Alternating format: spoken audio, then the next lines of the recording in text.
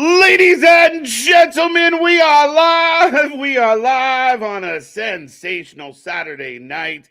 And it's our birthday. Happy anniversary. Happy birthday to my YouTube lover, I suppose. But here we go, folks. We got a lot to get into, lots to talk about. House of Glory Reckoning is kicking off. Yes, earlier than usual, but it will be a fun show. We are going to be here for all the live reaction to all the action. Plus, we got AEW Collision tonight.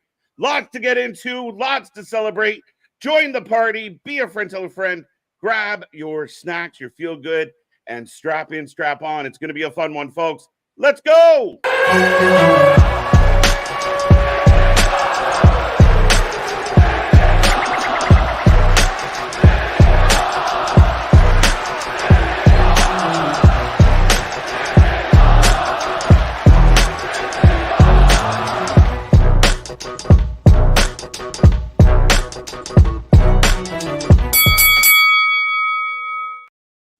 Ding, ding, ding. We are live and back at it, folks. Like I said, we got a little bit of House of Glory kicking off already. It's going to be a fun show, a nice independent show to get into. And then we got AEW Collision tonight on our 2-year anniversary. It's been a wild ride. It's been a fun one, bringing you all the live wrestling content we possibly humanly could over the last 2 years. But, folks, the show is kicking off. Thank you for joining us. I hope everyone out there is having a happy, healthy, and safe weekend. You're feeling good, and thank you for spending part of your weekend here with us. But I will remind you, I am Mr. Every Night KJ White, the Iron Man of YouTube, and that is Big Nick. Ladies and gentlemen, boys and girls, children of all ages, the Wrestling for Life Network proudly brings to you its YouTube tag stream champions of the world, the Every Night Delight KJ White. I am Big Nick, and how you doing, sir? 2 years in the books already, and our beards are getting grayer by the day, I feel. I think the 2 years has aged me rapidly. It's been an insane time, insane trip going back to March 2nd, a couple years ago. Weren't planning to do it. Had no real idea that we would, launch our own channel. But they always say that everything happens for a reason. Sometimes when one door closes, another door opens, and that very much was the case here. So it's been a trip. We'll talk more about it as we get into the show here tonight. But I appreciate everybody in the chat. I already see people filing in, and we are nothing but grateful for the last 2 years. So it's going to be a fun show tonight. Lots going on. Alex Shelley, Mustafa Ali, among others on this card. Plus, we got a very interesting collision where I feel like we're hearing from people more than we're seeing people wrestle. But Thunder Rosa will be in action, triple threat match. They added a six-man tag. But yeah, lots to talk about, lots to get into. If we want to talk about SmackDown last night as well. Nick, it's been crazy. Absolutely. And I think we kicked the door down. So we appreciate everybody that's been here. Either you're just new here, you've been tuning in for the long time. Bang your hands together. Yeah. Applause to you. We wouldn't be here if it wasn't for the people out there. And again, I think sometimes I don't know if anyone realizes the sacrifice, the energy, the effort that it takes to do these silly little streams. But we love doing them. They take so much time, night in and night out. When other people you're living a life, we are living a YouTube. So lots. We built a little family and everything like that, and that's what I love. And that's why 100% be a friend, tell a friend, hit that like, share, and subscribe button because we love doing this. It's a labor of love, and I'm very appreciative of the whole little community that we've built. And Christ, you and I would have never have met if honestly I'm coming from someone who is in the chat. So. It's that nice little this is the wrestling family here. Yeah, it's definitely become a family. We are, we always joke or at least not even joke, but we advertise we are the wrestling friends you can't get in your real life. And that's what this has become. It's become a wrestling utopia. It's become a place for people to hang out. I think we've done an amazing job of being very open and very welcoming of all opinions. Very few people in 2 years have been blocked from this channel. So if you know of anyone that says they blocked me, they earned it because there's really like a handful of people that's ever been turned away from here. We argue with people. We battle people. We have no problem with that. We battle each other. But, man, it's been fun. It's been a trip. We've had so many crazy moments over the last 2 years. And I feel like we came in at a good time, like right around this wrestling, resurgence. It's been crazy. But like I said, it's a lot of sacrifice, a lot of times where we're missing things or avoiding things or moving things around so we could be here with everybody.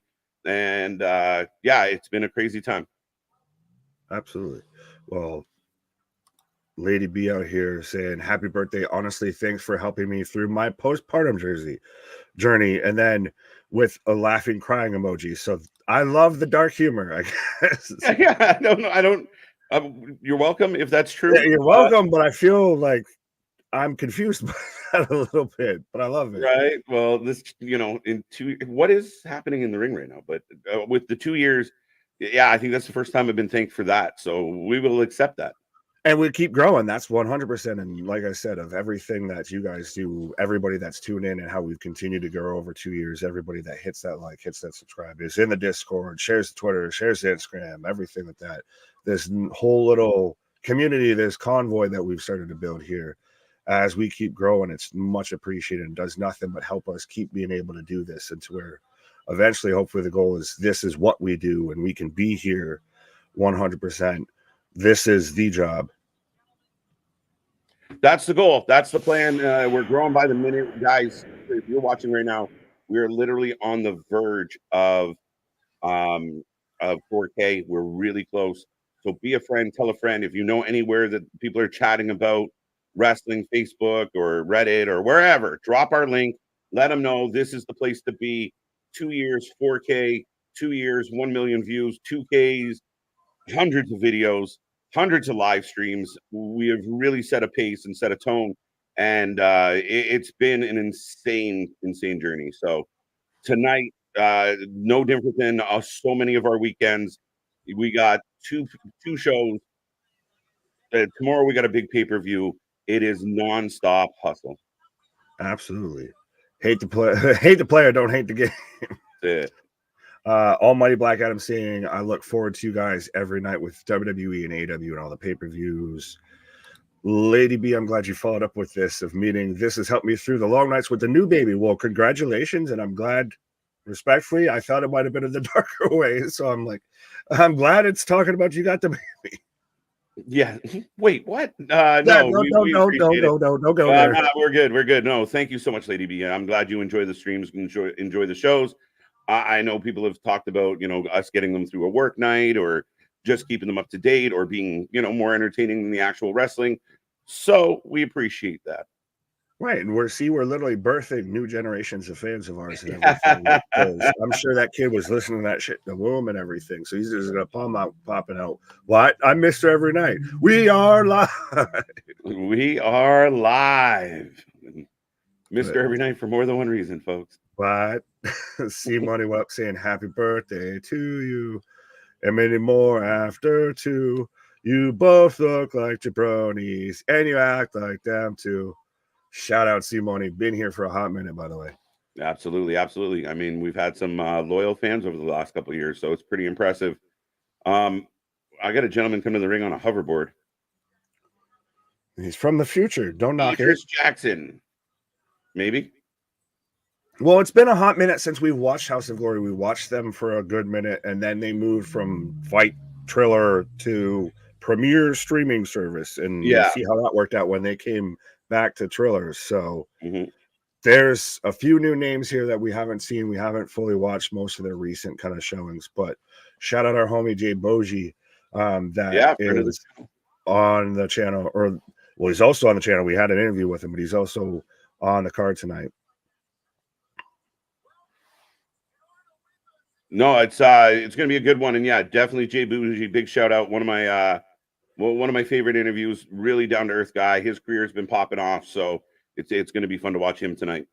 Right, Damien, looking forward to Mike Santana versus Penta and Mustafa Ali versus Alex Shelley. Excuse me. Those are the big headlining matches tonight, Damien, and I think they're going to be good ones. Right. Sophie, what up? DJ, what up? Ian, what up? Eric, what up? Ronnie, what up? Mike Clayton. Hey, so that's who, if this is the Mike Clayton that I know of, I believe on Instagram and everything, he was the dude working security for Ali at the TNA shows and everything. Oh, wow. There you go. Right. So 100%. Well, we've been the channel that the wrestlers even watch. Now we even got, the security for the wrestlers watching us and everything. Right. Fred, what up? Eric, what up? Nevsky, happy birthday, Wrestling for Life. What up, what up, what up? Boston, happy birthday, Mom and Dad. I'll let you decide who's mom. I think I kind of have to be there. I didn't say shit. Yeah, no, it's the inside. I've literally called this guy dad before. And I even joked between him and my wife. I was like, I'm married to two people here. But we got Navarro in the ring right now. I believe we're doing a cruiserweight scramble. Yeah, it's interesting. Well, this match I don't believe was advertised because when it comes to House of Glory and some of these independent shows, they very much take the liberties with the card subject to change. Right. But Steven, what up? Which matches you guys looking forward to tomorrow night besides Sting's last match? Kingston versus Danielson here, going to be 50 chops this match. And it's all over a handshake. It's all over a handshake. Right. Well, we'll see how that goes. We'll see how the wrestling bum fares against the Dragon. But yeah, what are we looking forward to on this match tomorrow or on this card tomorrow? I mean, I'm really looking forward to Tony Stone and Deonna Purrazzo. Yeah. That's one of your bigger matches on there. Osprey Takeshita is going to be match of the night, I think. Yeah, that's the one I was about to say. That's one thing that I would be looking forward to, not even for the story of literally if we're going to go with they book good matches. That's going to be your best match to have. Yeah, definitely has that feel to it. It should be a barn burner of a match. Hopefully there's not too much interference and too much bullshit from, others, like, having the Callis family get involved and whatnot. The triple threat for the world title should be fun tomorrow night, guys. Samoa Joe, Swerve Strickland, Adam Page. I mean, they've built this up. We might not like every step they took, but they at least took time over the last few weeks to build it up, mostly between Swerve and Page, but Joe's been in there for his jabs. So I am looking forward to that. I am looking forward to, I think Orange Cassidy and Roderick Strong might actually surprise us. See, when I'm coming to a surprise match, I'd say Christian versus Garcia, because I also think we're probably going to see Edge return and show up. Edge coming back. It'll be post-match, which is going to be sad a little bit because it won't really screw over Christian. What if it does? So then Garcia is your TNT championship. So we have those two fight it out, and it's not for the belt. We just fight it over a personal. I mean, that story warrants enough that you could do it personally. If there's somebody that you could squeeze this title out of, that's not a bad show. Yeah, I mean, I just put myself in the brain of Tony Khan. Don't do that. Don't ever do that. It could be very possible that because he's in this place where he's really a big fan of Daniel, that Daniel Garcia, we're still doing entrances. Daniel Garcia wins the TNT title. Well, I think it could happen. Granted, I think has the TNT title now replaced the Ring of Honor World title a little bit in the sense of where it stands amongst the caliber of championships a wee bit. Well, because if it hasn't, then you need it to be in the feud with Christian and Edge. And I don't think we need that at this point. I think that's more of a blood feud. Now, granted, you're building a feud off of the back of a story from WWE when you've already gotten Rhea and Dom Chance on your own program. You got Cody Chance on your own program. How much are you going to keep relying on the other company to get your shit over and think that that's helping you when it's helping them? Yeah, they say the older, but here comes Midas Black, one half of main event. How many people are in this match? Well, so Damien's saying I have a 6-way scramble match right now on my screen. Well, that's the thing. At times we talk a lot, and so we can't always have it as loud as so we can hear everything. But Mike's saying scrambles for the Cruiserweight Championship. Oh, okay. Bear, what up? So see here, Bear not from Maine. That'll be just his surname now. Bear, not from Maine. Hey, evening, KJ and Big Nick. How's everyone in the chat? Happy B-Day, fellas. Shout out. Matt's Tubes of You. What up? Small Mark. House Glory will be interesting. Not sure what to expect. Hardcore technical sports entertainment. We shall see. House of Glory very much is kind of that mixture of all three. It's, to me, it's always, and it's, I love that we're getting them versus Wrestling Revolver, that crossover in Philadelphia, because those two to me are almost one and the same a little. Yeah, they're very similar. They use the same talent, very similar cards. Both do good. I mean, I can't think of too many House of Glory cards I've been disappointed with. Similar with how Wrestling Revolver is not very often that I'm like, wow, I really wasted my time with that one. Both companies put on really good shows. A nice mix of names with names you might not. It works. It works well. So I'm looking forward to this one for sure. And I'm being informed it was the wrong one. My bad. From earlier. Alexis, how about everyone turning on Bailey? Thoughts? How about that? I think it was foreseen, foretold. It was one of those that the IWC would say is predictable, but I think it was necessary. It was written in the tea leaves. We kind of saw it coming. They gave us a little bit of, they didn't just hand us the whole pie. They gave us the original turn. We knew Dakota was going to turn, but she was recovering from injury. It's good to see her back in the ring. So now we got the full turn of Damage Control on Bailey. The question then becomes, does Bailey have friends and who helps her? Well, we saw a potential friend last night with Jade showing up backstage and kind of eyeing down Damage Control here. Fair enough. Fair enough. Steven saying cheers to the guys giving me the nickname Steven Elimination Chambers. Yeah, remember that.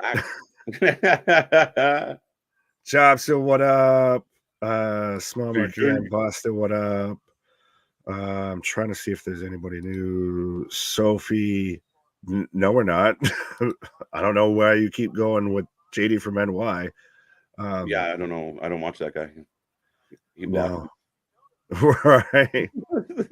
He didn't Again, this is when we say often imitated, never replicated, never duplicated. Yeah, absolutely. So, yeah, Sophie, I don't know what Kool-Aid you're drinking tonight, but not the case. Right. Well, yeah, not from Maine. Born in Ireland, grew up in South Dakota, went back to Ireland, now in the UK. There you go. Yeah, don't worry. There, I knew. Yeah, just blame me. Every couple months, I have to have this fight. I got bros in different area codes. Right. Smile taking Casey Navarro. So yes, if you know right now, if you're watching House of Glory and you know who's in this match besides Casey Navarro, please let us know, and please let us know who you're taking for this match. I see we got Navarro. I see the main event in there. The Lion from main event. The Lion from main event. I thought that was the guy we watched last night on Rampage. No, that was his little brother. All right, Brian. Oh, everyone attacking the Lion. Well, I mean, it's a dangerous animal. Oh, no, they're not attacking the Lion. I made that up. Mm-hmm.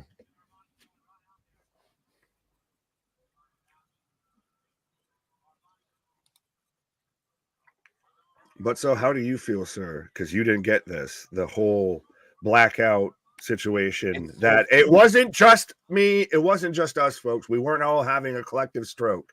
It was because of unalive Rocky unalive sign that was in the crowd that Fox was very much trying to censor. That's so weird. First and foremost, I'm like, really? Just go get the sign off the person, which I guess they eventually did. So because the rest of the night wasn't blinky, it didn't blink in Canada. Like I guess we were just like, that's fine, whatever.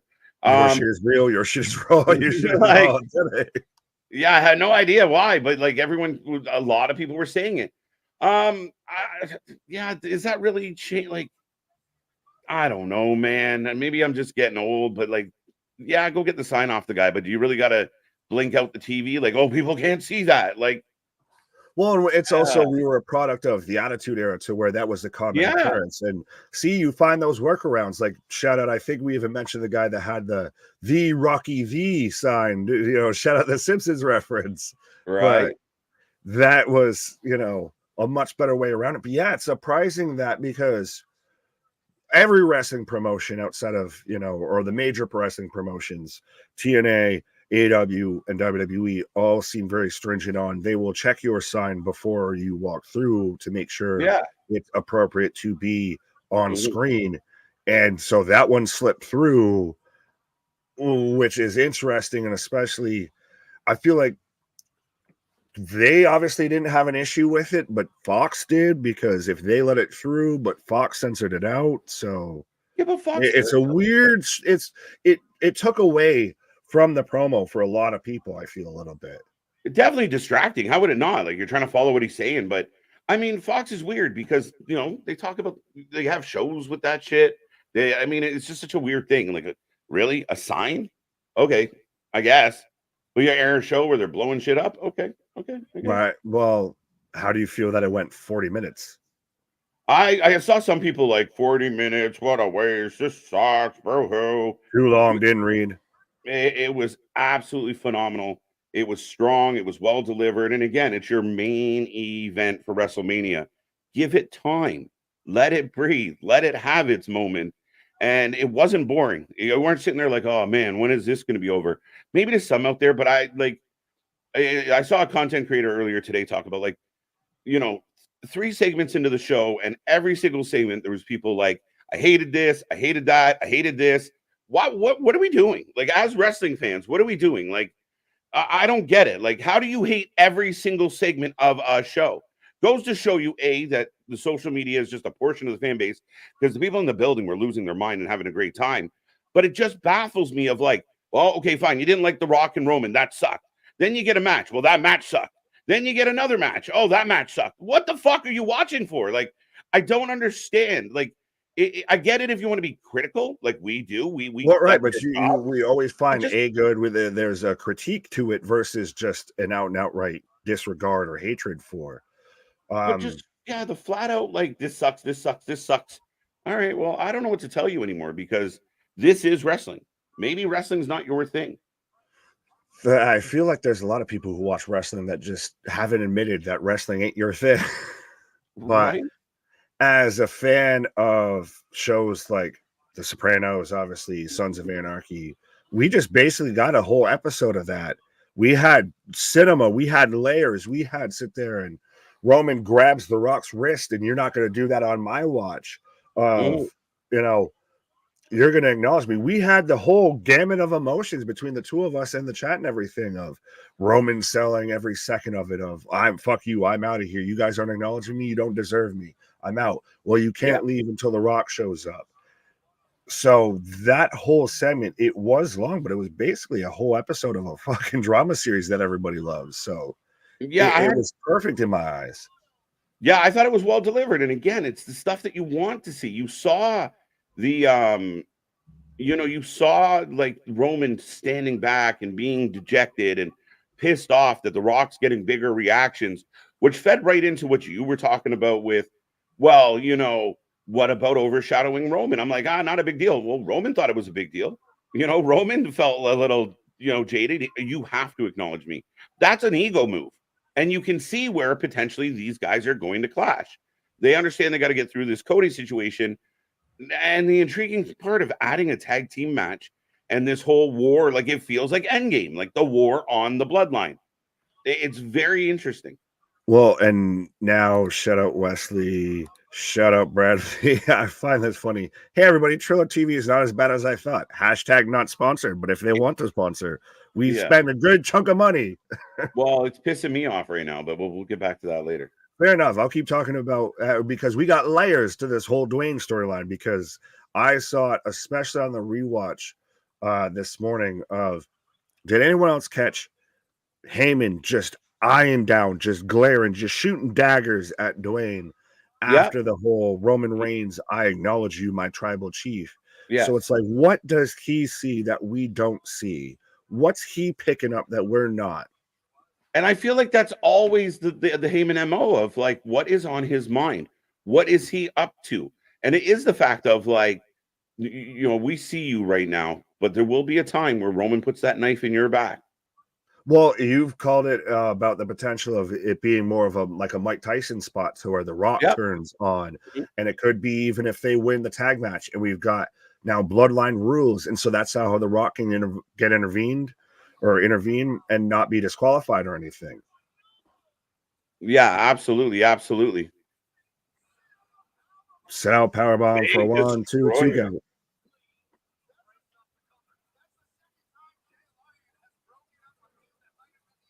His name's Jay Lion. Yes. Jay Lion. Happy birthday to the tag stream champions of the world. What? Jason, what up? Thank you, Jason. Watching on IPTV. Nice.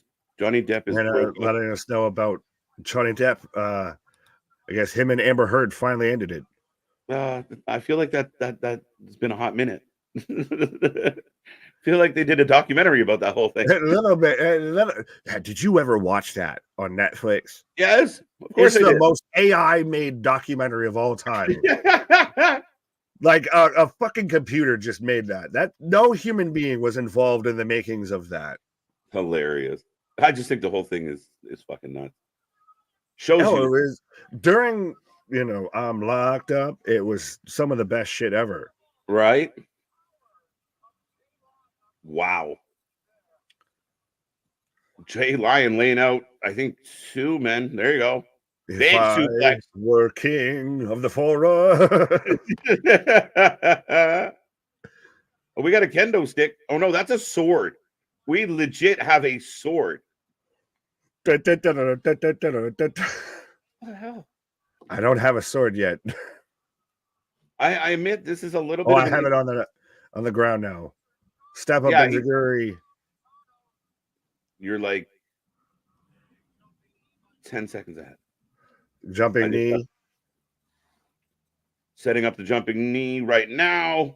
Wobbling Jay Lion. Setting him up for the lariat. Into the corner. I feel like, I hate to say this. Jay Lion. Okay, he recovers. He came in like a roaring ball. Huge tope.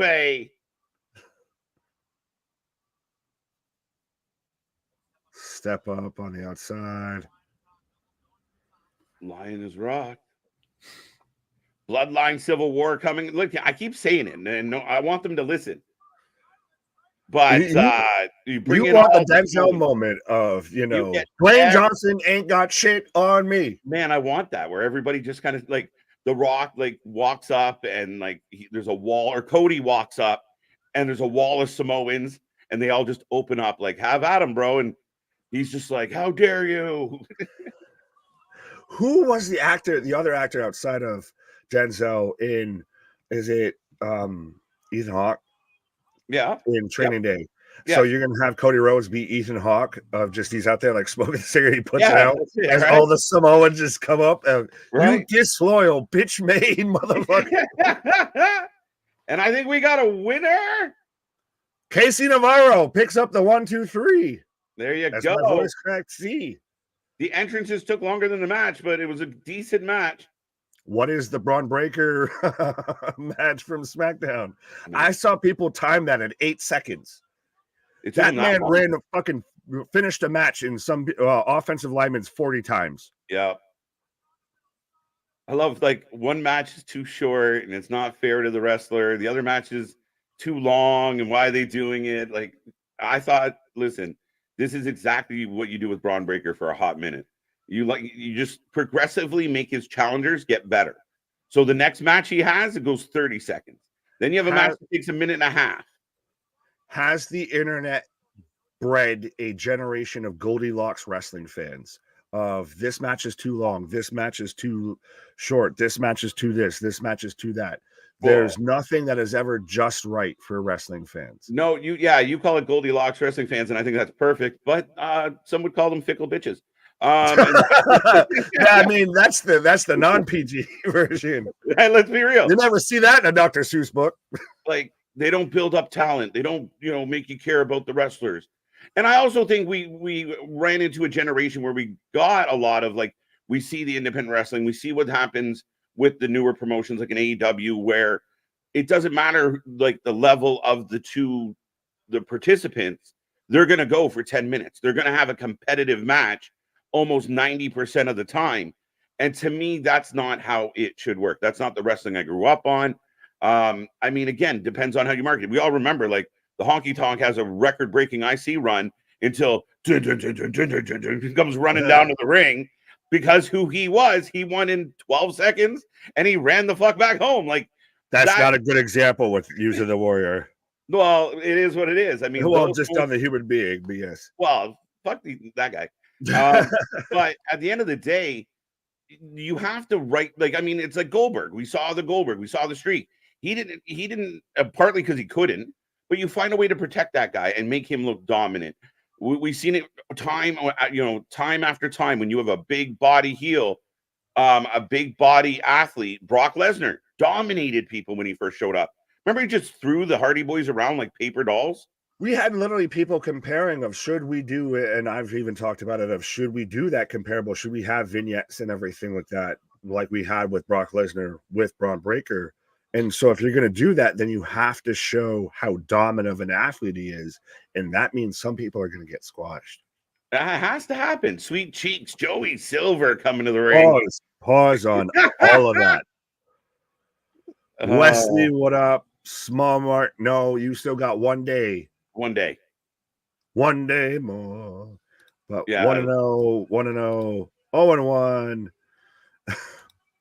Jobson's calling us girls for some reason. 1-0. Girls. They only really want us, girl.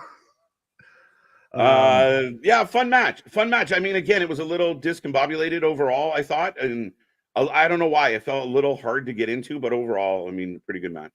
Right, Ronan, what up? I like C Money. I don't even know if that's PG. My bad. Right, that's on me.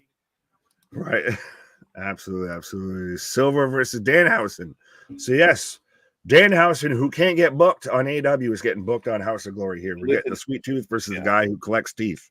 What? I feel like it's been 4 years since I've seen Danhausen in a match. I really do feel like it's been that long.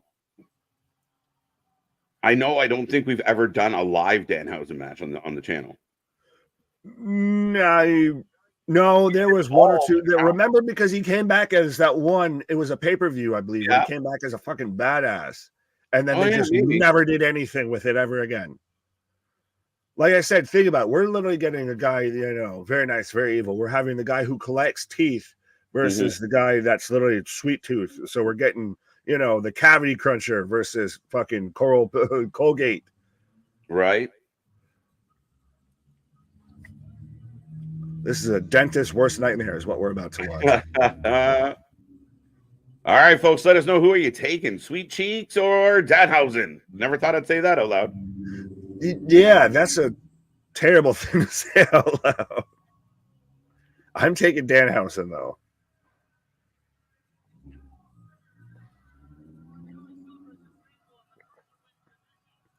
Thank you, Lundo.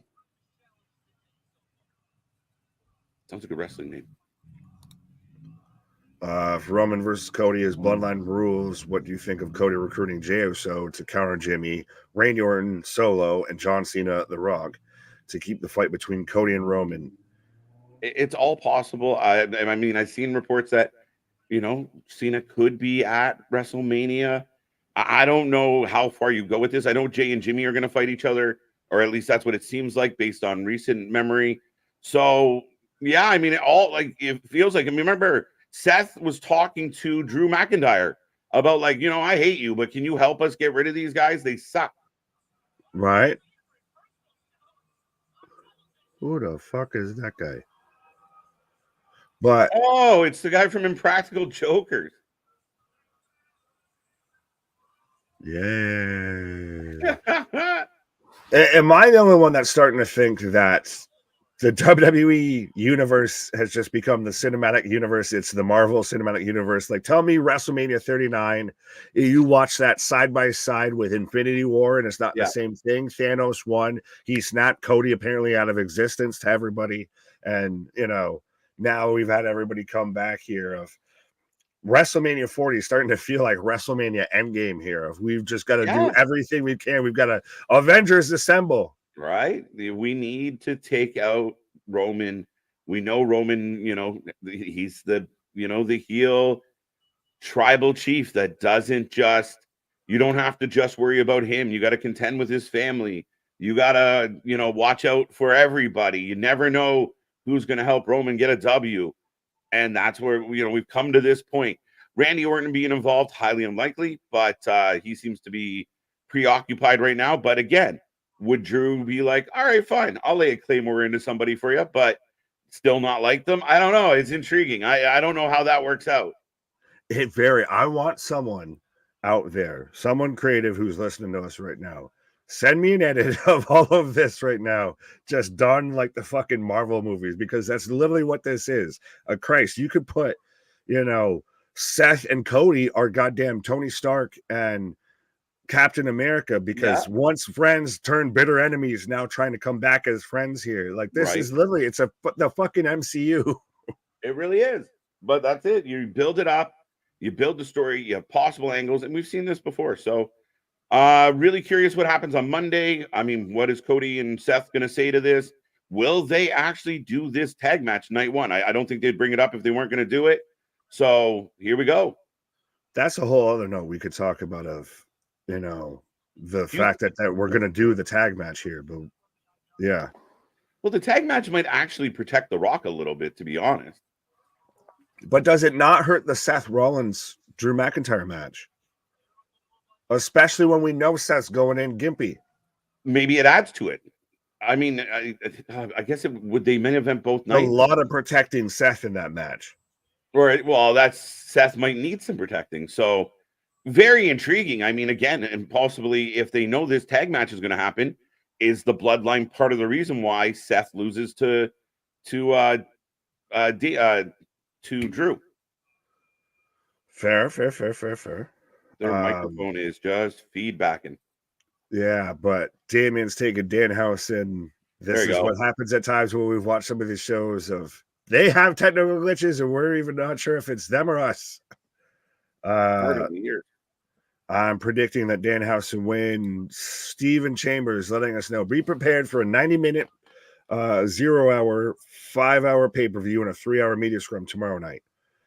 See, unlike other people, we don't just dip out halfway through with shit like that, because we're here for the long haul. We know what we signed up for, and we cover more live wrestling than anybody out there. Again, often imitated, never replicated, never duplicated. Be a friend, tell a friend, like, share, and subscribe, as we are passing 2 years and still just keeping going, moving and grooving above and beyond, to infinity and beyond. Like, you're the Woody to my Buzz Aldrin, or my Buzz Lightyear here. Did you just call me your Woody? What the fuck? I mean, pause. I mean, you got a friend in me. You got a friend in me. Pause. Isaac Yankum DDS is on standby. Let's go. You got a giant Kit Kat being used as a weapon. Man from Impractical Jokers just took a bump off of a giant Kit Kat. What in the Willy Wonka is fucking happening right now in pro wrestling? Who can make the sun rise? The con man can. Jeez. As Danhausen helps Q get back to his feet. You guys have been on the grind with this channel. Nobody, and I mean nobody, does it like you guys. Covering not just WWE, but every single pro wrestling podcast. Hats off to you and EQ. I appreciate that immensely. I know Nick does as well. And like I said, guys, like I said before, dude, I love you, dude. He's a dude. We're all dudes. Hey, but it's a lot of sacrifices. It's a lot of time. It takes an impact on your day-to-day life. It really does. So yeah, no, we appreciate it, and we appreciate that you guys notice. My sacrifice. Right. I got a good feeling to see Jeff Jarrett tonight. Keep hoping, Keyshawn. It's been a while. You let it go. Hey, Keyshawn, man to man, from one dude to another dude. Fuck you and fuck Jeff Jarrett. Fuck your Double J. Fuck your Double J. I don't even know if that's PG. What's that? I just said I don't even know if that's PG. It's definitely not. But Danhausen in control right now. Right. Jeff Jarrett was so close to winning worst match of the year against Jeff Hardy. Maybe next year. Who beat that match? I didn't go through all the results. What match was worse than that match? Oh, fucking observer. Kit Kat has made an appearance on Hog tonight. There you go. Kit Kat is all elite. is all elite in a big way. Any specific streams stand out over the past 2 years? A few of them, and definitely like Bray Wyatt's return. That one Yeah. stands out.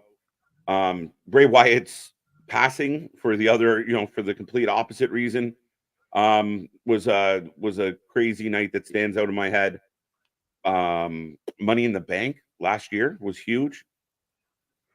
Well, the it was Extreme Rules where Bray Wyatt came back. That stands Yeah, out on multiple levels for different reasons. yeah, Especially WrestleMania 39, because that was my first WrestleMania being on the channel instead of watching the channel. yeah. That to me really stands out, because that was, if you haven't known and you got about 30 days, you got a month's warning here now to figure your shit out. But that 100%, that's a full day fucking festivity. That's literally the Festivus for the rest of us when it comes to pro wrestling. So yeah, that to me, like WrestleMania 39, both nights and that whole weekend really stands out to me, I guess. Yeah, those Mania marathons are huge. We love doing those Mania marathons. We're back at it in a few weeks, where we'll be here all day Saturday, most of the day Sunday. We try and pick up as many indie shows and such as we can through that weekend, and we just go ham. They're incredible. They're exhausting. You believe it or not, just sitting here doing this after the weekend, it takes several days to recover from it all. So those are always awesome. And again, we've had some crazy moments over the last couple of years, and just like some of the interviews we've done have been amazing. The fact that even CM Punk's return was a huge night where me and you Yeah. lost our mind. And then some of the nights where we just laughed and laughed and laughed and laughed some Well, more. and seeing how it grows and everything. Of shout out GV here saying of happy birthday Wrestling for Life Network. I remember we guys only had 129 subscribers and there were only 6 of us in the chat. Now look at 4K and over triple digits in the chat.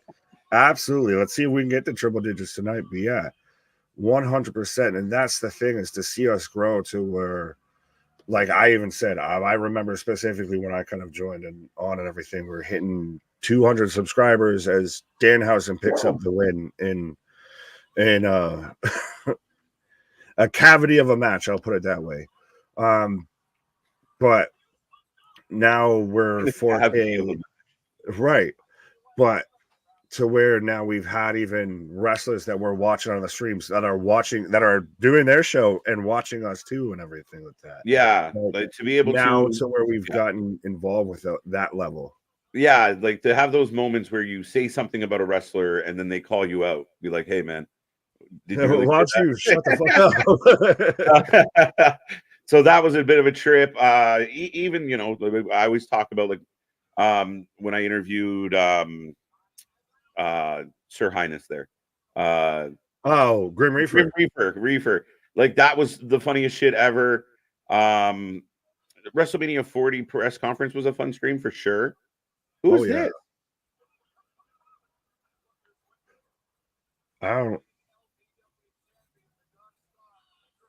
What the fuck Dark is happening? Star is here.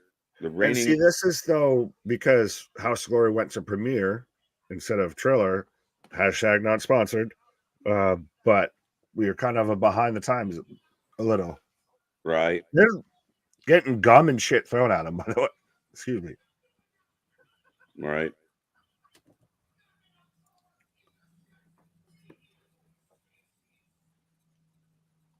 He will eat you, sweet cheeks. Pause on all of that, sir. Yeah. Sami Zayn turn on Roman was one of my favorite moments. That was a fun night. There's really good moments. Well, and that's another thing I was going to mention too, of now to where we're in compilation videos with a lot of other really good content creators. Like we're in the fantasy faction with a lot of other really good content creators, and we're in reaction videos with a lot of other talented content creators. Of being around a lot of good people has really been a blessing over 2 years, and being in that like actually positive space of pro wrestling, which is a rare thing to come by. Yeah, 100%. Oh, Did we have the local Jehovah Witness show up here to take on Danhausen? I feel like this show's been a little all over the place to start.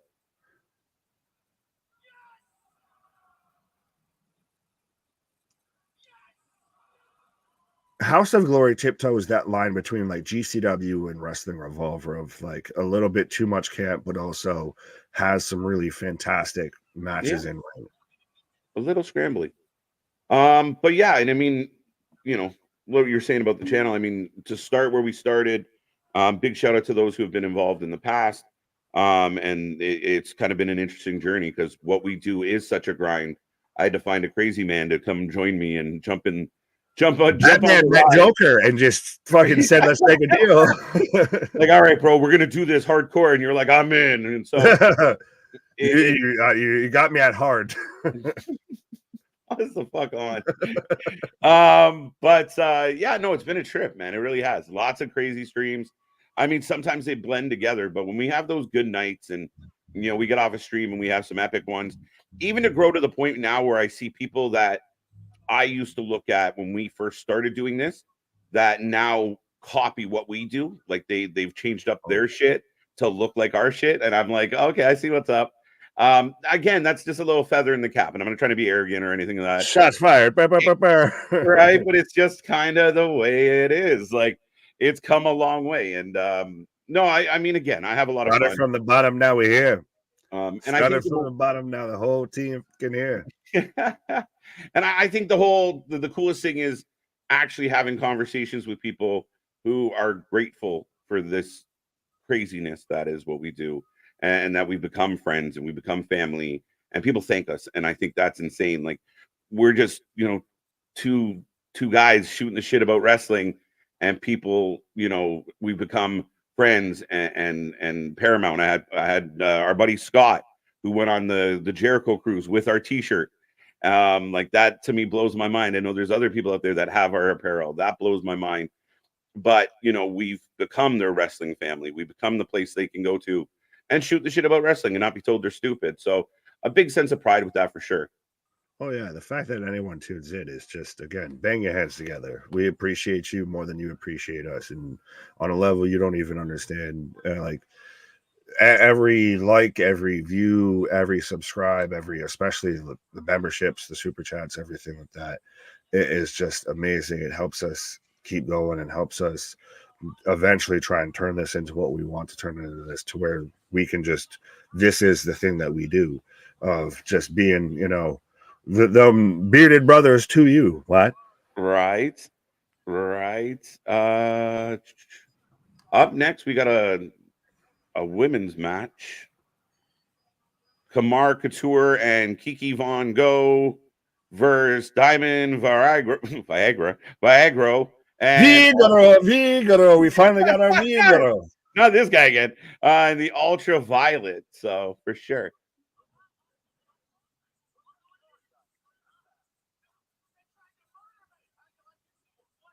What the fuck is going on? So what I mean is, this show, like, I mean, we've watched a lot of House of Glory, but like you said, it ventured to Prime, and then we kind of came back to it. But it just, the show feels a little clunky so far to start off the night. Yeah,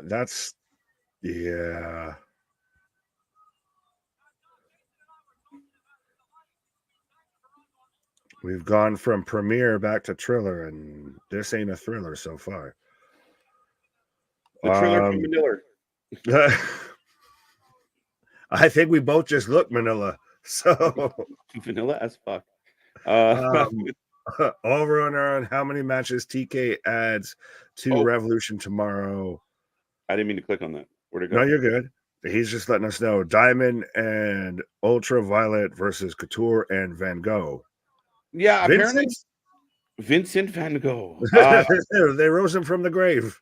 What is the 8-person match, that the 8-man tag match that got added to the pre-show tomorrow? Oh no, it is not an 8-person match, my guy. Sorry, I know we got the 12-person match.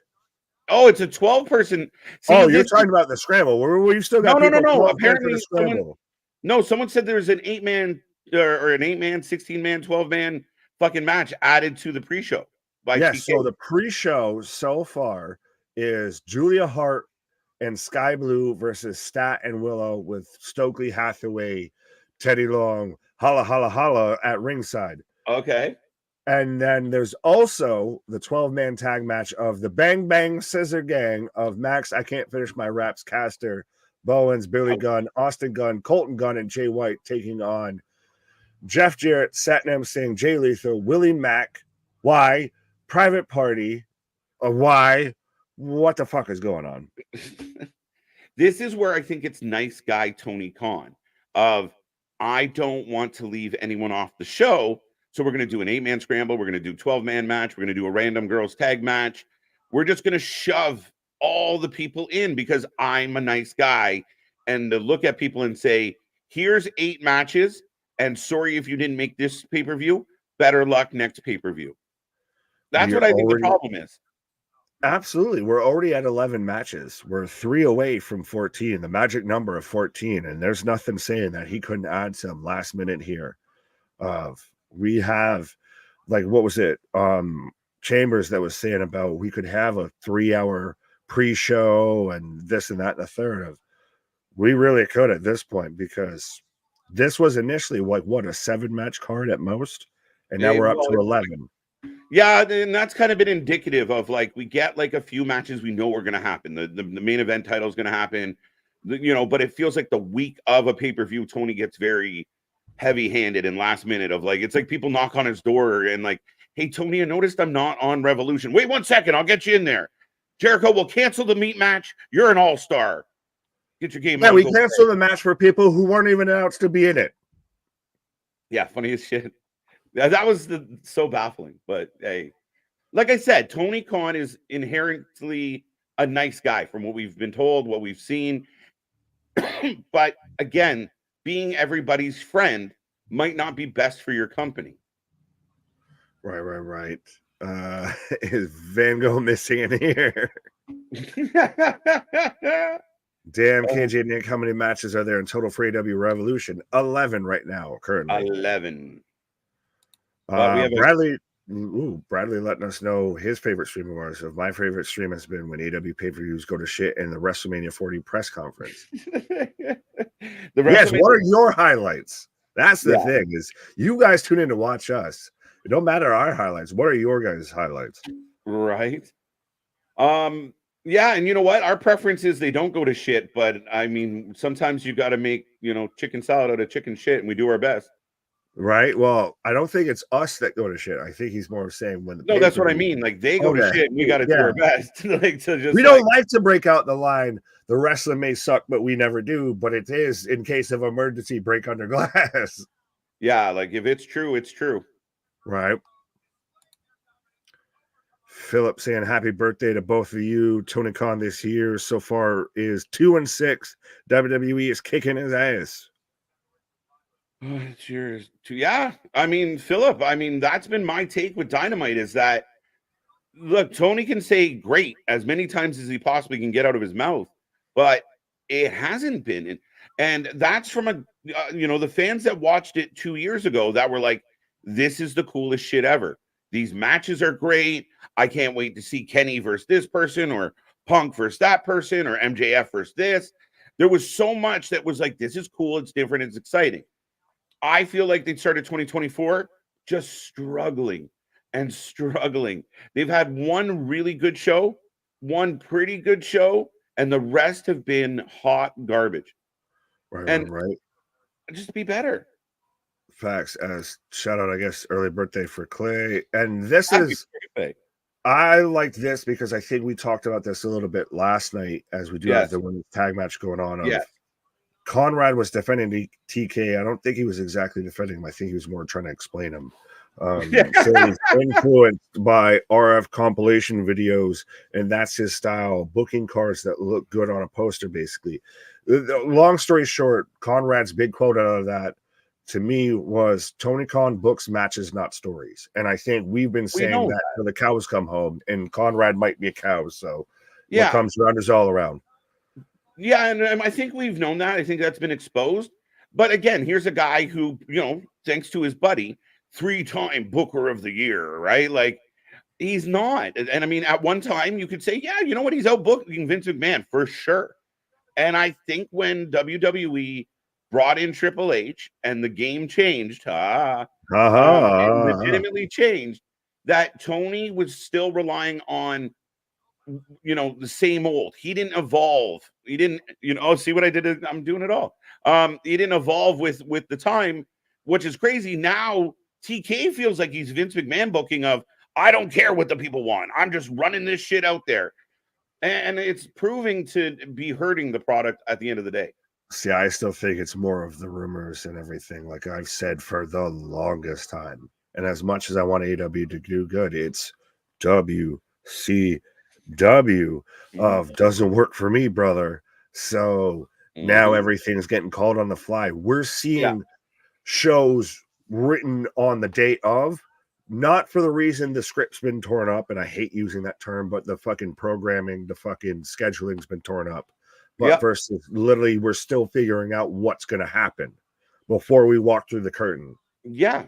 And that feels not, it shows. It shows. It does. It shows. That's where things get messy.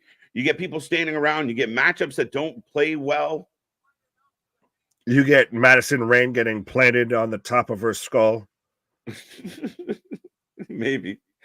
But yeah, I mean, at the end of the day, I mean, it's incumbent on Tony. And I mean, again, you're bringing in, Pepper Potts to help, and you brought in Rocky Romero officially in the back end to help. If you think how different AEW's history goes. If you go back a couple years and you get this amazing feud between the Bucks and FTR, this amazing feud for those belts, and FTR goes over, Bucks go over, I don't care. But the Bucks swallow their ego and, put up or shut up. And they didn't put up, and that fell flat. And the tag team division went to shit. If you were able to turn CM Punk and the issues you had with CM Punk into an angle, into money, there's so many examples of these little things. What if Cody Rhodes never left because he didn't feel like a fucking sore thumb? The vast difference that could have happened over 2023 and into 2024 for that company if things were handled better. If it wasn't all about that doesn't work for me, brother, or the nepotism and the bad decisions. If you also didn't have an owner that turned a blind eye to everything, you didn't have a fan base that you said something that we don't like, so we must take you down. It has become, such a protected echo chamber that it's almost isolating people from watching that programming. Yeah, and I think that's what causes some of the bitterness of, and we talked about it before. Tony can say things that I think we're doing really good, or we're trying really hard, or we're doing everything we can to be a safe company. But he always goes with absolutes of we're the best company ever. We're doing it better. We're safer than everybody. And he just people are like, wow, they just criticize us because we're the new. No. The fans were begging for AEW. We were dying for an AEW to come along and save the wrestling world because fucking Vince McMahon and his cronies had turned it into hot fucking garbage that was painful to try and sit through. And Tony Khan came along and gave us all hope. But now that we've kind of a bulk of the fandom have started to kind of point out, what are we doing here? That became the problem. And anybody that didn't stay on the ship while it was sinking was then a bad fan. Oh, you just don't get it. You're dumb. It seems like they never continue to progress. That's really the issue, it seems a little bit. Yeah. Christopher saying, can't believe Jay White is being relegated to the pre-show. He should be competing for individual titles, not in a group. How many times will TK say great at the scrum? A bunch. Don't do that as a drinking competition. Don't. We're not responsible for the damage to your liver if you do that. Right. And listen, man, again, when it's one of the old adage, when you don't know what to say, when you don't have a legitimate answer, you just go to things like that. Oh, great, wonderful, great. You go back to what you know. Well, it's when you can't think of anything, and that's to when it becomes disingenuous, because if you're still being honest and open and having open dialogue about everything, There's multiple things you can pull from, but when you're having to come up with a narrative, now your vocabulary is much more limited. Yeah. This women's match still going on, by the way. Resident Evil letting us know today's his birthday. He turned 27. Happy birthday, Mr. Evil. One of the OGs. Resident Evil's been popping in and out from the beginning. Well, I mean, the game's been going around for how long now? Right.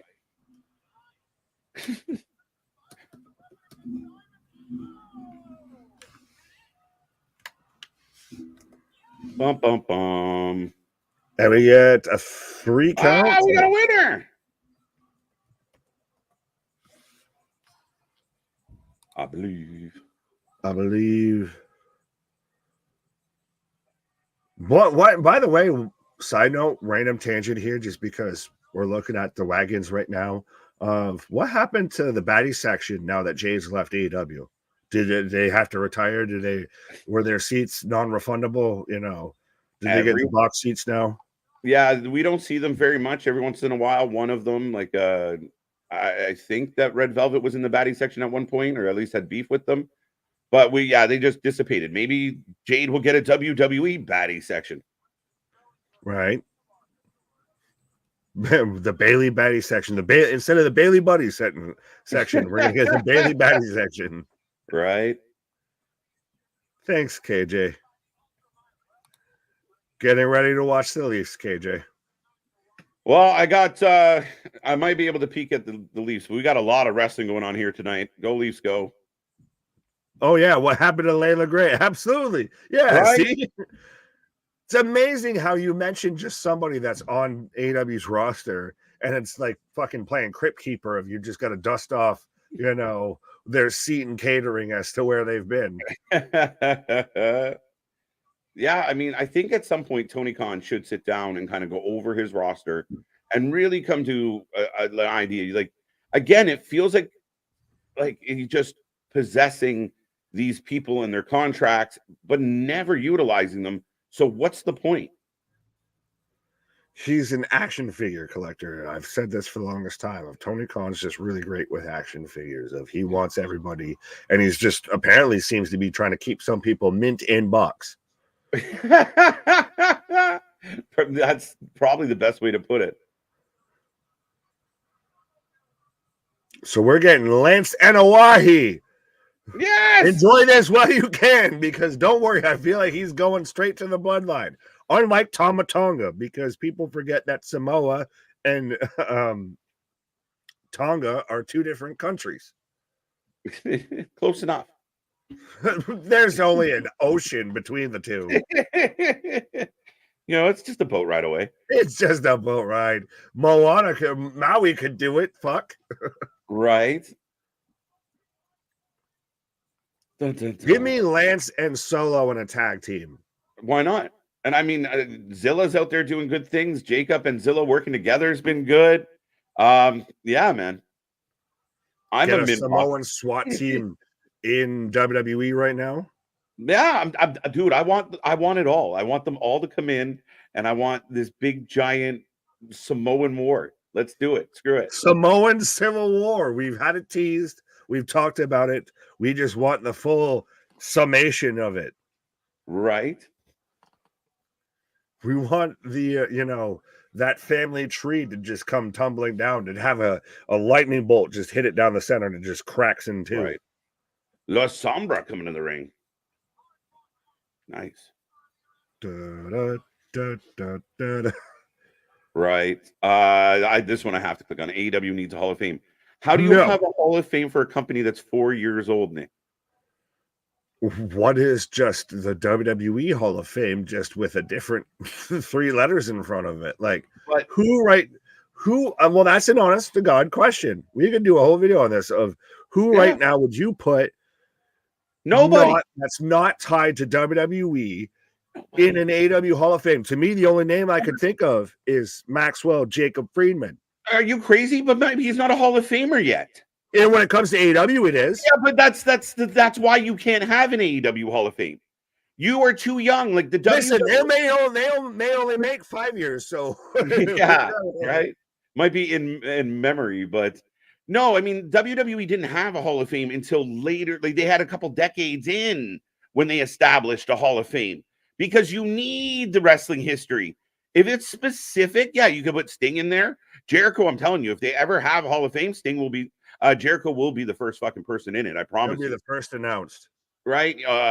But I mean, when you only have 4 years in, you get a Hall of Fame when you got a decade or 15 years in, 20 years in, where you can acknowledge some history. MJF's been wrestling in the company for 3.5, 4 years. Like they don't have Hall of Famers. The Bucks are not Hall of Famers. Even in AEW, you haven't done enough to be an AEW Hall of Famer. If you're going to put Sting in the AEW Hall of Fame, it's basically based on everything he did prior to getting to your company. But no, that's why I'm saying if we're going to have the out and outright discussion, is by the way, we do have Lance Inowahi versus Carlos Ramirez for the House of Glory Crown Jewel title. So let us know you think for that. And why is it probably Ramirez? Because Inowahi's signing a much bigger contract with the other. Let's go Sombra. Let's go.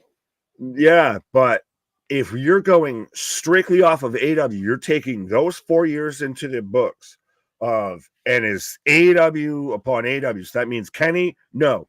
Sting, no. Moxley, no. All of that. Jericho, no. If you're going what you strictly are basing off of what they've done in AEW, could you find a Hall of Famer? To me, like I said, the only one I would find, and I almost want to throw Swerve, but you kind of can't because of the WWE shit a little bit. I mean, I think he's really reinvented himself there. But to me, the only one I could do. Yeah, but to me, that's what I'm saying. The only one that I could do would be MJF. It's so hard for me to conceptually get my head around the idea of we're going to put a 24-year-old or a 25-year-old or a 26-year-old in a Hall of Fame of any kind, unless they passed away. I think somebody said Brody Lee. I mean, Brody Lee, again, in memory of Brody Lee, in honor of Brody Lee for sure. But Brody Lee only, what was he in AEW for? 5 months, 6 months? Roundabout. I mean, I don't think he made it a year. His impact on that, like that's yeah. It's so, like I said, I get what you're saying of it's weird to try and do it of like within 4 years versus 60 some odd years, but I on one hand think Tony Khan might actually do some shit like that, but B, we don't know how much time they got. Yeah, again, I think if you let's say you started one now, I mean, maybe you could do 1 or 2 inductees a year in the initial. But again, Sting did more outside of AEW. Now you can say we're going to honor Sting for what he meant to AEW over his time here. We're going to honor Chris Jericho because what he represented for 4 years. I'll ignore, I'll keep it positive on this one right now. I could see that. But I mean, it's a tough show. When you're a new company, it's a tough one. It's like getting a Lifetime Achievement Award at 28. You're like, what do I do now? Well, I don't know. Could they do Owen Hart? Because WWE, Martha won't let it happen. Yeah, but again, he never did anything with AEW. So to me, that doesn't make any sense. Oh, big chop from Lance here. Shout out Big Dog with the $10 super chat. Appreciate you, my guy. Happy birthday, Wrestling for Life Network. Congratulations on 2 years of the absolute best live stream wrestle chat in the business, Bubba. Dudley. Now let's get to 4K subscribers, people. Let's do it. Yeah, we're getting close, people. We're really getting close. So we'll count this as our birthday weekend, but we're less than 50 away from 4K. So help us out. Do it. Do it. AW will put Dave Meltzer in the Hall of Fame. Holy fuck. You saw the head twitch of just like, nope. Yeah, that's not even out of the realm of possibility. Like that's a legit maybe. Yeah, that shit could happen. Leia the Great is part of the Bad Girls Club in OVW currently. Yeah, well, we knew she initially was from OVW, but I thought she had signed specifically to AEW. Yeah, but Tony Khan, I mean, to his credit, I will say, if you want to go to take bookings elsewhere, you can. That or he's really good at leasing talent. He doesn't sign you, he just leases you. Yeah. Dave Meltzer for the Hall of Fakers. Dave Meltzer, another guy, speaking of shit that he completely ruined and took the legitimacy out of was like they had that Wrestling Observer Hall of Fame where they were, they'd acknowledge great wrestlers of the past, and then he was like, and then Kenny Omega. You're like, oh, for fuck's sake, this guy. Should we do a Wrestling for Life Hall of Fame? Because we I feel could. like at this point, shit. We could. It'd be more legitimate. First nominee, first entrant is Bray Wyatt, Wyndham Rotunda. I'll give you him and Paul Heyman. I like that. I'll take that. I accept that. There you go.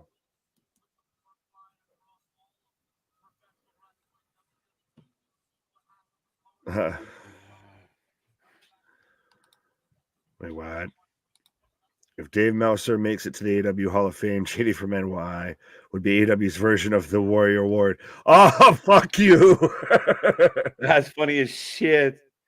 Yeah, except, I mean, yeah, that's funny as fuck. Nah, you get a star. No, that's a good one, especially from JV from NJ.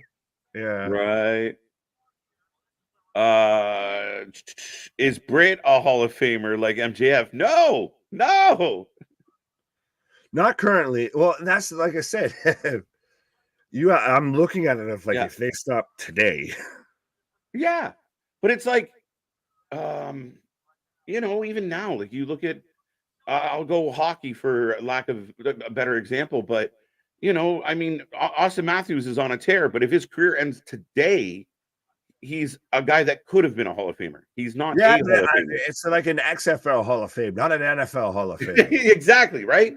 But it's like putting someone in the Hall of Fame year 3 or 4 of their career.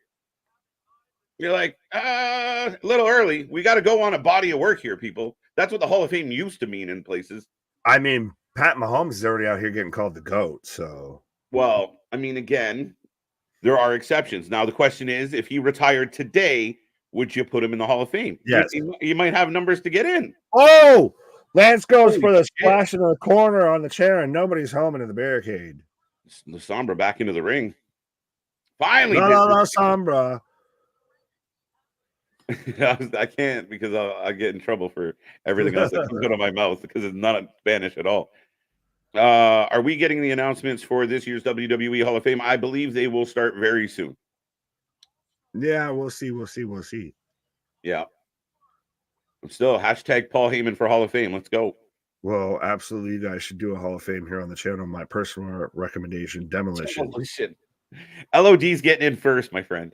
I was going to say, are we just going to start adding in people like you can't get into WWE, so here. No, like they got to have a connection to the channel if they're going to be in the Hall of Fame here. Oh,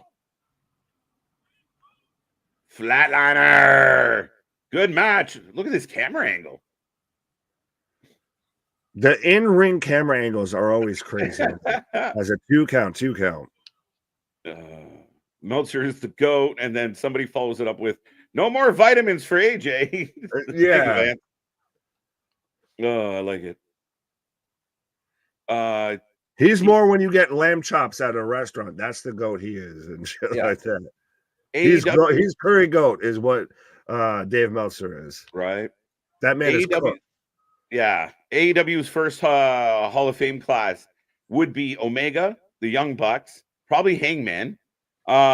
Jericho gets in, maybe a Brody Lee Lifetime Achievement Award or like an honorary award, and Sting. That's your first Hall of Fame class ever in AEW. Just the EVP of Fame? Yeah, right. Essentially, because that's how this company works. Of like, we really want to acknowledge these people, but if we do that, these people over here that we've been hanging out with will get mad. So we got to put them all in. It's AFW, all filleting wrestling. Facts. The originals, not from there you go. The prelims were better than the main card tonight. Bonkers.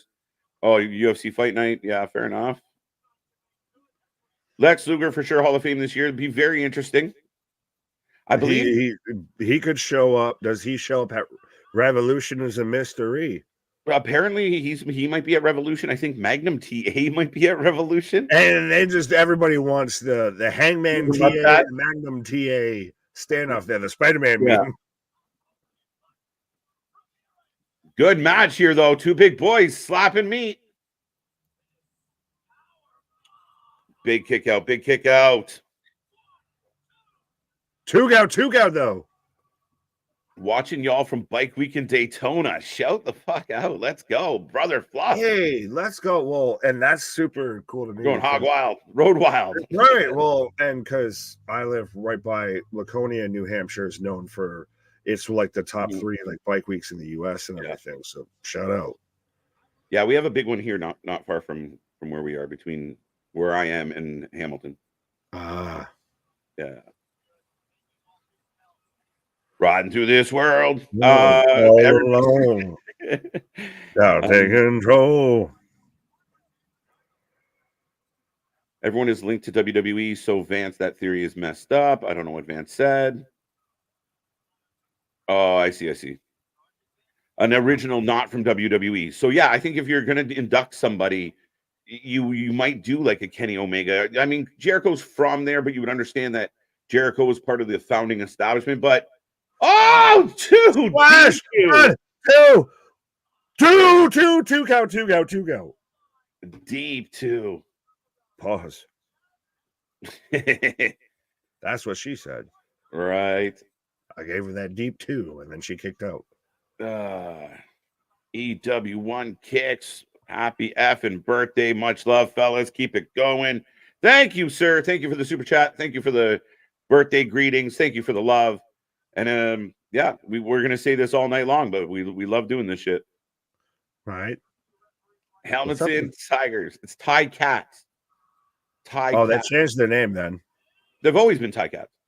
I thought it was always the Tigers. No, well, that's what it is, but it's Tie. Tigers a wonderful thing.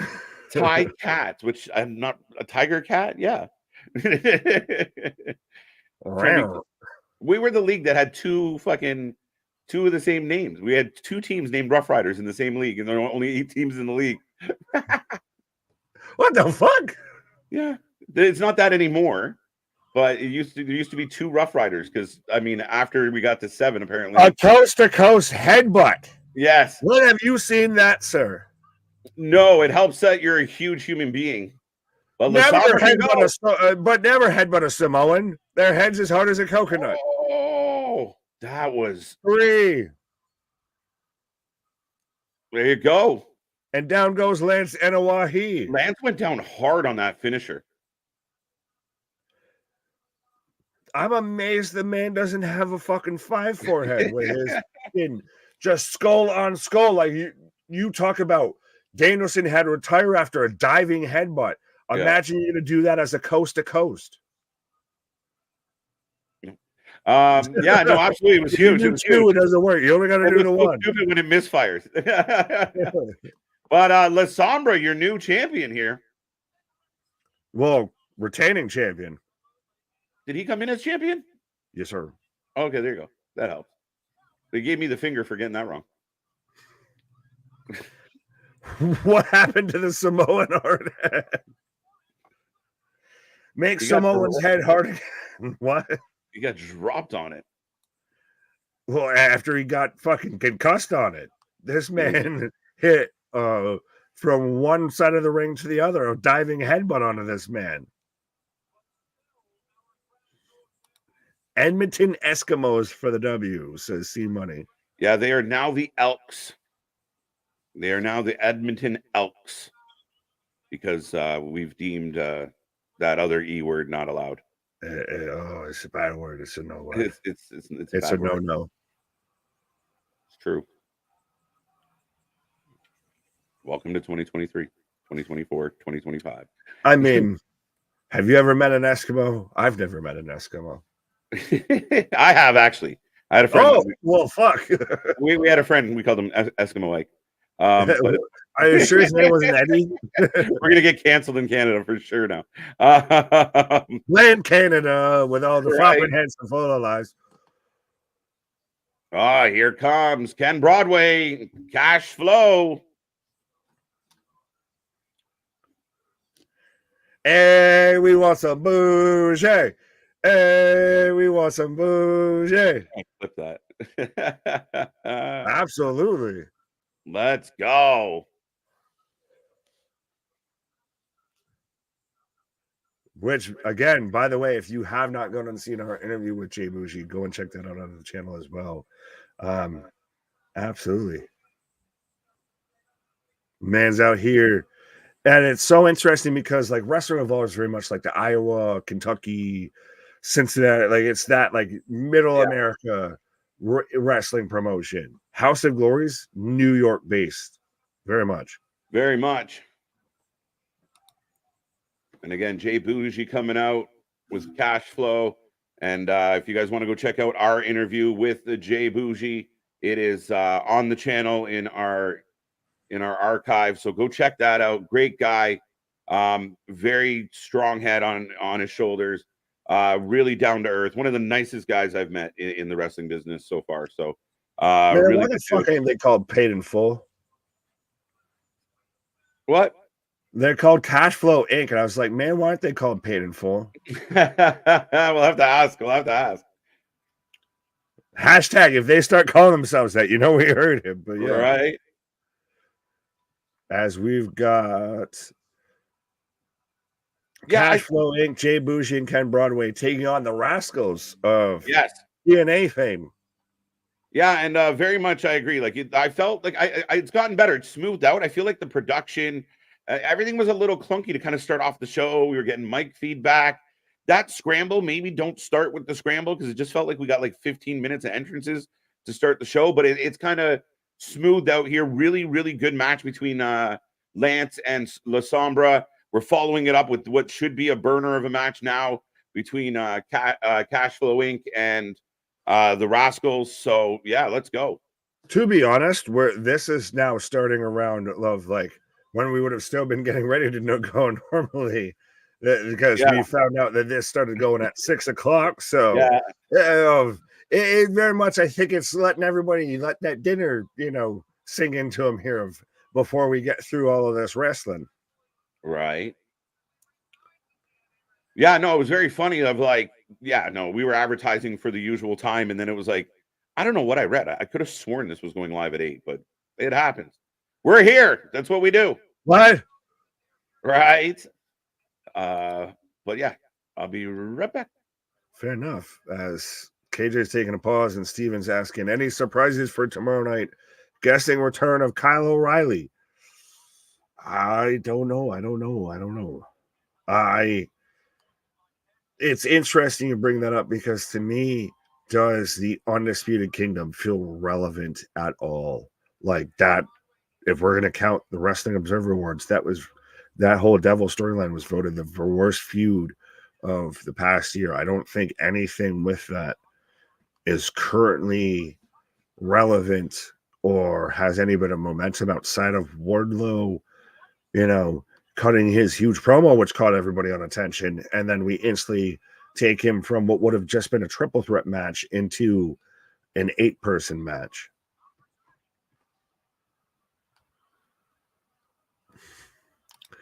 JV, you can have KJ can come back and address that. Vancouver Grizzlies were awesome. Fun logo. Yeah, and then they moved to Memphis. I am wearing a party hat. You don't see me wearing a party hat? Rascals for the win. But yes, folks, let me know who you're taking for this match.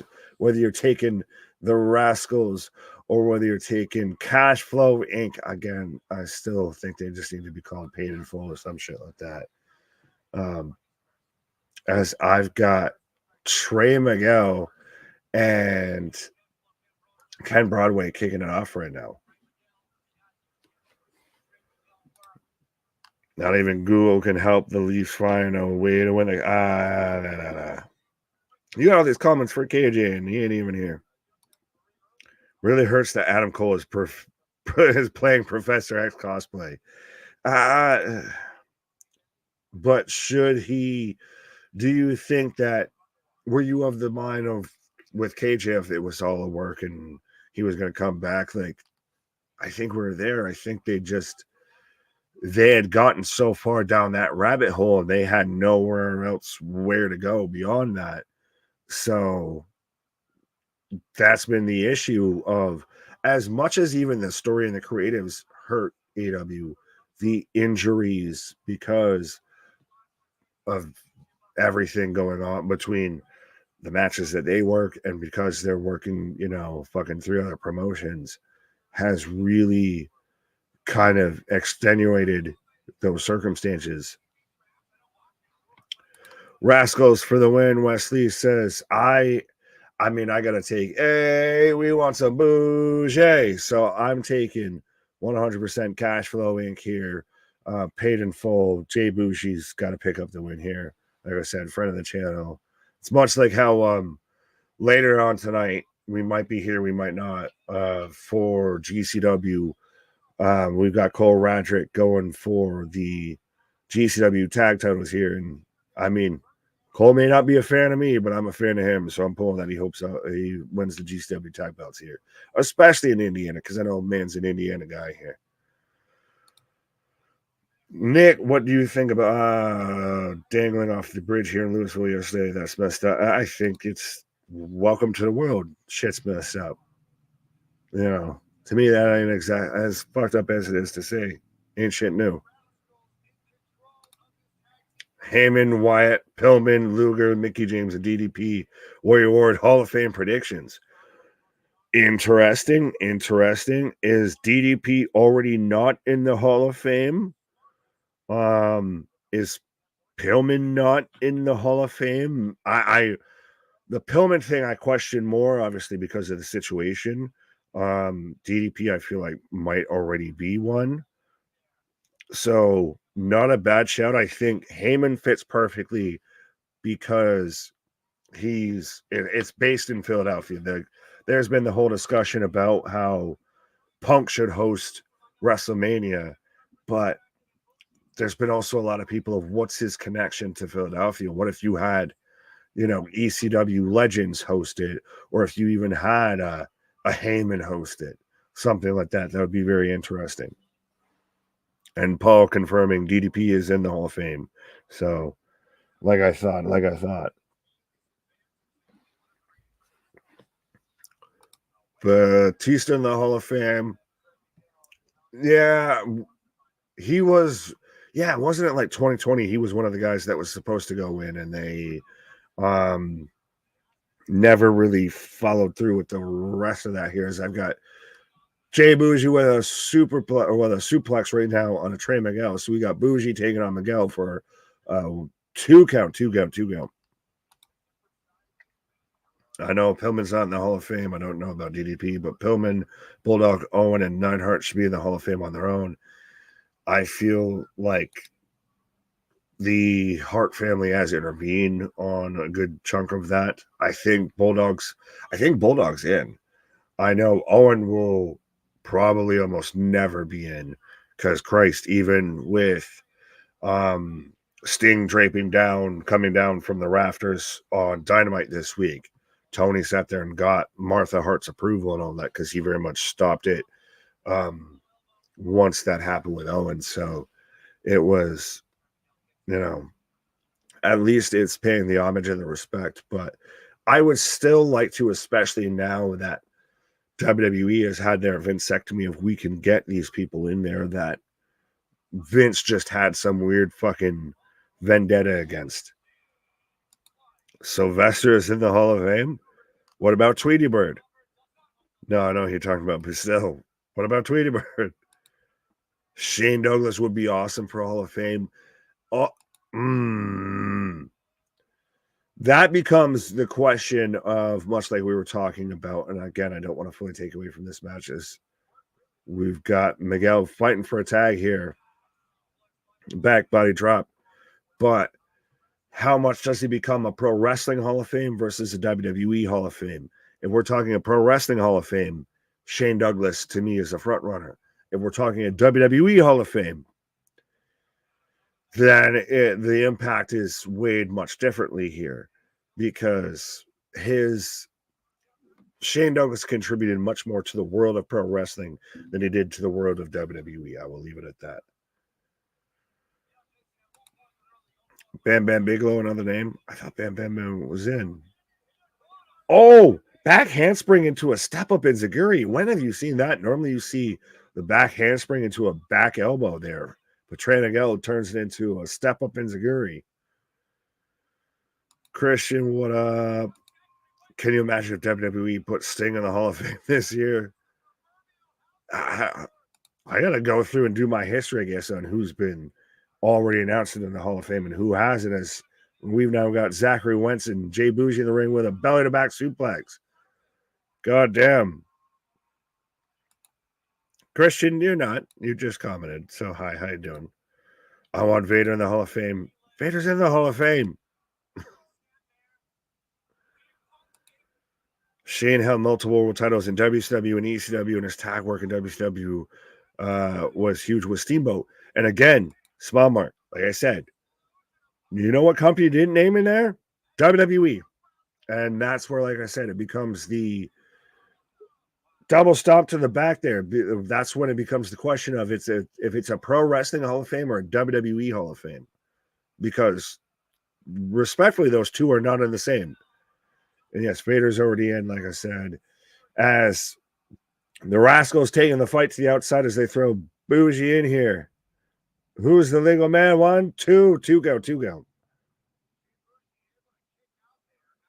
So fantastic match already as we're still about a half hour even before Collision kicks off here, but we've already been cooking for about an hour and a half here on House of Glory here.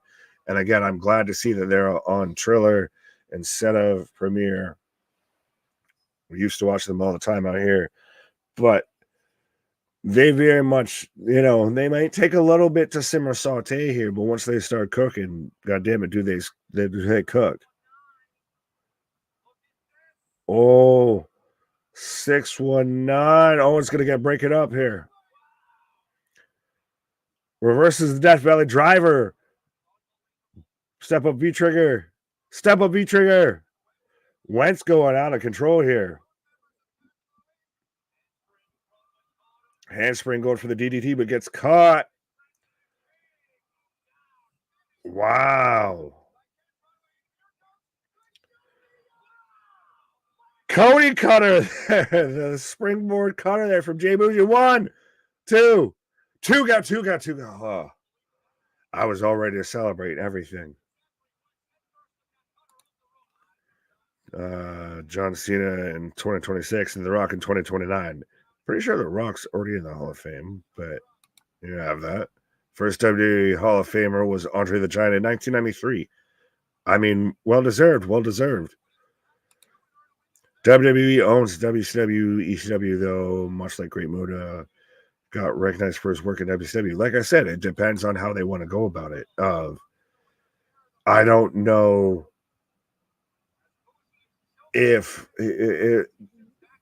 it's so interesting because it's not it's to the temperament of a lot of pretty much essentially a board of directors as to who gets into that Hall of Fame. There's no vote amongst the press. Like Meltzer does not have a vote as to who gets into the Hall of Fame. We do not have a vote as to who gets into the WWE Hall of Fame.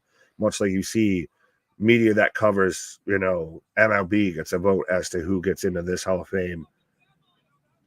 Or even Christ with the NFL. As we've got music. What the f is going on now?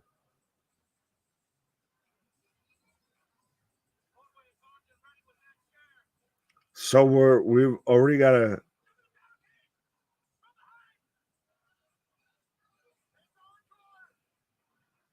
who's out here jumping right now? Rock bottom. Broadway out here taking a rock bottom here. I don't know what happened. I feel like I'm a day late and $1 short.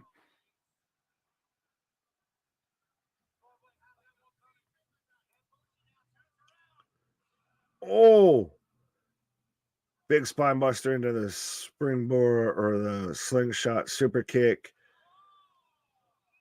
Set up for the double coup de Gracie here. 3 count as the Rascals pick up the win, pinning Jay Bougie. And like I said, I was all out here to celebrate. Hey, we want some Bougie. And it was not to be had. Not tonight. No, not so bougie. Well, speaking of bougie, speaking of being greedy. Back in bougie. Here we go. The Rascals pick up the win. as expected, I would think. Nah, we want some booze. Yeah. Right. Encore Jump Broadway. What is New York City? What?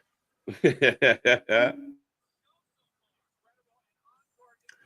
that the literal definition of a street fight when you have two places that probably are street names fighting each other? Right. That's the official street fight that exists. Right. There is never a street fight like this street fight because it's actual street fighting.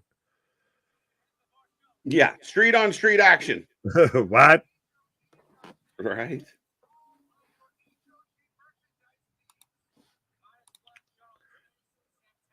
Oh, I think we're getting my time of the evening here. The intermission. Uh-oh. Yep. All right. So I'll be back. You can have fun, sir. Son of a bitch. What'd you do? Oh, there you go. All right, Nick, taking a pause for the cause. We are rolling through House of Glory. We are about, let me see. We're just over 20 minutes away from the start of Collision. So, folks, join our party. Be a friend, tell a friend. If you want to throw this out on your socials or let anyone know that loves wrestling, that this is the place to be. We are celebrating our 2nd year anniversary, our birthday, if you will. So we appreciate everyone for being here. It's been a wild couple of years. I know Nick's on a pause, but big shout out to that guy. He's been a big part of this journey, coming in just after we got started. And yeah, it's been a fun night so far. It's been a fun time. And yeah, we're getting ready for the Collision, the go home show, the last show before AEW Revolution. We will be here tomorrow for that. We are creeping very close to 4K. So if you haven't hit subscribe yet, please do so. Be a part of that. House of Glory is currently on an intermission. Oh, no, we're back. It was a temporary intermission. Thank God. I felt like I was going to have to find things to say for the next 10 minutes. Who do you think helps Bailey with damage control? Well, we might have got a little bit of tease of somebody that could help Bailey, as we definitely see Jade Cargill kind of step up in the back last night. I don't know. Really interesting. Could it be a Naomi? Does she get involved? Originally we had thought maybe it would be somebody like, oh damn it, the Rangers. Somebody like Sasha Banks, but clearly she's heading elsewhere. So yeah, a lot to be figured out, a lot to go there. Like, does Bailey go it alone? Does it make her an uber underdog taking on the faction by herself? Or will she get some assistance? It remains to be seen, but we will find out. Encore. Now, here come the main event. Now, is main event going to have a match, being that Jay Lyon was already in a match, or just Black Midas? No, it's just Black Midas.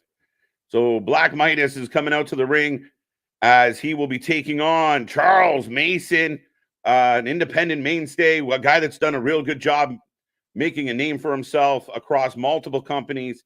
This should be a good match. Just had a good tag team match. The Rascals were victorious.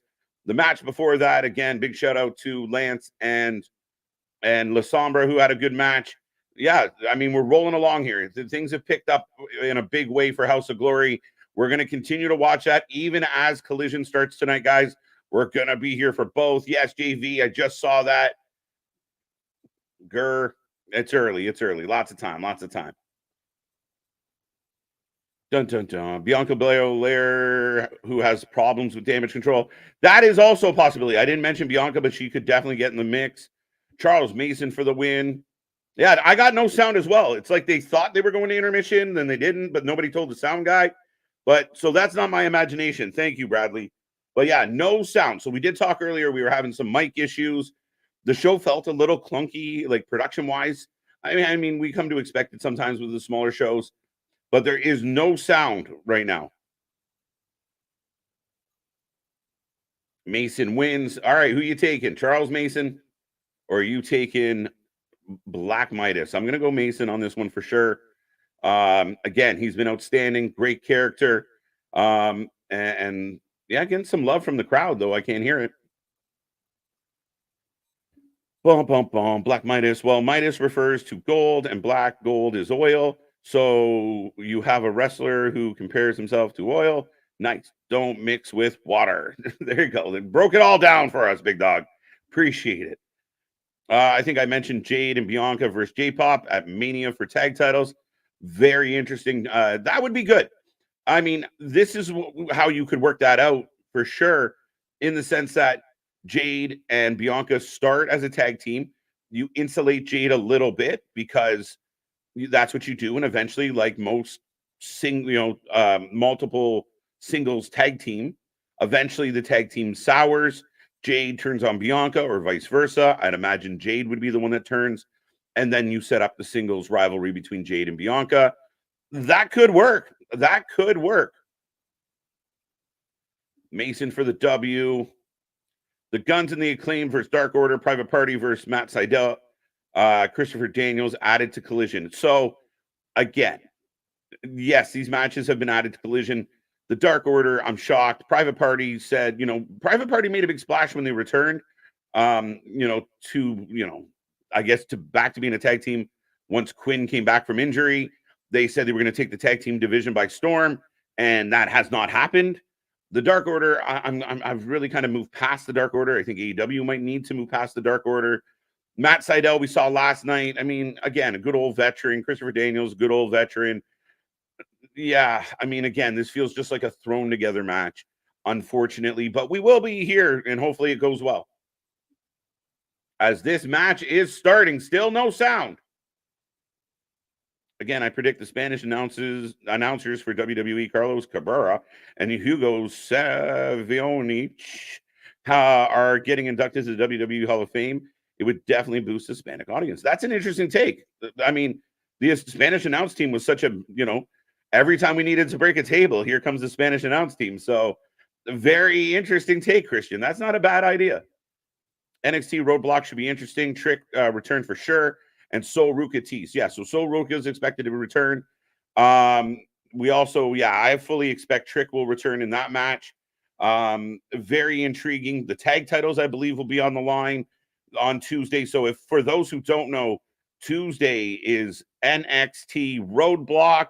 It should be a fun night, and we will be here live for it, of course. And I'm just going to try and see. They've announced, I think, 4 matches for it so far. Carmelo Hayes taking on Tony D. That's right. So it was supposed to be Carmelo Hayes versus Ilya. Tony said, wait a minute, I want to be in that picture. So nice to see Tony kind of getting pushed into the main event scene. Dijak taking on Joe Gacy in an Asylum match. We'll figure out how that goes. The Kabuki Warriors will be in action, taking on Lyra Valkyria and Tatum Paxley, plus Braun Breaker and Corbin are going to take on Chase U for the tag titles. I don't believe they're going to win. I believe Braun Breaker and Baron Corbin will defend the tag titles against the Good Brothers at Stand and Deliver WrestleMania weekend. Kabuki Warriors, I mean, Lyra and Tatum, the idea that they might win the tag titles is highly, highly unlikely. And I definitely think Trick is coming back to have some type of impact on this night. Dun, dun, dun. Let's go rock and roll. Let's go AEW. Let's bring it. Let's go. Let's watch all the shows. Let's go. We're getting Thunder Rosa in action and Maria May as well. Yes, they've announced that Thunder Rosa is going to be in action, so we'll see how that goes. Big fan of Thunder Rosa. She's been very quiet. Would you guys agree that Thunder Rosa has been a bit on the quiet side since returning from injury? Like, she hasn't done a lot. I still believe that, she was the undefeated champion. She never got beat for her belt. She hasn't talked about it much. I really think that's something that needs to play out at some point. Maria May, I was waiting for Maria May versus Deonna Purrazzo, and it never happened. Did I miss that? Did that happen? Because I don't think it did. Larry Mack, good to see you. Happy 2-year anniversary. Much appreciated, sir. It's been wild times here. Bella's wrong, but very faint. Yeah, I got... Oh, sound just kicked back in for me, Bradley. As Black Midas dumping Mason into the crowd. Tatum going to pin in that match. Yeah, also I wonder if this sets up issues between Tatum and starts really getting the ball rolling between Lyra and Tatum not liking each other. We saw this weird friendship, the obsessive friendship. We've seen this story play out before many times in the past. So part of me is wondering if that's where that's heading. What do you think about Chris, Willow, Nightingale versus Sky Blue and Julia Hart on the 0 Hour Kickoff show? It is what it is. I haven't loved the booking of Statlander since she lost the TBS title. The fact that she's fighting still kind of with the TBS champion. Julia Hart, I know she went through some injury, but I would argue that the TBS belt's been very quiet as of late. Yeah, Sky Blue's not officially in the House of Black, but she's definitely friends with Julia Hart, so we'll see how that goes. Interesting. I think I'd be happier if it was Julia Hart defending her TBS title against a viable contender, right? Even if it was a rematch with Chris or taking on Nightingale, I think I'd like that better than the tag match. This again, to me, feels like last minute additions so that nobody feels left out. Like Tony tries to get as many members of his roster onto the pay-per-view as possible. Anthony, good to see you. Do you think this might be TK's last chance to get AEW on track? Once he gets Okada, Ospreay, Mercedes into the fold, his track record is spotty at best, with present wrestling company wrestlers complaining of booking. Right now, Mason is throwing hands. He's up on the second rope, hitting Black Midas. Here's the thing. A lot of talk lately about all the signings, but there's also been rumors of current AEW roster not being happy. Is it his last chance? No, because the one thing TK has, or at least has seemed to have for, from the beginning, is an infinite amount of money.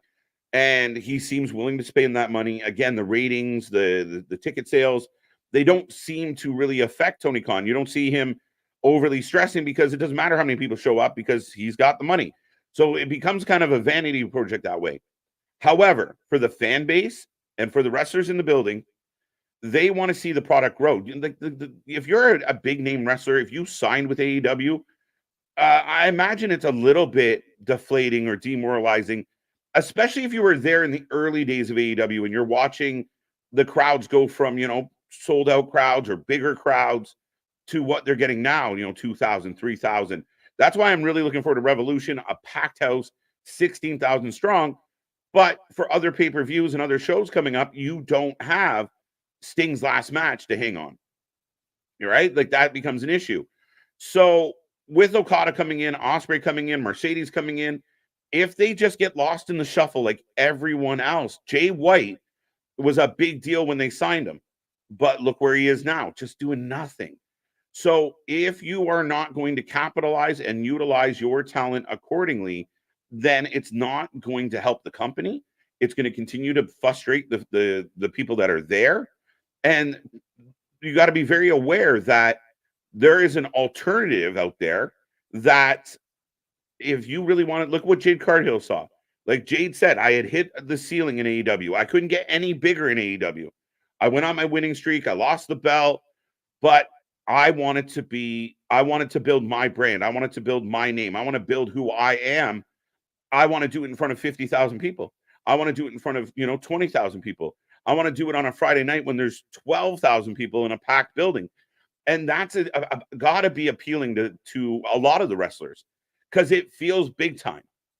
If you are in a building, like we talked about it, Sting's big moment the other night, really cool moment. But as you watch him come from the ceiling, you realize there's nobody in the building. And I don't mean nobody, but it's a very small crowd. I imagine the wrestlers would prefer to play to bigger crowds. If you were there in the early days of AEW, you had some bigger crowds. Now the crowds are dwindling, and at what point does TK have to adjust? Ultimately, he's in a pickle because if he doesn't deliver with Okada, Ospreay, Mercedes, he has an outstanding roster. Eventually, MJF will be back, we think. Adam Cole will get healthy eventually. You have a lot of talent, but Daniel Bryan is another guy that if they just get lost in the shuffle, Saraya was a big deal when they signed her.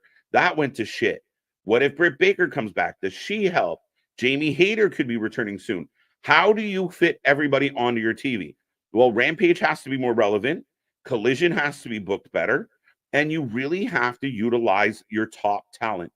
If you are going to have your top talent not participating, and we're going to get, Chris Jericho versus Atlantis because Chris Jericho went to Tony and said, I fought this guy 20 years ago and I'd really love to do it again. It was going to be great. But it hurts your ratings. It hurts your ticket sales. It's not helping grow the business. That's going to be the problem. If we go tune into Dynamite and Osprey's not on Dynamite tonight, or Sasha's not on Dynamite tonight, that's going to be the problem. Can you book them? Can you put them in things that are interesting? Can you make it matter? And will it work out overall? That's the questions. He is on. The pressure has never been higher for Tony Khan. Never, ever been higher for Tony Khan. Mason in control, by the way. He's looking frustrated. He can't get Midas to quit. The only thing intriguing about AEW is my favorite tag team, the Acclaimed. But they aren't even a tag team anymore. They're trios. When was the last time the Acclaimed had a straight-up tag match? Been a minute. Right? And then they're in a 6-man faction with the other trio champion, which I hope leads to them fighting each other and you dissolve one of those two belts. What the hell happened to Jamie Hayter? She got hurt. But I believe, if I'm right, she should be close to healthy. If she isn't already healthy enough, I wonder if she is ready to return, but they just don't know where to slot her in right now. But again, you have the potential of a women's division in AEW. And you see it. Like, I mean, if the diehard AEW fans out there will tell you, like, we have an amazing women's division, but it's not presented amazing. You might think there's more talent in AEW in the women's roster than the WWE roster. That's fine if you have that opinion. But WWE highlights their women on such a grander level. You see it all the time. We just had Rhea Ripley main event in Australia. As you know, it made sense. It worked. The Women's Royal Rumble was great. The Women's Elimination Chamber was great. Last night, the first 2 matches after The Rock was women's matches. Tony Khan's got to figure out, what do I do with Jamie Hayter? I just said Chris Statlander drops the TBS title. I thought she'd go after Tony Storm. Nah, she's in a Ring of Honor rivalry right now. Like Bibbins was running Ring of Honor. They were doing Ring of Honor stuff. Like, I don't get it. How do you accommodate all the talent you have and make it exciting? You got to come up with a plan. PFTC, break people, smoke them if you got them. There you go. Sup, KJ and Nick, do you see Willie Mack join with Jeff Jarrett on 0 Hour? Vance, I hope not. Vance Keyshawn. There you go. It was now Vance Keyshawn. I don't imagine that, but Black Midas taking over. He's rolling. Big clotheslines in the corner. More division between JC and Chase U. Yeah, I think I still thought it was going to be like JCU, like JCU was going to become a thing. It was going to turn out that she pulled all the strings. She got the school shut down. She got the school over. Yeah, I really thought that we would build more there. There's definitely building issues. Like you saw Thea Hale getting jealous of JC's new friend. We got a 2 count on the springboard cutter. Charles Mason looks like he went to a white wedding. It's a nice day. Start again. What are your thoughts on the 12-man tag match at Revolution kickoff? I think I said this earlier, Damien. It's just, to me, it feels like shit just crammed in, right? Like, I will feel bad because I'm a super nice guy and I don't want to upset anybody on my roster. So me, Tony Khan, I'm going to book everybody I can, and we'll put them in a bunch of multiple people matches to get everybody in, to get everybody on. We'll add some extra matches just to make it feel better. And this way, nobody's upset at me because I got 80% of our key talent onto the show. And you got to be willing to say to Jericho, take this one off. I would love to see Camille versus Deonna Purrazzo. Very curious what Camille does. I do think there's a chance she's going to AEW. And again, another name going there. It helps bolster that roster. But what do they do then? 1-0 Buffalo at the end of the first. Meh. Huge suplex into the corner. Followed up by the running knees. Death Valley driver by Mason. KJ, what are your thoughts on Christian versus Daniel Garcia at Revolution?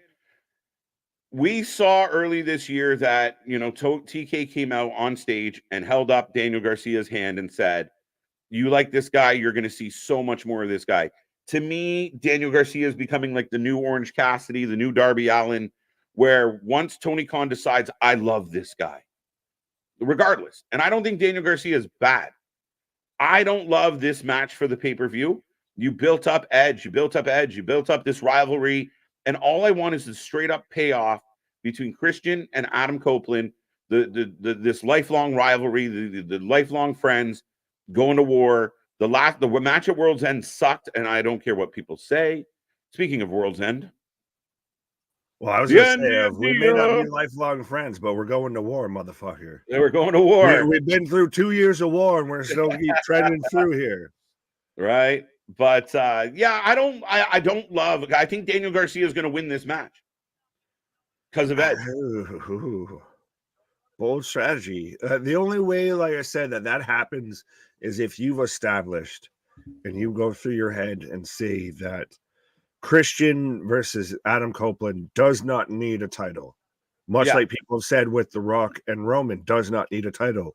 It would be that same caliber of this is a blood feud instead of a title feud. Mm-hmm. See, I think if I was booking it, and again, we've seen this in the past, and I said this right before you came back, Nick, where Tony Khan seems to fall in love with certain talent. And whether they belong in a spot or belong in a match or belong in an opportunity or belong the champion, he will just book the shit out of them until, no matter how we feel. That's where I say it's got very Vince McMahon vibes at times. We see it with Orange Cassidy. Orange Cassidy's been that champion for like since you gave us that belt minus a couple weeks because of fucking Moxley. Can I just say this? Sorry, allegedly that the Charlie Murphy rule comes into effect when it comes to AEW of cocaine's a hell of a drug. Jesus. Mason with a bunch of chops and a pump kick. But yeah, it seems like I think Garcia, Dante Martin, who else we got? Wheeler Yuta. Like there's a collection of young talent that could be like spotlighted on Ring of Honor or spotlighted on Rampage, where they all compete with each other. Hook. And it makes sense. Hook fighting Solo. What's that? I said Action Andretti. Action, who again, remember when Jericho made that kid's career? The Wizard put him over. Fucking, he was Dorothy in the Wizard of Oz, and boy howdy were those ruby slippers just coated in shit instead. Yeah. So yeah, I just think that Garcia's we're gonna get Garcia shoved down our throat, and we've already seen him get you have this big fucking this big steel escape the cage match, and instead of putting over the House of Black or Malachi or Brody, it's Garcia got the win. It blows my mind. That's what Tony does. Cut to when Tony actually felt cool for about 10 seconds. He's running out there on the stage doing see, I can dance too. I'm hipping and hopping with the bipping and the bopping. Right. Jonathan, good to see you. Good to see sup, KJ. 619 as Midas going up to the top rope here. The vignette on the beach is not Sol Ruka. What if it's for a return star on NXT like Primo and Epico or a Kona Reeves? Get out of here. Kona Reeves. You had me in the first half. And then you just kept going worse and worse. The believability in that comment respectfully lasted about as long as that Braun Breaker match with Zion Quinn, 8.38 seconds. Yeah, I mean, and again, I'm assuming it's Sol Ruka. It could be. I mean, would it be Primo and Epico? Would it be a surprise, a big surprise? But I'm really convinced it's Sol Ruka. It's what's her name there? I'm gonna soak up the sun. I'm gonna tell everyone. Yeah, Sheryl Crow. So I just saw that Jericho donated $5,000 for Virgil's funeral. What a guy. We're going to skip that. I don't want to say no, I won't knock. It's very nice. Jericho does outside of the ring as far as being a humanitarian. Right.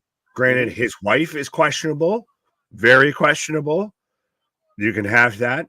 But we're going off of in-ring shit of from ding ding to ding ding. Chris Jericho is not what Chris Jericho has sold you on. He is, a bag of mislabeled goods. Yeah, he's past the expiry date. Right. Mason getting a chair from the crowd. NXT lately has been great, and I know this is random, but Jada Parker is a beautiful woman. Yeah, I mean, listen, I've had my issues with NXT as of late, but I mean, Roadblock should be fun. We have WWE referencing World Star. What in 2012 is happening? Right. Wow, two near falls.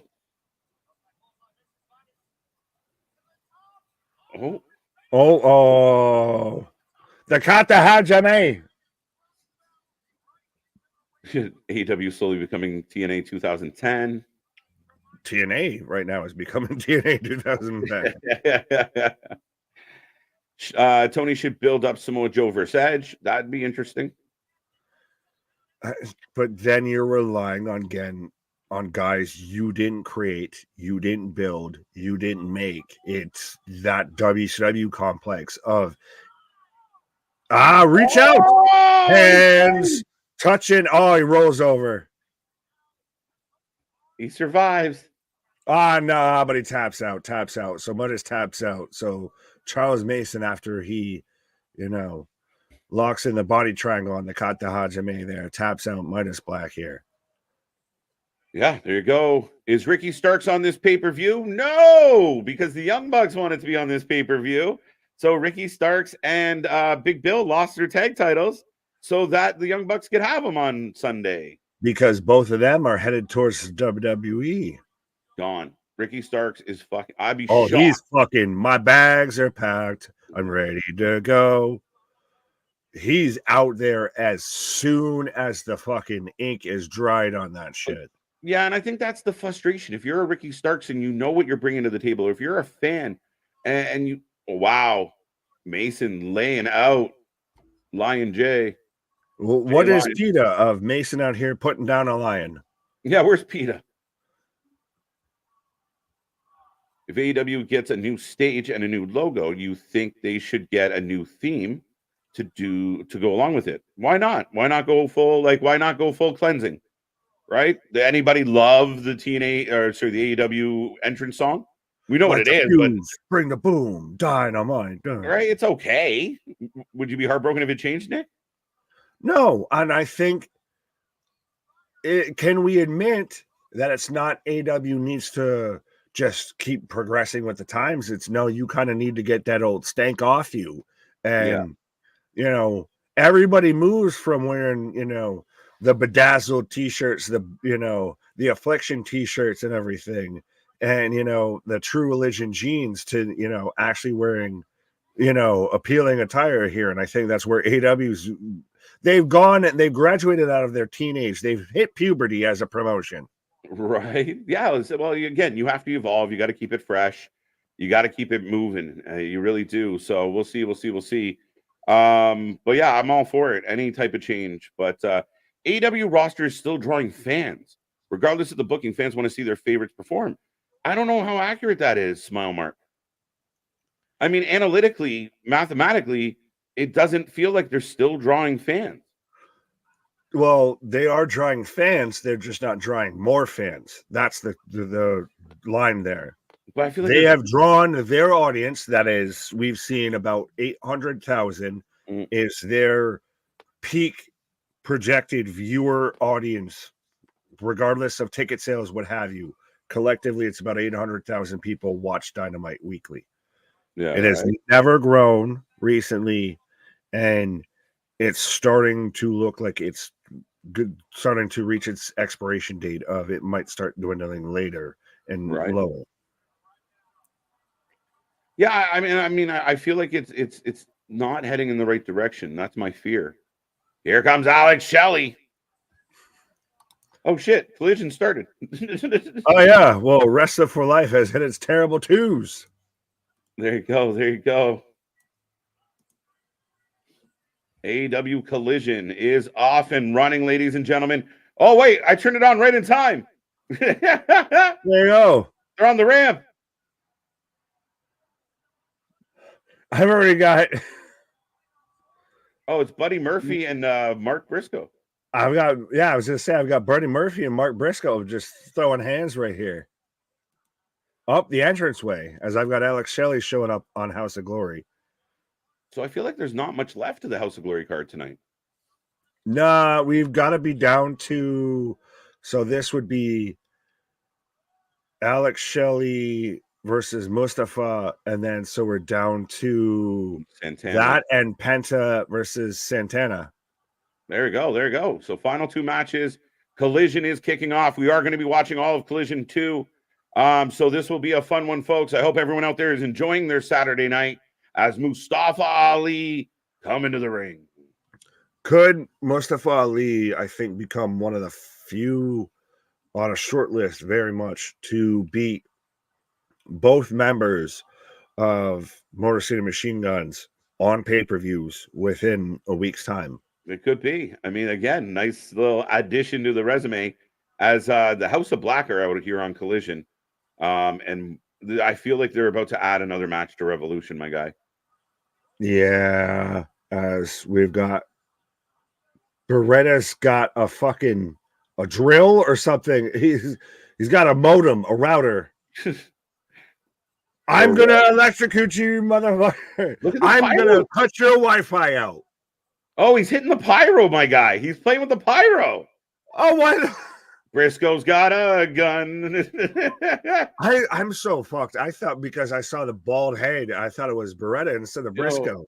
Briscoe got his hands on the pyro button. Briscoe's gone forever.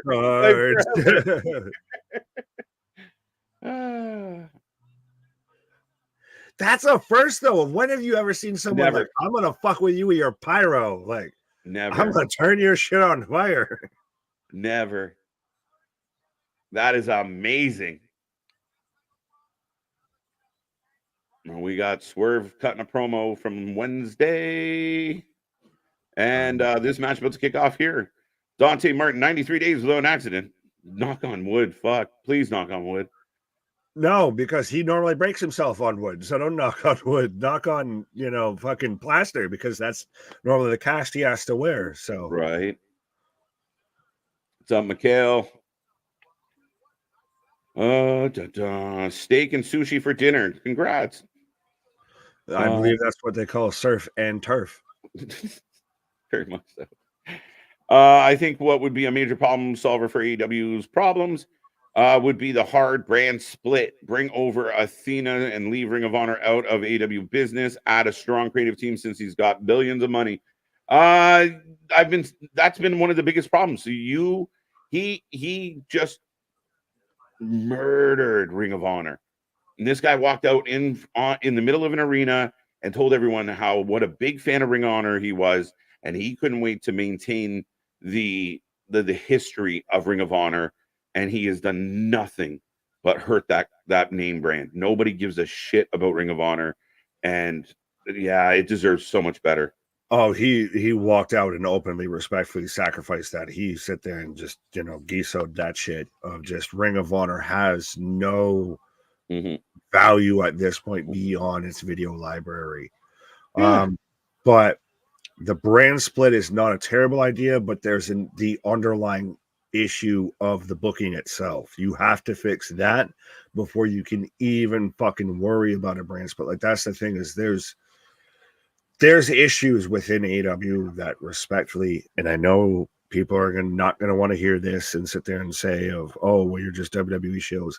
There's aspects of AEW that are rotten to its core that need to be fucking dug out. You just reassess and reevaluate, and again, evolve, grow. Don't just keep doing the same thing. Clearly Collision is taped because Penta is on one screen and he will soon be on my other screen. You never know. I mean, are they close? They took all of everybody else from CMLL's visa just to give Penta the ultimate visa. That's that, AAA versus CMLL feud. He's got the ultimate visa. This man can time travel between shows. Right. We'll see if my theory is correct, Nick. Penta will not win on Collision because there is a CMLL talent in the scramble already. Well, I mean, it seems only fitting when you've got Brian Keith, the newest member of AEW, which, shout out again, the talent that they have on AEW is amazing, but it's when you have, it's like when you play any sort of fucking NHL game, NBA game, a Madden game, anything, when you could have a stacked roster, but if the shit don't fucking, if motherfuckers can't play together, then it ain't gonna play together. But Right. Brian Keith out here, and that could hold true with your theory of Brian Keith could be the one that qualifies, which again, are we excited for an all-star scramble match? Denny's Moons over Miami fucking match here. Moons over Miami match. Again, it's just to me, that all-star scramble just screams of I didn't have anything for you, but I don't want to hurt your feelings and leave you off the show. Did Tony Khan just come out of a cocaine fury at a Denny's, and that's why he's like, I'm going to have the Meat Madness and the fucking All-Star Scramble. He's going to have the Grand Slam breakfast. The Grand Slam. Oh, we got Grand Slam coming up in a few. Exactly. This man is just booking my Denny's menu. I'd be shocked if he's ever been in a Denny's. He might own a couple. That chick from the Waffle House that caught that chair just like a whistle, she's the security. She's head of security for That's why we have the safest wrestling promotion, because we got Karen from Waffle House out here running security. But we got 2 matches going right now. Mustafa Ali, Alex Shelley, as well as Dante Martin, Penta, and Bounty Hunter for the last spot in the scramble. So who are you taking, folks? Brian Keith for the win. Happy 2 years, says Rashad. Thank you. Okay, I'm interested in Collision again. Okay. Right. Knee pad. Well, that's been a thing. Should the members just be the knee pad police? Because I feel like we've got the knee pad riot squad showing up here. We're rolling deep here. Yeah, Briscoe auditioning for the X-Men role of X-Men's Pyro. No, he's you're not going to book me in the ring. I'm going to start doing stuff backstage. I'll do the lights, I'll do the pyro, I'll work back here. He's Dynamite's, he's Collision's anonymous GM. Just all of a sudden fucking random pyro happens. Oh, it must have been Mark Briscoe. Right, double super kick, down goes Penta to the outside as Mustafa goes to the outside as well. Sorry, Shelley. Fair enough. Larry saying happy cake day, wrestling for life. That's one thing I didn't get. I didn't get no cake. Well, I mean, I'm sure we'll get plenty here later tonight, but yeah. Gotta have got red velvet, triple fudge, lemon with raspberry. You ever had parfait? Everybody like parfait. Everybody. Penta, a couple sling blades real quick. Ali working over Shelley right now here. Happy birthday to the best wrestling channel, Wrestling for Life, over everyone. Thank you, MDB. We appreciate the love. Absolutely. Real saying you can believe that WWE will plenty of meaningless participation award matches on WrestleMania card 2. I don't know yet. So far, not so good as far as that theory goes. 14 matches a month versus like 7 matches a night. And again, listen, I get it, and I really find it funny when you poke at a little bit of like Revolution's going to have a lot of useless matches. Oh, but the WWE does it. I don't give a fuck. Well, like, I mean, that doesn't give Tony an excuse to do it. And I don't know how accurate it is. Will they have a couple matches there that don't mean much? Maybe, but everything that they're working towards right now seems to have a purpose. What is the purpose of the 8-man scramble? What is the purpose of the 8-man tag team or the 12-man tag team or whatever? But yeah, it's 12 men. Fuck. Why, can we not save those for other shows? Again, I've said this before, and granted, thank you, Tony, for giving us plenty of opportunity to take pauses and, get the vitamins and the feel goods and everything. But Tony Khan books a week worth of wrestling into one evening. Right. Yeah, sometimes. Like, I mean, if you had 10 matches or 8 matches and cut out the scramble, cut out the additional tag matches that you don't need, maybe only one pre-show match, would that be bad for the company? Probably not. You have a pay-per-view, and so say you have 5 matches on it. Okay, so then you have another 5 matches on your Dynamite. Okay, then you've got what? 3 matches, say you could work through your Collision, a match or 2 on Rampage. You might have to add 1 or 2 things here, divvy up some things another way here. But again, if you take that, the basic Tony Khan 14 match pay-per-view card, taken pre-show to end of show, and you divvy that up and you really pied that out of all of the television that you have, you could really, pie. You could really divvy that out a lot better than we're going to give you 17 hours. This man books every AEW pay-per-view at the same runtime as a WrestleMania. Yeah. Before the 2 nights. And again, like if you're a fan, like we've seen it, Nick, you and I have been live for it. CM Punk wins his first major title in almost a decade. We were thrilled. We were hoping he would win, but we were so tired that night. But when it happened, we were just like, he won. Good night. Fuck off. Like literally, it was towards the end. We've been here live, and I remember this, especially now we're hitting 2 years and everything of being towards the end of an AEW pay-per-view. And who wins? I don't care. Just make it fast. Just can we go home now? Just wrap it up. Yeah, you got the owner of the arena just flicking lights on and off of fucking. You ain't gotta stay. You can't go home. But you can't stay here. And that's like, I mean, again, that's not hating on the product. It's just saying the product might be presented a little better if you don't shove everybody into it.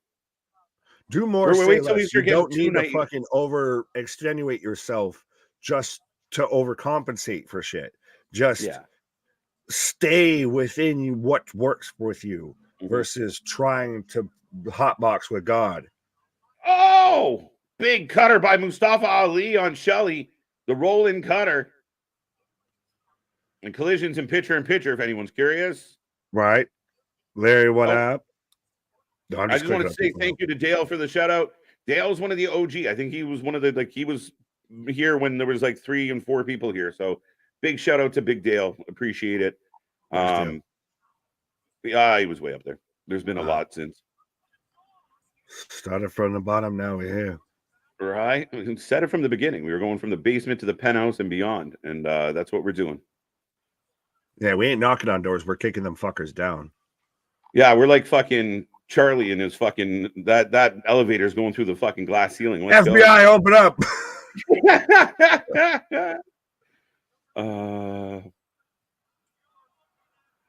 Brandon, what up? Damian, Mustafa Ali for the win, and Dante for the win again. If you haven't done so already, folks, let us know who you're taking. I'm taking Prince Ali, fabulous he, and Brian Keith. Still tipping on Fofos. Back in Fofos. Well, it's funny because my assumption was Penta's probably not going to win for the reason I gave. And now I'm like, well, Brian Keith's going to win. But I never thought, could Dante Martin? Because, again, it's like the Tony Love Fest scramble. Yeah, of all the things to do, that would be the thing to do. Yeah, no, I think Brian Keith's got to win. And again, just shout out on Brian Keith. Of even as fantastic as a wrestler, you reminded me of Swisher House. So I'm glad I've reestablished and finding Mike Jones and Slim Tug and Paul Wall and all that. Right. Ali for the win. Wichita Falls. Wichita. I popped when Sting came down from the rafters. I thought it was cool. I really did.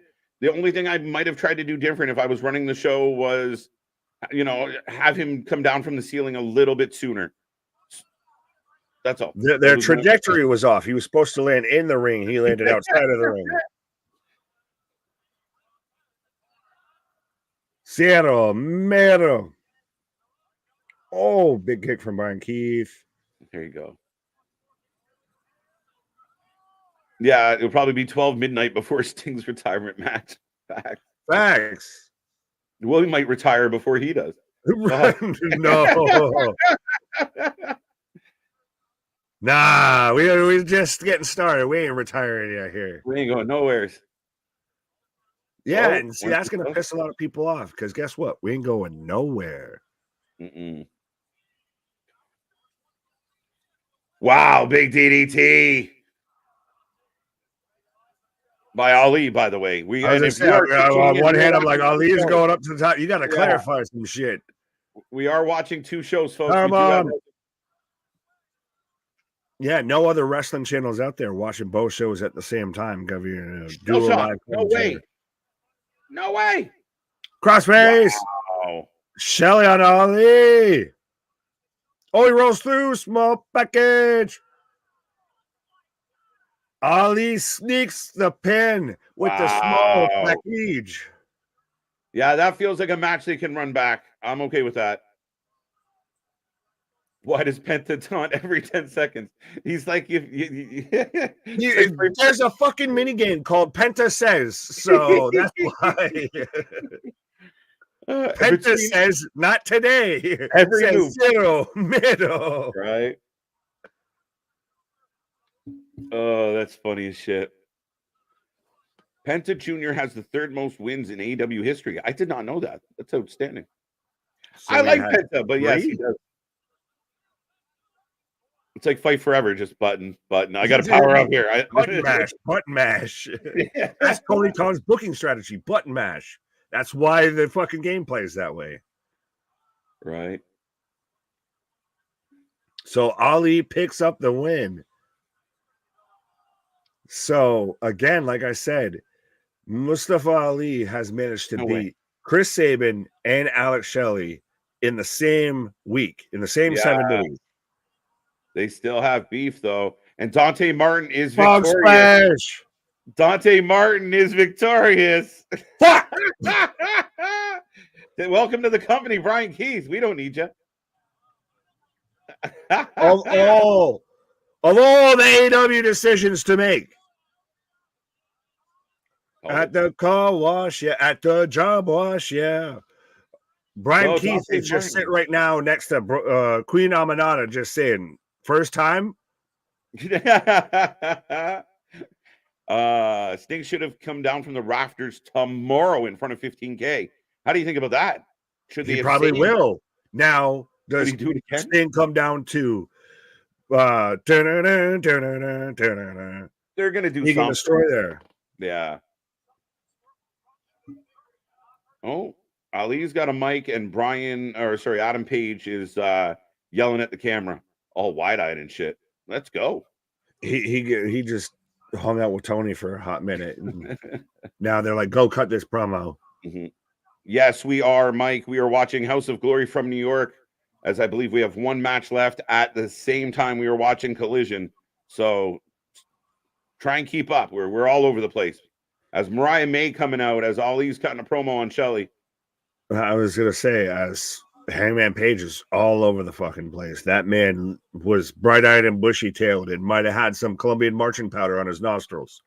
But I'm neither here nor there. I still, like, the night he came, he was late for work, which I think if you want the fans to take the wrestling serious, putting the little comments in their graphic that are silly, like Adam Page is, often late for work, or right, yeah. I mean, I think third. Yeah, their lower third for main event guys should kind of be legitimate, not silly, but it is silly wrestling sometimes. But he comes out and he's, I'm gonna kill Adam Cole. I'm gonna kill Adam Cole. And then completely went another way. What in the name of Rugrats is going on right now? We've got Maria May taking on Angelica Risk. And she looks like Angelica and Cynthia fucking had a cousin. Amazing. I'm still surprised we didn't, like, maybe someone will correct me. We did not get Deonna Purrazzo versus Mariah May in the build to the match. Which is a missed opportunity. Yeah. A huge missed opportunity. Pentagon Jr. is awesome. I love Penta. Don't get me wrong. I really do. I think you could do a lot with Penta, but you really haven't. Oh, you're a huge fan of Penta. Christ, you even in the little one got a connection because of Penta. That's very true. When my kid gets hurt, zero. Come on, kid.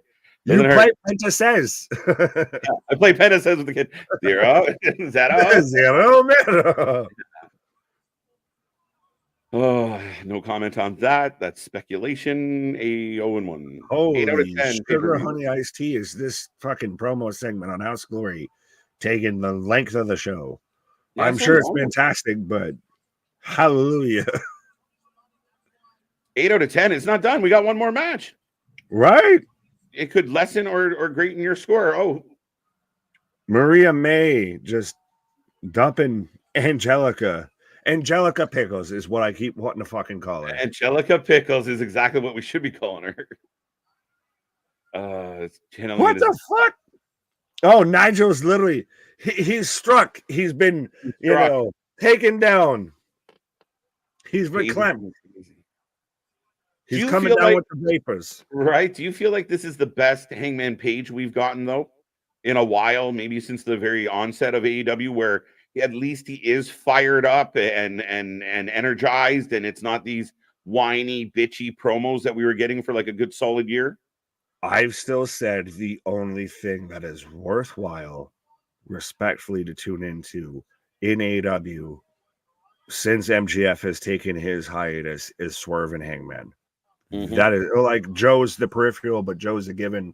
I'm saying as far as homemade, ready-made, built talent, built feud. Yeah, fumbling over words. Yeah. What does that? But make WWE does that, but it makes sense. Yeah. There's. What are we talking about? Yeah, context is king. Yeah. It's either the content in the lower third, but yeah, I mean, you want to tell people why to take these people serious. Here's Adam Page running down, rage in his face, and it's like Adam Page likes Krispy Kreme donuts. You're like, okay, what does that help? I have a question to any casual fan out there as Maria May picks up the 1, 2, 3 out. Like, is there any casual fan that Maria May's over with, and why? Because I feel like she's built on, we know what's going to happen, and that's why she's over. Plus, just beautiful, pretty woman. Look at her. That's why she's over. Like, what storyline, what creative, what anything has gotten Maria May over outside of the smart mark audience? Again, if you are going to do that angle, like we eventually feel like, what did I miss? Sorry, Tony just skipped right past hugging Maria May to cut to the microphone. Here is my existential crisis runneth over of, again, do we see the black and white? Does she see it? What's happening? How many vitamins? Well, no, if I start to go down, someone already have the 9 or 1 in their phone and just be ready to hit that extra 1. Right. I still prefer Tiffy time over Maria May, and I would argue that's presentation based. Oh, Deonna Purrazzo here now. Okay. Oh, wait, hold on. So you would argue Tiffy over Maria May is only on presentation base? Because Tiffany's presented like a badass. Like, she's done so well that, so Tiffy time. What's the fucking barn burner match that you can think of? What's been fantastic that you've seen from Maria May right now in ring that would make you think that she's better, or like that would put her over Tiffany with you? I don't reread or re-listen. I still prefer Tiffy time over Maria. I agree with that statement. I thought you were saying we were all on your page. Okay, well, no, goddammit, I thought you were saying you were arguing the other way. Okay, leave my Tiffy alone, says Big Nick. I'm an Australian fan. Okay, give me my Tiffy time. Right. As I've got Joker Penta coming out. Joker Penta. Bro, this is a fucking fantastic visual. I know, but still, they literally have half the ring split of it's black and white, and the other half is in color. Is it too much? I'm so torn because I initially hated the Tony Storm shit because it was too much camp, and now this is like, just fuck it. We've gone all the way camp, so goddamn it. This is Steamboat Willie meets Mickey Mouse right now. Deanna's hands turn black and white when she reaches, like, points over the line. but then we cut to one random angle and they're both in color. Like, what the fuck are we doing? Everything in color. You got to keep it the same. Consistency is key. Yeah. I don't know. I don't know. I'm torn because I've been a big advocate for Tony Storm. But back to this, Tiffy time is way better than Maria May. We've got Fair enough. nothing I from thought Maria May. I misconstrued. I misconstrued. I'm like, dude, time out. I'm on your team. I thought you were saying that, you know, I should have it dug was the in. I should have went presentation at it. of that's what got Tiffy over. I was like, wait, hold on. You put some No. respect on my girl's name. Tiffany's being presented like a superstar, like a badass, like a really good character. Maria May's being billed as a lackey. Oh, and they're big kiss on the cheek. But see, she becomes unblack and white. So if you can't consistently, She leans forward enough. The fucking visual effects cut out here. See, if you want to do the black and white like on the stage and stuff, I think that's okay. But there's times where you just back it off. But no, see, I think that's a fantastic. I think that's a fantastic visual, and you could have. There's just little tinges you could have done it a little bit better, but I still liked it as we got hands a throwing here. Mm-hmm. See, this is where I think you could have had Maria May take on Deonna Purrazzo, have a really, really good match, and Deonna get the win, but Maria May look really good in the loss. This segment should have happened at the end of that match. Yeah. Yeah. But instead, I mean, yeah, you have Maria May beat fucking Jessica Pickles or whatever. Angelica Pickles. Cynthia. Pickles. and then you have Maria May get pancaked. And for the people banging their keyboards of like, you buried Naomi. Well, you're burying Maria May. Well, yeah. Well, also, though, allegedly that part of what was missed with Naomi was because The Rock went overtime because the man, like I said, literally with commercials went like the same runtime as an episode of Sons of Anarchy. He is a bit of a spotlight hog. He really is. You kind of need somebody else. The same 20-minute promo. Just they added Roman Reigns into it. Right. Ali just called out Amazing Red for Mania weekend. There you go. There you go. Let's go. 2-0 AEW, homegrown talent, team money, not sure. 2-0 on Bday. Woo. Right. AEW Collision will not be seen in color. Yeah, just do the whole show in black and white. Fuck it. But when it comes to us tomorrow night, the Revolution will be televised. So make sure you hear it at 6 p.m. Eastern Standard Time. Cake City in Collision. I'd like to collide with some Cake City. 8-man All-Star Scramble for #1 contender. Oh, by the way, the winner of this nonsensical fucking scramble, it becomes #1 contender. So it's the fucking face of the Revolution instead of just, you know, the Sonic Golden Ring. We've just got, you know, the Grand Slam fucking breakfast out here. Right. So, like Anthony's point, Nick, does this hurt your ranking system that you're trying to adhere to? That you shouldn't have a scramble match for the #1 contendership. You have to climb the ranks.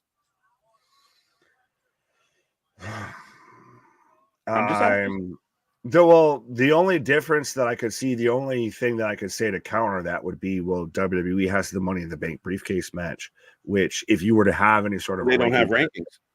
I know, I understand that. That's what I was about to say, is if you had any sort of ranking system, that would still circumvent that, but would you get rid of the Money in the Bank match?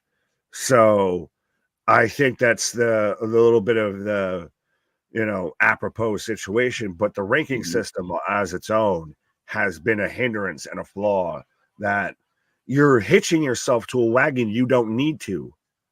Right. A homeboy in the crowd at House of Glory completely pented up. Are you sure it's not just him in the ring? No, it was him. There was a gold one outside the ring, full guard. Oh, that's the doppelganger. We're gonna get the twin magic here. He's gonna slide in. Deonna Purrazzo just like Kim Possible. Kim Possible. LOL Nick. Deonna looking good in them pants. Yeah. Girl, is there any more room for me? Max's gonna take my ass out. Nah, you can have that. I prefer Tiffany Stratton over Maria May. Like you said, there's nothing to Maria May's AEW resume to put her over almost anybody. Like, again, you can think of Maria May on the independent scene or in Stardom, but in AEW, there is a long list of women that are higher on the depth chart than Maria May based on what we've gotten from Maria May since she got here. Oh, absolutely. And like you were even just saying, it's a perfectly missed opportunity of everything we just got on television, especially the go home show before Revolution, setting up the big match between Tony Storm and Deonna Purrazzo. They had matching tattoos, they're best friends, this, that, and the third. Yeah. Well, you should have Apprentice trying to take over the former best friend, and they have it out of, you don't know her like I know her, all of that. And then you could have had that back and forth after that match. And instead, we just had a jobber squash match because we've got to get Maria May on TV. And oh, hey, by the way, we also got Purrazzo as well. And we're building to matches on top of like another show here. Like they don't seem to coexist. Right. No, you're not wrong. But I got the Bang Bang Scissor Gang coming out. Caster going to try and cut a rap without stopping halfway through, giving us a beat. Hey, yo, listen. That's his whole rap. That's it. I'm done. Right. He's starting to. I think he's starting to blame like the Bullet Club for fucking up his. Oh, did it get cut off again? Were they not letting him do it? No, I think that's why now they did it. They played into like what you said of Jay White nudged him. So now you've made an excuse. To compensate suckery. Yeah, but yeah, that's kind of funny. As we are finally underway with Santana versus Penta after the big long handshake and I guess the ceremony upon high here. There you go. Should be a good match though.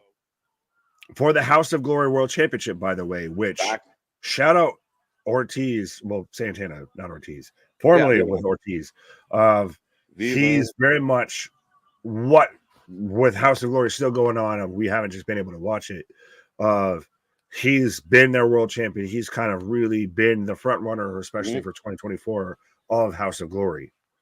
Yeah, he's really come into his own. He's done some really good work on the independents since separating from Ortiz and not being booked very much by Tony Khan. Remember, Tony Khan gave us some Santana vignettes, but that was all we got.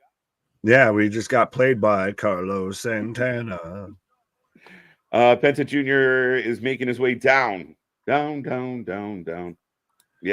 I'm way behind. Max, I can't raps caster. Right? I was hipping and hopping with the bipping and the bopping. Nick was cooking. He was ready. He was simmering. He was ready to pop. We had to take the lid off that kettle for a second. Tip him over and pour him out. Pause. No. I was literally thinking of. I was running through battle rap bars. I was like, I'm a little teapot. Pour me out. Oh no, that's what it was. It's daylight. I'm a little teapot. Here's my handle. Here's my spout. KJ and Nick, imagine Penta Jr. in NXT. He may be a mystery luchador like Kane was. That's a tough one. It's a tough sentence to say. Kane and luchador at the same time. Yeah. When was Kane a mystery luchador? Well, no, he did do some time in Mexico, but yeah, I'm like, when did you ever think Glenn Jacobs and luchador at the same time? Right. So for everyone tuning in right now, we got Penta taking on Mike Santana for the House of Glory World Championship. We also have a 12-man. No, we have a 3-man, a trios match. We got a trios match between the Bang Bang Scissor Gang and the Dark Order. For those who are wondering if the Dark Order is still in AEW, yes, they are. Yeah, we got cardboard juice here at ringside here. Yeah, juice box. Right, but we are also the Wrestling for Life Network. We do this for anything and everything when it comes to pro wrestling. We are celebrating 2 years as a channel. Dos, amigos, dos. And we're tippy-toeing. Hey, see, we got the pyro budget for tonight. Right.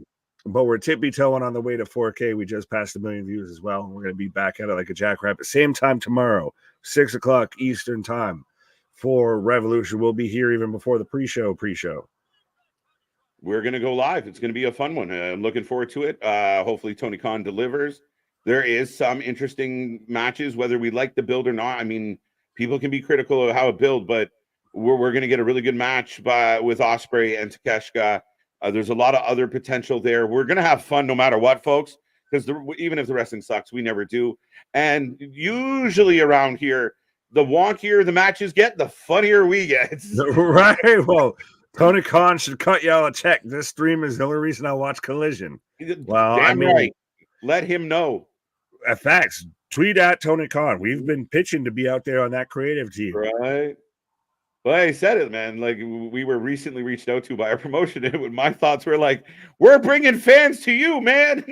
No. Facts. Deal with it. We're bringing the peeps to your show. How many times does someone say, "Oh, I've never watched House of Glory before," or "I've never watched"? Yeah, but see, that's when you get that cooperation. You catch more bees with honey. All right, sweetheart. KJ gave his soul to the Dark Order for the subs. I wish we'd have way more than fucking 4K. I'll tell you that much. Johnny Hungry out there. Yeah. Be greedy, folks. Be greedy. Right. Will Juice be back soon? Yes. Actually, I don't know. No, I don't. Yeah, I'm not not sure. Fair enough. As I'm in picture on AEW, and I've got a 2 count or 1 count actually on House of Glory here. Yeah, picture in picture on the other show.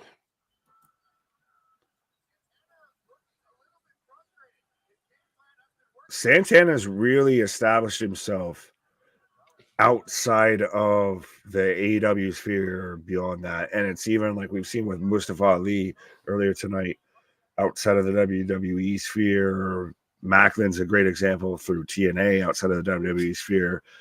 Cardona's a great example. There seems to be this select group, and you don't know who it's going to work with and who it isn't. But there's a group of people that manage to just find that safe haven and make their own identity. Like, you don't want them to be in a bigger promotion because what they're doing outside of the big 2, 3 is too good. Yeah, and I think, like, I mean, other people have done it, and again, Drew kind of went about it slightly different, but I think a lot of people really have watched Matt Cardona over the last couple of years, and I think we're seeing it now with Mustafa Ali, where he's going on his independent tour. Like, the minute you get released from WWE, you just start booking your dates. All right, like, how many dates, how many audiences can I get in front of? And you build that fan base so that if you ever do go to one of the major promotions, you're hoping to bring fans with you. You're just Macklemore. I gotta book some dates. Only got $20 in my pocket. Right. Damien saying I got my second picture-in-picture. Yep. Mike saying I got to what? House of Glory when it was on Premiere for free. Well, if you have I don't know about Premiere, but if you have Trailer Plus, you get that Wrestling Revolver and everything GCW included as well. Backstabber by Penta. No, he says. You missed Doubtfire Penta here. Hello. No. I'm sorry, dear. You must have been a run by Fruitin. Run by Fruitin. You guys are so funny. Thank you, Wesley. Sometimes we're not even trying. Oh, I'm sorry. I'm getting beak cancer. Oh, what a terrible way for a bird to die. You want to see my impression of a hot dog? I love that freaking movie. I'm Robin Williams incarnate. I'm Robin Williams with a beard. Are you on the Mountain Dew again, sir? No, actually, I'm not. I'm on the Matt Riddle. Oh, pause. No, have you not heard this? I came from Scottsdale, so you know. But have you not heard about how Matt Riddle openly talked about with Ariel of like he's just on that, you know, the Scarface, the Tony Khan special there. He said, fuck it, I got nothing to lose apparently. Yeah, as a hot tag to Bowens and Santana getting beat up by Penta. I thought I just saw a 3 count for Penta as Shelley's causing the distraction. So we're setting up Penta versus Shelley. And we even have the, you know, about a Patria Filia Spirita Sante. Yeah. I am not a crook. I am not a crook. Thank you for John. Happy 2-year birthday to your channel. Wrestling for Life. Happy Collision night and honor of glory. wrestling as well. Yeah, thank you for all of it, John. Thank you. I just noticed I'm Big Neck instead of Big Nick. I'm Big Neck. I got a big neck, a big fucking neck. Turtle. Turtle. Am I not turtle enough for the Turtle Club? Turtle. Billy Gunn and Johnny Hungy fucking staring each other down is not something I had on my 2024 bingo card. No. What the fuck is happening? I don't. So Santana got the win, but everybody's saying he's got to thank Shelly here. Now we've got Shelly with a microphone. Well, yeah, it was a bit of a weird end to this match. And yeah, so Santana gets the win and Shelly cuts a promo. You can tell that you're not in Kansas anymore when if everybody shut the cup from Alex Shelley. Right. There's no hard cuts. There's no blackouts here on Fox. Mm-hmm. Yeah, no blackouts. Yeah, Penta's I think Penta's shoot pissed. He just threw a fucking you fucking asshole. You piece of shit. There's people throwing trash. I literally just saw a tissue on just go over this man's shoulder. You see the dude act like I didn't throw shit. He just went. That was a run by fruiting. Right. Oh, and the Bang Bang Scissor Gang with the win. I think this is a run by shooting. Wow. So Shelly talking about TNA, talking about Wrestling Revolver having better fans. Tell me when he's telling lies, folks. Woo! Man, trying to get some hog heat. Hey, but again, this works perfectly because look what we're setting up to is, I believe, if I remember correctly in my independent map here, that Shelly's the Wrestling Revolver champion. Are you seeing what's happening on Collision right now? Sorry, I got distracted, but I'll get... No, I don't want to know. But we've got Santana. Now, those two going at it as we're about to head into Philly to where Wrestling Revolver collides with House of Glory here. So I'm all for this. Yep. This is an invasion angle. Yep. And that's why he's saying Revolver's better, right?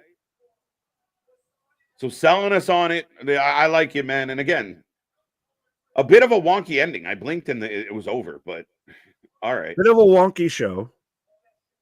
I enjoyed most of it, though. But so what did I miss here at the end of Collision? Just they're still in the ring. Like, fucking go home. Well, no, we still got an hour, motherfucker. They were showing off some big Nick energy to end that match. Some big neck energy. Man, it hurts my soul to see Jay White degraded like this. Oh, Christopher, I'm kind of with you, buddy. I expected so much more for the big deal signing that was Jay White. Yeah, so so now we've got Santana responding. So we've got House of Glory champion talking shit to Wrestling Revolver World Champion right now. Yep. This is your independent WWE versus WCW type shit. Absolutely. HOG. Why does Collision right now look like I'm watching a fucking anime live action with fucking Willow the Pillow with a unicorn shirt and a skirt, and then all of this right now as Bivens keeps trying to Bivens has a crush on Statlander. Can we just all admit this? Because he keeps trying to touch the man. In any other workplace, this would be called inappropriate behavior, but in WWE in wrestling, it's perfectly capable, I guess. I don't know what's happening with this whole storyline. It's been going on for quite a while, and I just don't get it. I don't really get it. All this is making me do is want more for Willow and Statlander. I thought Statlander was going to get more. I thought maybe she'd take on, she might not win, but at least challenge for the world title. But again, something. See, Julia got heart. Julia she's got heart. She does got heart. That kid's got heart. Don't boo her at shows, folks. Don't boo her. She got hot. She's trying. And people like the Twitter sphere really started blowing her up because, again, she's, an attractive woman doing her thing. And the minute that seems to happen, it was like, it didn't matter what we were trying to do with with Statlander, it was just like, yoink, give us the belt, and we just changed directions. Right. Nick the Neck is an oxymoron. He got that Benzino. Fuck you. Penta pulled a Rick Rude. Yeah, Penta giving Mike Santana. We are in commercial on Collision, and Penta's just giving love to Mr. Santana. Yeah, but so we might already be in and out Skippy-Doo. 3 hours already run through House of Glory here. Yeah, the night has actually gone fast. I will give it that. It's what happens when you start at 6 o'clock. Yeah, right? Jay White keeps looking at the AEW tag belts. Maybe. I mean, maybe they're just waiting for Juice to come back, but this 6-man faction isn't doing it for me. No, I'm sorry. And in matches, you're not a fan of the Bang Bang Scissor Gang? Not really. You don't want to scissor me timbers? Right? Hockey, LOL, KJ. Baseball, LOL. That's so, no, that just says so funny to me because that's like, ha, Canadian. Like, thank you. It's such a just direct insult of like, ha, Canadian. What did I miss there? Was there more? I don't know. But that man's just implied of just wanted to go at you of like, huh, you're Canadian. You like hockey. She related to Bret the Hitman Hart, right? Who? Julia. No. My bad, Big Neck. Meant to write. John, no worries at all, man. We know you meant Nick. The Big Nick bro turtleneck shirt. I'm Christian Cage out here. Yeah, the big neck. We're gonna get I got a big fucking neck. We're gonna get a turtleneck. Little head, but a big fucking neck. Now you know how I feel when I watch Toonami on Saturday nights. No, I don't. I actually don't, Christian. Well, Toonami is like us thing growing up. Like, well, no, it aired on Cartoon Network like late 90s, early 2000s. So you're watching replays, my guy. Like Toonami, I don't think is currently a big thing. I don't know. 2-2 Leafs game. Nice. Once the hog ends, I'll be able to put the Leafs. Wait till I guess just say I'm an anime nerd, but yeah. Well, maybe a little. But here comes Wardlow. Yo, big birthday Nick. What? I'm predicting 2 title changes at Revolution. Interesting. What titles could change hands? Samoa Joe, I think, could drop the belt. But though I think he does. Does Tony Storm drop to Deonna Purrazzo? Oh, that's the most interesting question. So House of Glory has called it a night, even though their fucking audio mics haven't decided to cut off because I had to mute them because they're still just bumping hip hop now. But yeah. Mind you, we went a good 10 minutes without audio, so it's all about balance. Yeah, balance. Bring balance to the force. But that's I think the most interesting question is Deonna go over Tony? Because that's the most dead even split. Literally, they've done it on the entrance ramp in the ring. They've literally split these two women in half, and perfectly. So yeah, no one knows which side wins out. They split the they split the colors and the odds. Here we go. Right. Daniel Garcia, does he beat All Stars in the match? Yeah, he's here we go. Shoot, baby, shoot, bad-oo, shoot, bad-oo, bad-oo, bad-oo. Good, man. They need to use this guy. What is 95% of AEW's fucking roster? They need to use said so-and-so. Right. KJ White and Nick the Neck for life. I like it. Big Nick would be a good goalie. Would you be a good goalie? I guess I'd be Goldberg. I'd be Mighty Ducks. If you got to fucking start me in the corners, I can't skate. Where the fuck?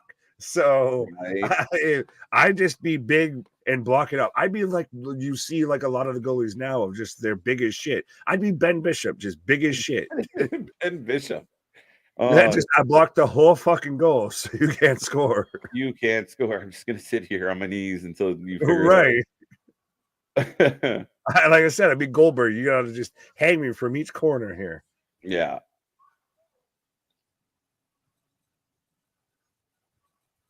They're chanting Joe.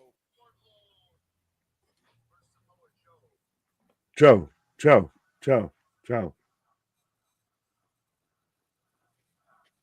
Bro, you're seeing like they cut to like side shots and you can see like not even the upper deck, like the mid deck is just Yeah. tumbleweeds are rolling through.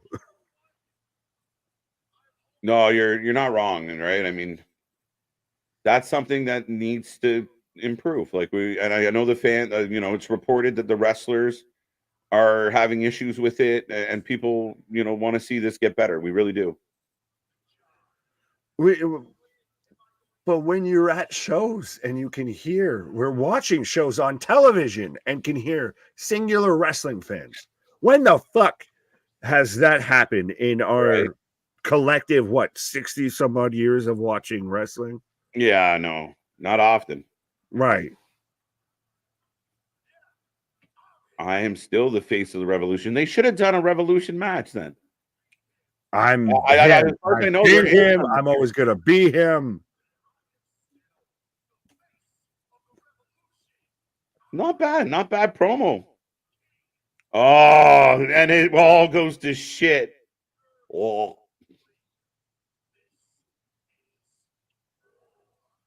Oh. You know who Wardlow would work really great with in a fucking tag team with Braun Breaker? Because welcome to the NXT roster, my guy, because they ain't using you worth a goddamn over here. Yeah, just when we thought the segment was really good, here comes Chris Jericho to fuck it up. Oh, what is the curse of Jericho of, hey, Wardlow, I saw you got really over last week. You know what that means, right? I gotta take everything off of you. The Shang Tsung of fucking pro wrestling. Your push is mine out here, is Chris Jericho. Yeah, I want it all.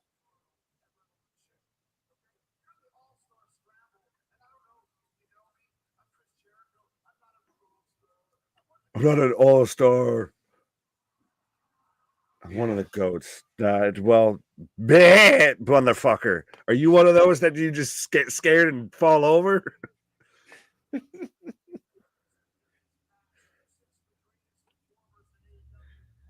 Anyone want to go to an Indian restaurant and have some goat now? We're talking about with Chris Jericho out here saying how he's the goat. Right. You just want to eat a goat just despite this motherfucker? I don't know. Wardlow is probably going to win, but I don't like he is going to jump the line. Yeah, like what's it like?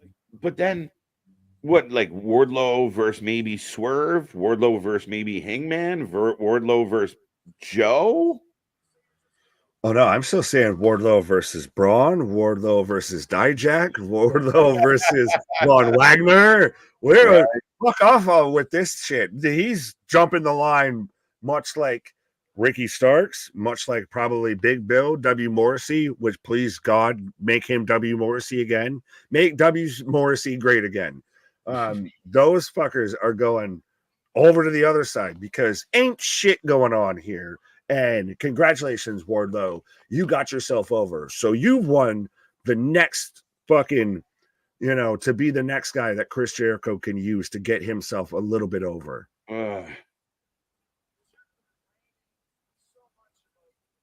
What are you talking about?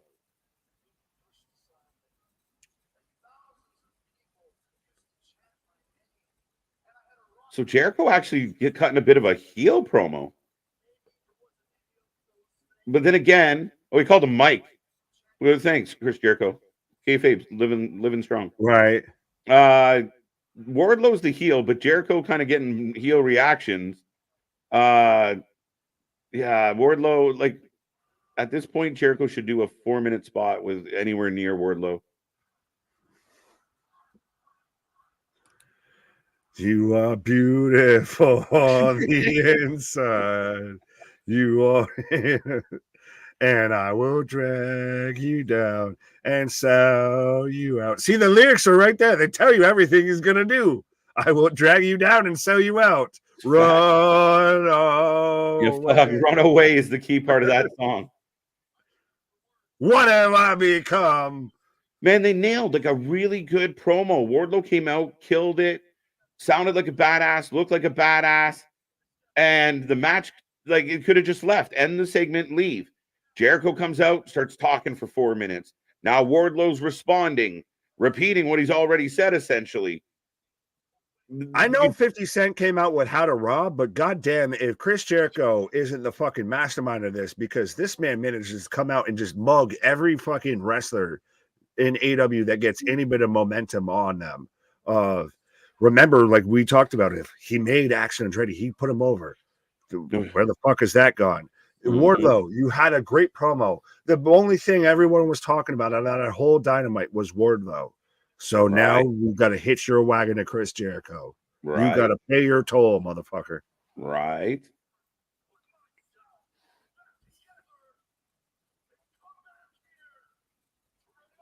The biggest. Can Wardlow talk without just being intense as fuck, though? No, I'm okay with it, though. Like I said, he's got that Braun complex of just everything. Yeah. Every sentence is just intense as fuck. Right. Marshall, welcome. Jericho is the real hustler, getting the TK bag and doing random matches on weekly TV. It's the goal of every wrestler. Listen, he's in this company for another 8 years, I think it is. Yeah, I mean, he found the golden goose, and he's been rubbing it for eggs ever since. Right. I want the whole world, presents and prices. Oh, Jericho about to get jumped. Please. By somebody. Hobbs. Hey, and he got cheers. Oh, now he gets some booze.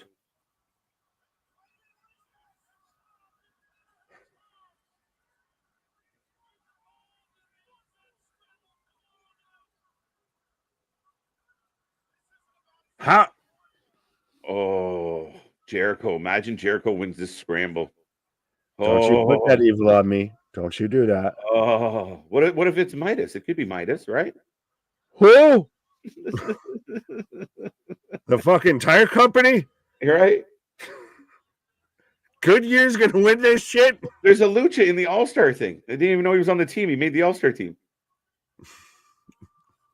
Serena Deeb in the house. It's like watching the NBA and like there's someone from the fucking Pacers or something. Like, I didn't even know they were fucking there.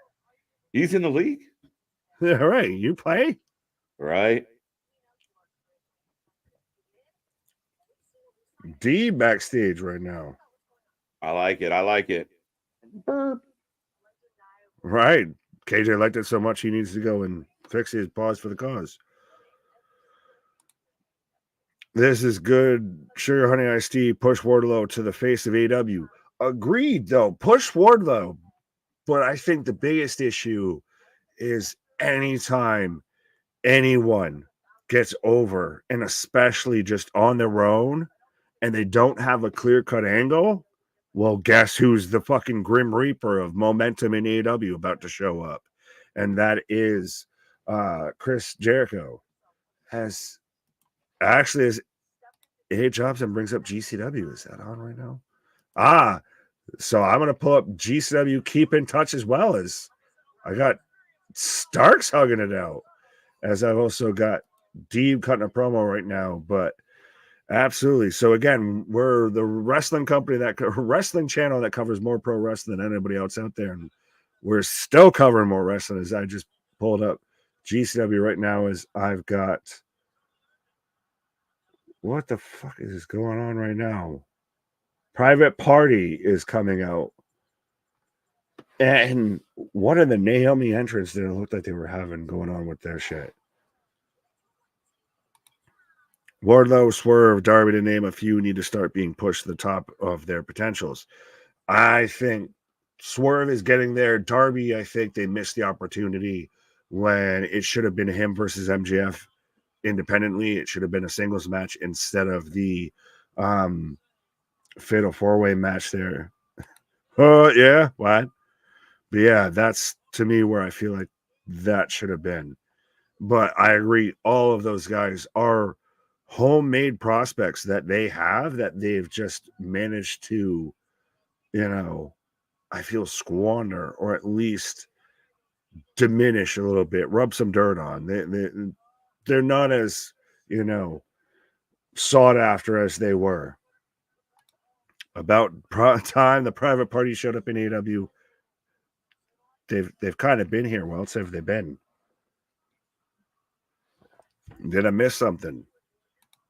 Here's an idea. The Acclaim plus Private Party equals the Private Scissor Party. That sounds like you need an OnlyFans account to watch that. Respectfully, is the Private Scissor Party. Maybe Ricky Stanicki there. John Cena can hook you up. But I've got Matt Sydal and Christopher Daniels coming out, as I've also got Los Mazizos coming out with, and I missed their partner's name, but we've got Devil Lucha here. Yeah. This man ain't of the CMLL. I think he's of the Double XL. He's a hefty lucha, I'll say that.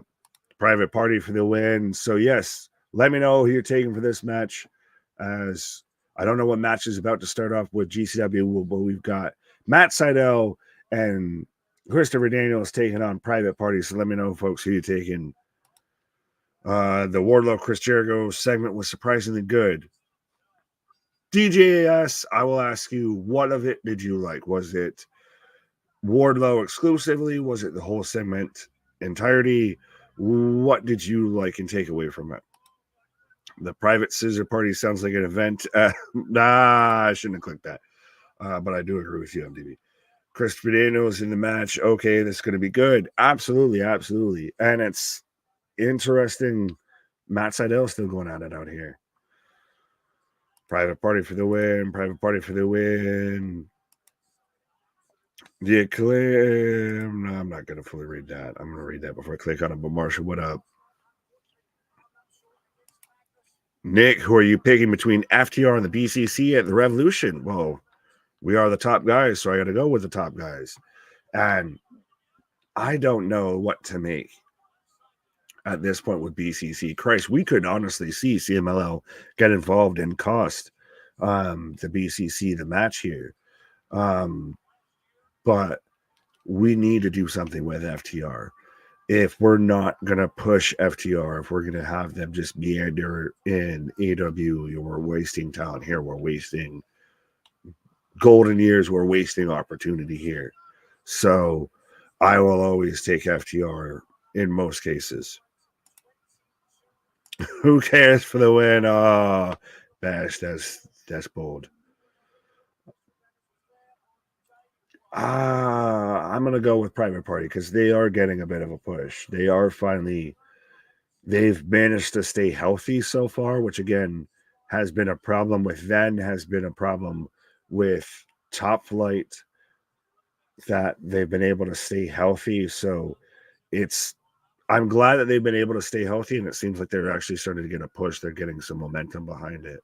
They're putting some investment behind it. And it's good to see that AEW is going to invest in young and homegrown talent like a Private Party, and go over guys like Sydal and Daniels. But you just got to do that with the rest of the card, and at a much more prominent level, I would say. Curryman reference. Yes, we got the Curryman dance. Some people out there doing the Muscle Man dance, but you can always do the Curryman dance. You can dance if you want to. But yes, anyone out there want to let me know, Nacho Libre, Devil Libre's get name out here on GCW here, but we've got Los Mazizos and Hefty Luchador taking on the Not Hardys. Literally, man is out here looking like Matt Hardy with the fucking Does mother know thou weareth her drapes? Sean, thank you very much for the happy birthday. As clothesline to the back of the head from Daniels. 1, 2 go. Matt Sydal and Christopher Daniels are the ultimate AEW jobbers. I've never seen them win nothing. Well, that's because you got to go back and watch, old school TNA, etc. But yeah, they've really been they've been the jobbers to the stars. They've been the jobbers with the names there, which, I mean, especially with a guy like Daniels, who can we all admit is in the twilight of his career. He's had a fantastic career, but I think he's in the twilight. But I think he works as a guy who's going to put people over and can really bring the best out of a lot of people here. As we've got, if Mark Briscoe and Jake Hager had a cousin right now on GCW, but I am in picture on AW as well. AW Rampage, Ripper, Richard, what up? Nick Bray, Danielson already announced a while back he will be retiring soon. Yes, we are in the waning months of Danielson's run here. So how do we feel that the last run of Bryan Danielson in ring has been him in the Eddie Kingston feud? And again, I love both men involved, but it has been in that feud and he takes on Jun Akiyama. He is having all of these matches, and we've got a whole match built up at Revolution that's based around a handshake. Is that going to be Danielson's last match? He does, the Vince Vaughn to Ron Burgundy of Eddie Kingston. God damn it, with every bit of my being, I downright despise you, but God damn it, do I respect you? I think that's kind of what I feel like we're oddly enough getting to. And is that the proper send-off for Danielson? Is that a warranted way for a guy like that to go out of? He's putting somebody else over 100%, but is it actually putting him over? Is it the best use of a guy like Danielson? Probably within the next year, I could see him retiring a bit after Sting has been gone. I think I don't know if he's given an out and outright timeline if we're talking about Danielson, but I think he's said it's within the past couple of months. This might be his last year. Daniels should be getting Sting ass treatment since AW loves indie darlings so much. No, where Daniels,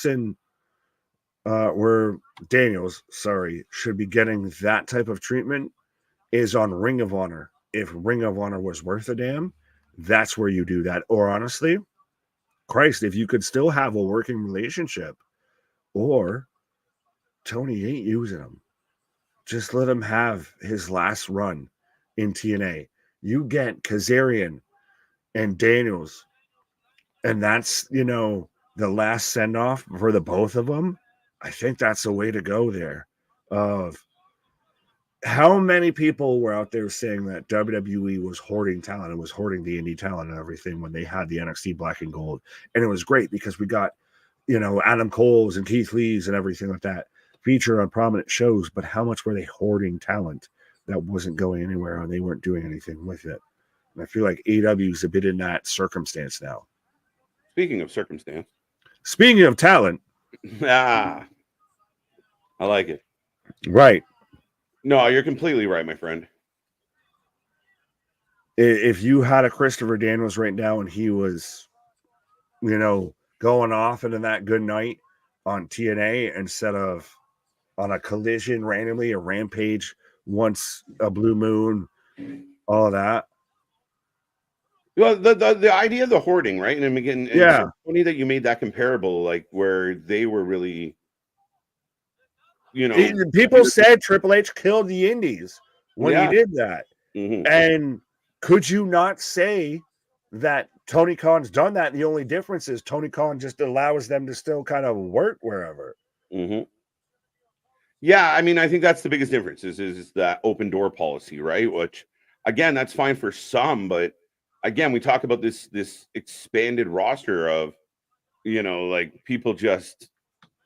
But when you're a guy like a Blake Christian, when you're a guy like a Nick Wayne, even a little bit, etc., who's gotten yourself more over on the independents, and then you go to AEW and get handed chicken shit and get told to make chicken salad out of it. Yeah. Are you not better off just saying, fuck this, and I'll just keep doing what I was doing where I was the hottest thing going? Well, that's it. And you've seen some of the crossovers, and you're like, okay, like we got Bounty Hunter, right? He comes in with a reputation, and again, he's just not utilized at that regard, right? Like he comes in and takes a loss. Well, that's the car wash. That's the weird thing is you have the car wash initially when you show up in AEW is your job squad, and then it seems like you almost have to try and get your head above water to get out of that. Otherwise, you get lost in Ring of Honor, Collision, Rampage land. Yeah, 100%. Like utilize this. If you're going to bring them in with purpose. Right. Not a bad tag match going on. I mean, considering, two teams we haven't cared a whole lot about. What happened there? Daniels didn't really sell the duck, so it looked like Quinn just missed, but the ref's distracted. Oh, yeah. Ho, ho, ho, ho. I like this from Jack. Sup, KJ Nick? Everything Jericho said about Hogan and WCW, he doing the exact same thing, but in AEW because 100%. It's the new WCW. Does it work for me, brother? Right, private party with the W. But yeah, 100%. I mean, listen. Oh, away! Where's our buddy? Keyshawn's gonna be thrilled. What? We got a double J sighting. That is so random. I'm going to say double J, no way. Doesn't work for me, brother. Well, Nick's going to go play down by the bay with some clay, maybe, baby. Yeah, I mean, shit. I don't understand why. You just got Private Party out of a faction that wasn't working. Now they're with Sanjay and Jared and company.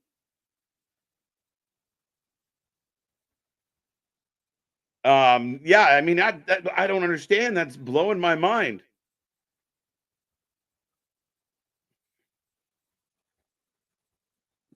I don't get this. And now we go to an Eddie Kingston promo, or vignette package here. Keith Lee used to be on almost every brand for the entire week. I don't know what happened. Now there has been some questions about his Keith Lee's health. So I don't know how much that's a factor. Apparently, Tony was planning to use Keith Lee and Miro, but neither one could wrestle. What you think the booker would have known that? I don't know. There's some mixed messages going on out there. Miro put out like an apology post, but we're getting a hype package for Brian and Eddie Kingston for tomorrow. This match could be fun. My only fear with a Brian Danielson, Eddie Kingston match is, do we feel like, I know they have a rivalry, but do we feel like we know exactly what the match is going to look like? Are they going to be able to surprise us?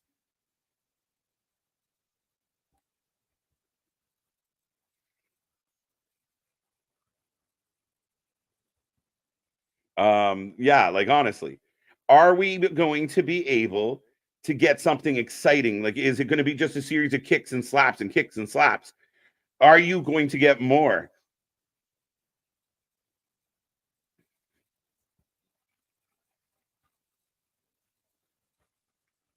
But that's that. Nick Wayne has had a pretty good so far. In my opinion, the most productive signing in 2023.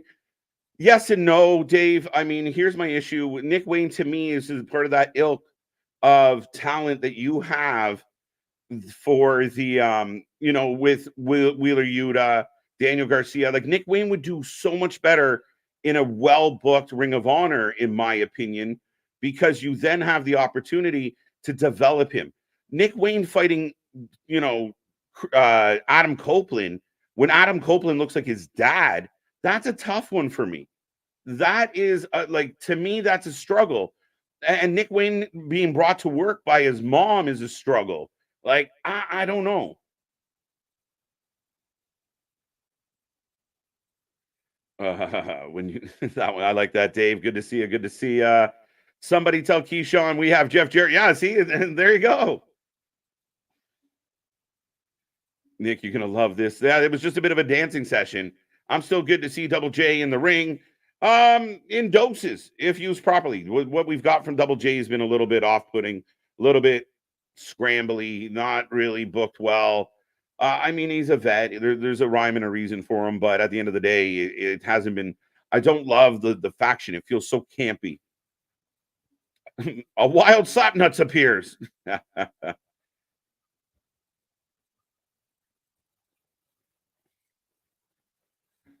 4-0 AEW. Yeah, that makes sense. As I'm getting a Dunkin' Donuts commercial. Jeff Jarrett and his Kentucky Derby horse and his guitar. Who wants to see Mike Tenay and Jim Ross calling Sting's last match? Yeah, I don't even know if it's possible, Christian. I mean, I don't think they're going to deviate from what they have. Some people out there think Excalibur is the best commentator in the world. I would argue that he's probably one of the worst, if not the worst. He drives me nuts. He doesn't really do commentary. He doesn't really tell the stories. He just yells out names and moves. He doesn't really do a good job. We need him to be. I wish he would take the mask off, and I wish he could just kind of be better at his job, to be honest. Back when I was a young slapnut, I loved watching Double J. I'm with you, buddy. I was a Double J fan. I like when he made the transition to the shorter hair and brought the Slapnuts gimmick with him. I really do think at a time there I was a Jeff Jarrett's fan. The stroke as a finisher was great. It's just, again, when you talk about the young, hip, cool company, there's a lot of old, the Jerichos, the Jarretts, the older guard that is still kind of hanging around. Now Jarrett's not as bad as Jericho because we get way too much Jericho. But for a time there, we were probably getting a little too much Jarrett as well. Look, Keyshawn pumped. Damn, I started to think Jarrett finally realized how he looks nowadays, I guess. And again, if you want to build something, especially with a younger talent, that, Jarrett's the old veteran trying to hold him down. Cassandra Golden is going to take on Thunder Rosa. Thunder Rosa is a lady that I think is being underbooked right now. I think I would love to see more Thunder Rosa. Big fan of Thunder Rosa. I don't know how many times I can say her name, but yeah, I wish we could get a little more of her. AEW should have been called Mickey Mouse Wrestling. I hate it, guys. I hate it because I want to be like, no, how dare you? It's, but if the shoe fits, if the ears fit, if the big ears fit, yeah, I struggle a little bit. I'm even watching GCW as well. Yeah, I know GCW is on right now. I know our buddy Cole Radrick is going to be on the card if he hasn't already. But yeah, we're watching Collision. We just watched House of Glory. So yeah, doing our best to cover as much as we can. Thunder Rosa for the win. I would imagine Cassandra is not going to be successful here.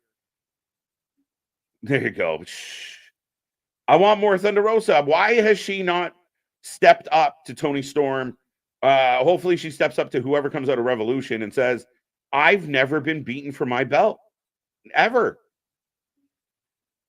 AEW stands for All Elderly Wrestling. They have all the old timers, a lot of old timers, right? Christian, I love what Christian's doing. He's doing the best work of his career, but he's up in his twilight. It's just deviated, right? You remember when we started the company, you had Jericho because you had a veteran mainstay, but it was the Young Bucks. It was Adam Page. It was Kenny. It was these younger unknowns that I know they're a little bit on the upper end of the scale now, but it was people that, were young and exciting and in their prime that we were really eager to see. And then more and more people that had kind of gone through their cycle pause with WWE moving into AEW because Tony was willing to pay them. I do love Jeff. Yeah, absolutely. I'm with you. MDB, the stroke works. Good name too.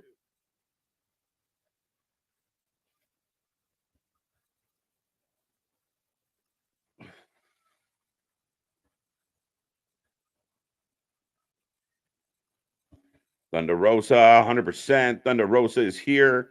But yeah, you can't go wrong with Double J's finisher. Everybody loves a good stroke. Thunder Rosa for the win. Damn, another cake match. Boys, Sometimes just enjoy the match. Don't you dare mess with the old timer Jeff. He'll crack you with a guitar. Right. Cassandra Golden is a looker. Sheesh. Oh, she's also a loser. And woohoo, the Leafs scored. There we go. That's the third job match for Collision. Good point. Okay, who's she?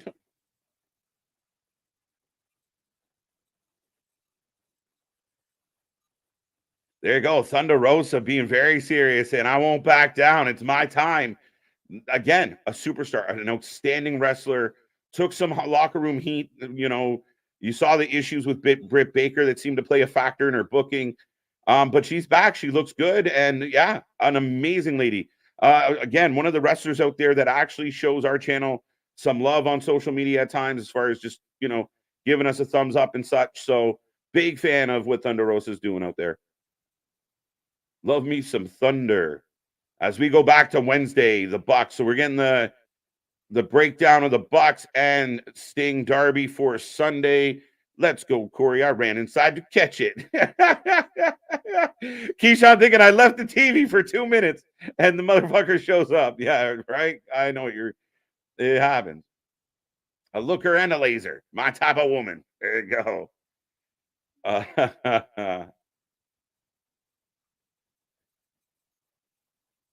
Boom, boom. Happy birthday, boys. Thanks for all the great company you've provided. Kenny, appreciate it, man. We really do. Like I said, and I mean, I know we're getting late in the evening, and maybe it's just the feel good, but it's been a trip. I started this channel on a whim. Me and a couple other people were working elsewhere, and we got locked out of that place arbitrarily, and it wasn't very nice. And we were pretty pissed off. We didn't know what to do. And basically, within 24 hours, this channel was up and running. Went through some growing pains in the beginning. We're still growing. We're still young, just turning 2 years old, up against some big hitters that have been out there for 4 or 5 years, doing this for a long time. And it took us some time to figure out where we were going to go with this. We got Big Nick to come aboard. Well, he kind of forced himself on, but we love him for it. Nick went from the chat to joining me, and we caught fire. Big shout out to CJ Brand. Big shout out to Ringsider Anthony. Big shout out to a lot of the other people that have popped in for a little bit of time and helped this channel grow. But at the end of the day, it's been an amazing 2 years. Time flies, and I can't express it enough, guys. We love doing this. We really do. And truthfully, I don't know if everyone really realizes the sacrifice, the time, the commitment, the promotion, the visuals, the efforts on the back end, not only being live, like we've been live for 3.5 hours tonight. We're going to be live for another 4 or 5 hours tomorrow. It has been a huge commitment, but you guys make it all worth it. You guys, have become family, and all the new people just joining us, we appreciate it. We really do. And we're almost at that 4K. So we would like to see 4K this weekend. We're getting so close, and we're not stopping. We're going to hit 5K quickly after that, and we're heading towards 10K as soon as possible. So thank you for being a part of the journey. Thank you for being a part of the ride. And it really is outstanding. But we've sacrificed a lot to get this done. People come and go, but at the end of the day, we're still here grinding every single day. And I appreciate you guys enjoying the content. I really do. Thunder Rosa, down boy.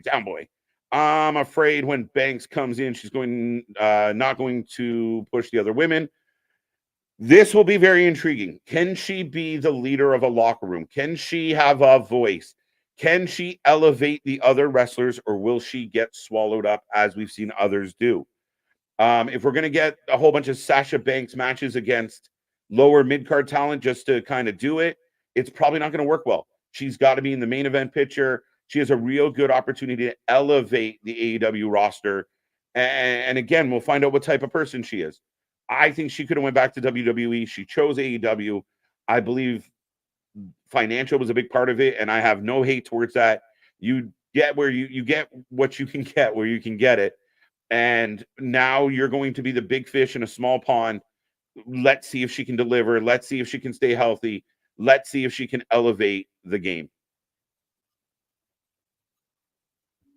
The middle-aged Bucks, I am sorry, they just don't do nothing for me. Listen, they don't. And the problem with the Bucks, the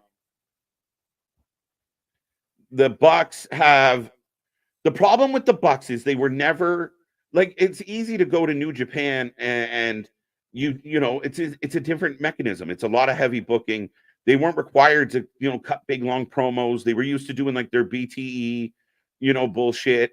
So when you transferred that to national televised programming, it didn't resonate the same way. They come off childish. They are grown men that are consistently upset about, oh, Adam won't hang out with us. This person won't hang out. I thought we were friends. Very childish gimmicks. And even in this run now, where you're trying to build them up for this big Sting match, they feel phony. They feel fake. The EVP angle is a great idea. If you want to be the asshole EVPs that flex their power, but then you go in the back and they got the headsets on and they're acting like they're running the show and they're giving out fake fines because they think that's good shit. It's not good shit. And I'm not going to take anything away from what they can do in the ring, but a lot of their shit hasn't been compelling. And unfortunately for AEW fans, I believe the Young Bucks have hurt AEW more than they've helped. I think they've taken away from opportunities like big angles and big stories with FTR, big stories with Punk. They put their egos and their personalities ahead of what's best for the company. Well, the fans are booing FTR or cheering FTR more than us. We're going to go to the trios division. That's what happened. They didn't want to do the job. Then the belts went from FTR to like fucking Swerve and Keith to someone else, like to the Acclaimed. Like they hurt business because they weren't willing to do business. They come off selfish. They come off childish. And that's just my feeling on them. They don't do anything. I'm like, this is really cool. Or I really like that promo because they feel like bad actors. That's my take. You might not agree with me, but that's my take. Jericho again stealing shine from youth. Wardlow turned his bad booking into a storyline. 100% smile mark. That promo that Wardlow cut was great. That's where we should have ended it. Jericho coming out, then getting jumped by Hobbs. Yeah, it didn't work for me. Sorry. Sawyer Wreck is a very tall drink of water. 100%. Man, seeing Flair do his classic eye poke and Sting coming down from the rafters was sweet. Alpha, I'm with you on that. I completely agree. I thought it was a really cool spot. And again, I still think there's going to be this weird thing where Ric Flair sides with the Young Bucks, and that's how part of this plays out. We'll see if I'm right or wrong. But Ric Flair coming out to the ring and then hitting the eye poke, I popped huge. It was one of my favorite moments of Dynamite. And Sting coming down from the rafters was really good. Really cool, very nostalgic, but I kind of wish I feel like Tony missed an opportunity to make more of Dynamite about Sting. That's my only take. And the coming from the rafters probably could have happened 5 minutes earlier. That's all I would have changed. Those other companies don't have the analysis of Anthony's hat, so y'all win just off that alone. MDB, I'm sure Anthony appreciates it. I know I do. I know I appreciate Anthony's hat as well, I suppose. Well, here comes, I guess, the 8-man tag is kicking off, or here comes Orange Cassidy because we got Jane. Happy 2 years, best wrestling show on the net. Rocco, appreciate it, sir. And again, a big shout out and nothing but love to the other channels doing it. Everybody's got their own method to their madness, but we have definitely come on the scene. We've surpassed some. And again, it's just grind, it's hustle. Some people have tried to do what we do. We just do it on a different level. And again, not to beat this to death, but yeah, there's a lot of nights where we've had to say to people, can't do what you want to do because I got to do this. And yeah, it's been nothing but a pleasure, man. Sting is my second favorite of all time after Brett. My mom and dad were also huge Sting marks. Yesterday would have been my dad's 53rd birthday, and tomorrow is the first anniversary of my mom's passing. David, T's and P's, nothing but love. And that's amazing that they were both Sting marks. That's cool. And again, Sting is definitely an icon, definitely a legend. and somebody that, again, it's the passing of the guard. A hero is moving on, and a hero is returning.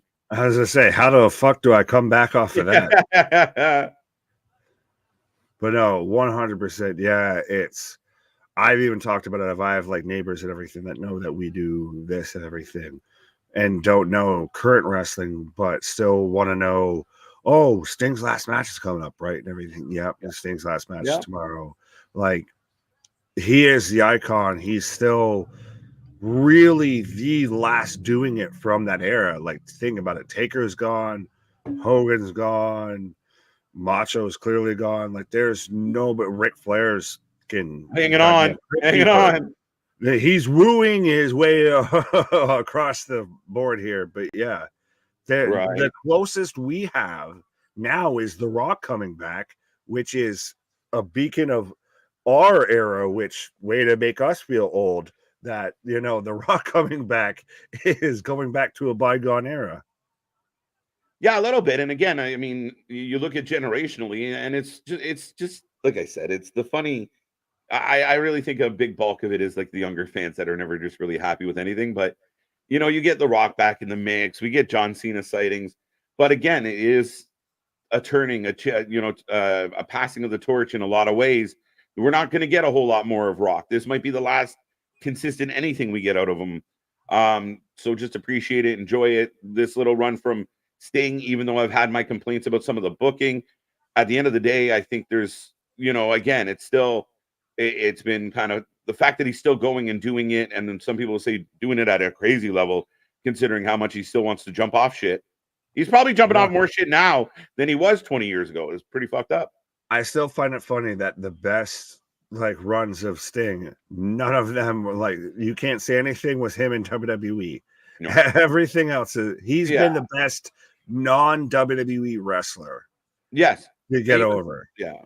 And almost indicative of it, right? Because he refused to go. And then when he finally did go, and it was unfortunate because we were so excited to see him, you know, and then he pops a vertebrae, and, you know, that was that. And it's unfortunate how that played out. But it's too bad we didn't get more, as we're getting the patriarchy with all the peeps are coming down. Christian, Nick Wayne's mom, Nick Wayne. See what you did there. I see what you did there. Sorry, Jeff Jarrett or C Money saying Jeff. Oh, God damn it, Jeff Jarrett still going strong, much to the chagrin of most of us. We had a Jeff Jarrett sighting. I'm pretty fucking amazed. I'm not. I don't want it to happen anymore. I've had enough. Well, it's so interesting with Jeff Jarrett. He has such this history throughout wrestling because of his career, because of his father, etc. But I feel like we've really reached the point of saturation of he's either an in-ring performer or he's a backstage like producer or what have you. He shouldn't be doing both still. Right. There's some wrestling going on in the Leaf game right now, if anyone's curious, but the Leafs tough guys taking on this internet sensation from the Rangers who's like fucking Giant Gonzalez on skates. Am I the only one out here that thinks Nick Wayne's mom would date Dennis Reynolds and she's starting to slowly become more of a Catwoman than anything? She's out here in the fucking Peter print. Oh yeah, just insane, right? The turtleneck lady. Nick Wayne's mom has got it going on. So remember, we said that initially as a joke, and now she's become the prominent feature of this fucking feud. If Brock was here, it'd be different. I didn't think any context on that one. But he ain't. So you taking the baby face or the heels on this one? Why the fuck is Brian Cage here? What is he doing on Revolution that warrants this? But yeah, shit. Team heel, because maybe more baby faces win. Does Roddy take the belt off OC? I don't know. I don't think so. Right. My question is, what team's Jericho on? That's probably the winning team. but he's not. He's not in this at all. Yeah, Jericho ain't here. Jericho ain't here. Yeah, I'm leaning team. I'm leaning team heel. We got Hook now, but we don't have Hook on Revolution, so that's interesting. Yeah, it's so interesting. Or is he in the scramble? Fuck me. I don't even know. I will look.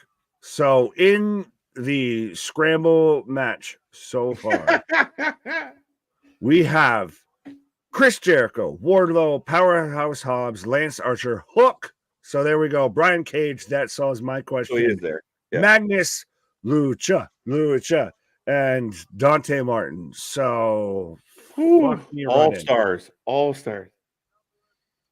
They're playing basketball. It's like the NHL All-Star game where they got to send like one player from each team. So even like the shittiest team in the league's got to send a guy. No, this is like when Bow Wow was in Like Mike and made the fucking All-Star game and shit like that. It just had no business being there, but somehow got put there. Right. Hook needs knee pads. All right. I like this one though. This is funny as shit from MDB. Mother Wayne is dressed like the Rock from last week. Yeah. I acknowledge you, my tribal stepfather. Right? Oh. My tribal baby daddy.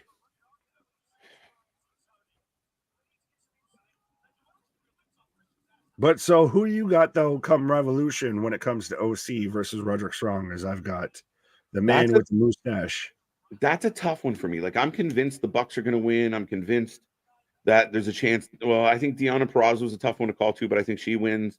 I'm Roddy and OC is a tough one because if you're trying to build up the Undisputed Kingdom as something, then it kind of makes sense that you give Roddy the W. But Orange Cassidy, like without that belt, like it's rarely been a thing. You lost me at trying to build up the Undisputed Kingdom as a thing. Yeah, that's also. I think it's going to be OC. Okay. Tony Khan's favorites. I think this is going to be a showcase of Tony Khan's favorites. Of you have. I think you're going to see Tony Khan loyalists become a thing of what gets pushed in AEW and what doesn't. Yeah, that's why I think that there's a chance that fucking Garcia is going to win on Sunday, tomorrow. That could happen. Like I said, if that happens, then it's clear that I still hope we get the Christian versus Copeland match. And that's, I think, has that TU AEW exclusive going from when Copeland debuted till present day, that has warranted a feud enough without a title or anything. That's a blood feud enough. Right. Are you making your Revolution picks after Collision? I think we could quickly do a rundown and give our predictions, and then I can clip it. There you go. So do we want to do that right now? Two birds stoned at once, Ricky. Speaking of two birds stoned at once, but so Julia Hart and Sky Blue, the Blue Hearts, taking on Statlander and Willow. Who you got? I'll go Julia Hart. This is a nothing match. Julia Hart and Sky Blue. Give me Stat and Willow the pillow. Okay. I again, you could flip a coin, and I'm always hoping for more. And I like every woman involved here, so I don't know. The 12-man tag match again, also on the pre-show. Bang Bang Scissor Gang taking on Jeff Jarrett, Satnam, Jay Lethal, Willie Mack, and Private Party. So that's why you saw the alliance tonight. Now it makes sense. Yeah. Gaim, I get it. Yeah, no, I imagine this Bang Bang Scissor Gang are going to win this. Yeah, I can't vote with Jeff Jarrett. Bang Bang Scissor Gang.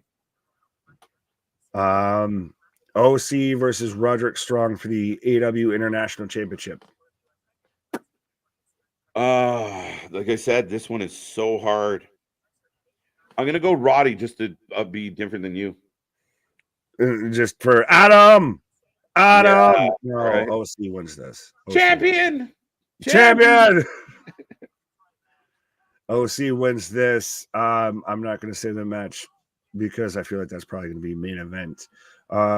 Tony Storm versus Deonna Purrazzo for the AEW Women's World Championship. I'm gonna go Deonna Purrazzo. Shit, I'll take Toni Storm. And Okay. Eddie Kingston versus Bryan Danielson for the Continental Crown. And if Danielson loses, he has to shake Eddie Kingston's hand. No one's saying whether he has to use hand sanitizer before or post the match, but he does have to shake Eddie Kingston's hand. What an interesting stipulation. I'm trying to think of I'm taking Kingston, so I know you're taking I can Kingston. start you off there. I'm leaning towards Kingston, but I will take Danielson just to oppose you. There you go. I'm taking Kingston all the way. Ospreay versus Konosuke Takeshita. Ospreay has to win this match, but it's going to be a good one. Yeah, we're getting Willie the Billy Goat here picking up the win, I feel. But that to me should be, and I feel will be, match of the night. It could be. Definitely a candidate. Christian Cage versus Daniel Garcia for the AEW TNT Championship. Daniel Garcia. Christian Cage. Whew. Because Nick Wayne's mom has got it. Because Adam Copeland is going to have it. Yeah. But I feel like that's going to halfway fall flat because I feel like Copeland will show up, but it'll be after the result. Yeah. See, I don't want that. Championship scramble, and why is it not Chris Jericho? So it's Chris Jericho, Wardlow, Hobbs, Archer, Hook, Cage, Magnus, and Dante Martin. Can I pick Magnus? No, I'm just fucking with you. Nick Aldis? Nick Aldis is in the Wardlow. It's got to be Wardlow.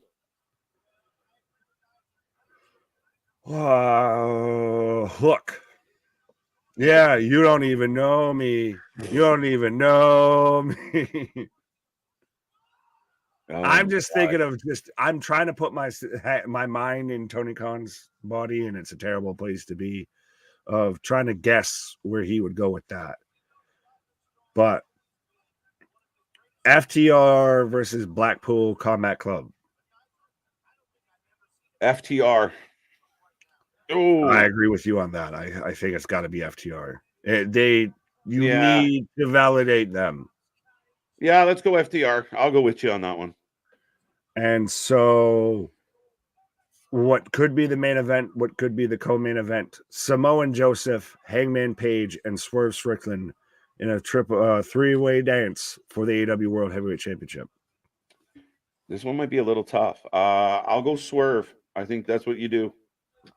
Top rope, big pressure, apply. Yeah, Swerve. When I drive, 100% Swerve wins this match. And I think that's your feel-good moment of the night. That's your big social media buzz. Your two big moments coming out of here are going to be Swerve wins and Sting retired. And Sting retires.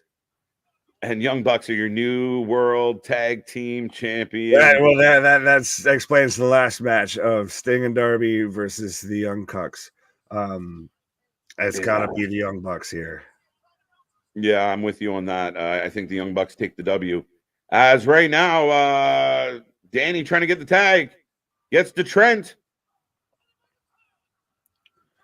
Do we get a Ric Flair turn? Do we get anything like that? Do we get any kerfuffles? Yeah, I got the weird feeling that could be a thing. So he can just throw pantomime sandbags again? Don't worry, I wasn't moving in slow motion. I was moving at high speed of Ric Flair. Yeah, I mean, again, it becomes challenging because it's a really weird thing. You pack this building in Greensboro, and the Bucks say no matter what happens, like Ric Flair gets involved, but either way, the Bucks win. You have this big moment, the crowd's kind of deflated, they leave, and then Sting kind of like brushes himself off and says, bye. And like, it's tough, man. What is AEW? I need to go now. My planet needs me. Right? I gotta go. Toodles. But if you get a Ric Flair turn in North Kakalaki, do you see trash and peripherals getting thrown at the ringside here? Is that where we're trying to go here? We're going to try and get that straight go away heat of, we might see a Matthew Jackson, get hit in the head with a drink and have to do the Scott Hall and slick his hair back to Maybe, cover right? up the bald spot that's forming, and just to act Mhm. like he's so cool. It might not be the best heat It that was you're the gonna best go of times. It was the blurst of times. right?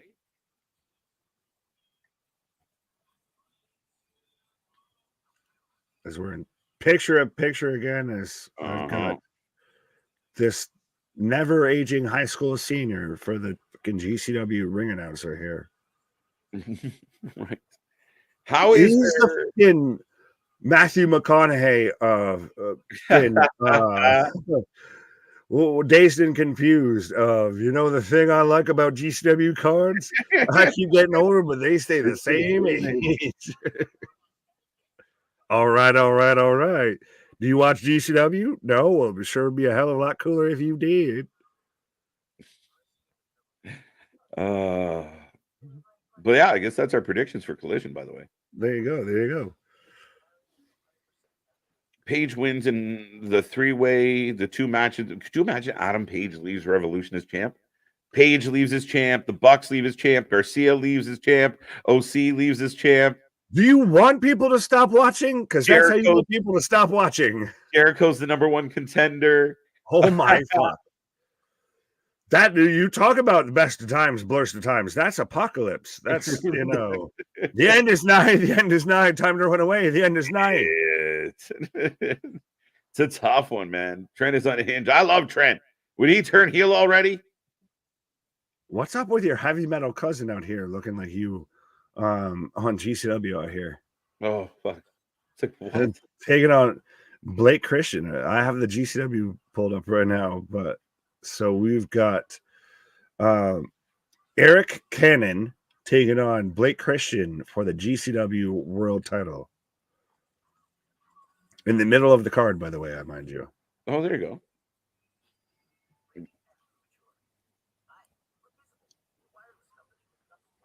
I hate to say it, but I don't care about FTR versus BCC because I've already seen it numerous times. And again, it was kind of like a last minute build of like a just threw it in there. Like, okay, you guys are mad at each other, brawl. Yeah, honestly. And was it Tony just getting in front of visa issues of like, well, I need to have something domestic because I can't always make sure I can get my imported. Facts, and it might become trickier. We'll see how that all works out. 22, Yeah. not allowed. Christ, it's looking hard, even if you want to try and export, let alone import. Oh, reverse DDT from Christian on Trent.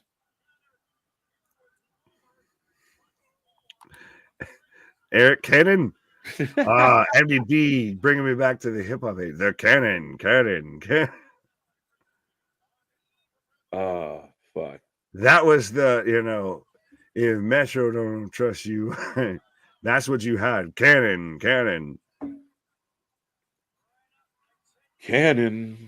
I got the cannon. That's what she said. Does Cash Wheeler have a court date coming up? I have no idea. I haven't followed his trials and tribulations. I was going to say, I'm not his attorney. I'm not on his legal team, so.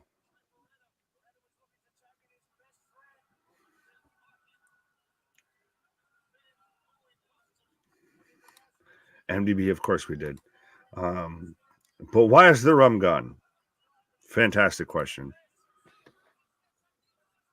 Well, why is the rum gone? I got a jar. Rest in peace, Las Vegas tonight. T's and P's. Maple Leafs in overtime, tied 3-3. Oh, we want some Matthews. Oh, we want some Matthews.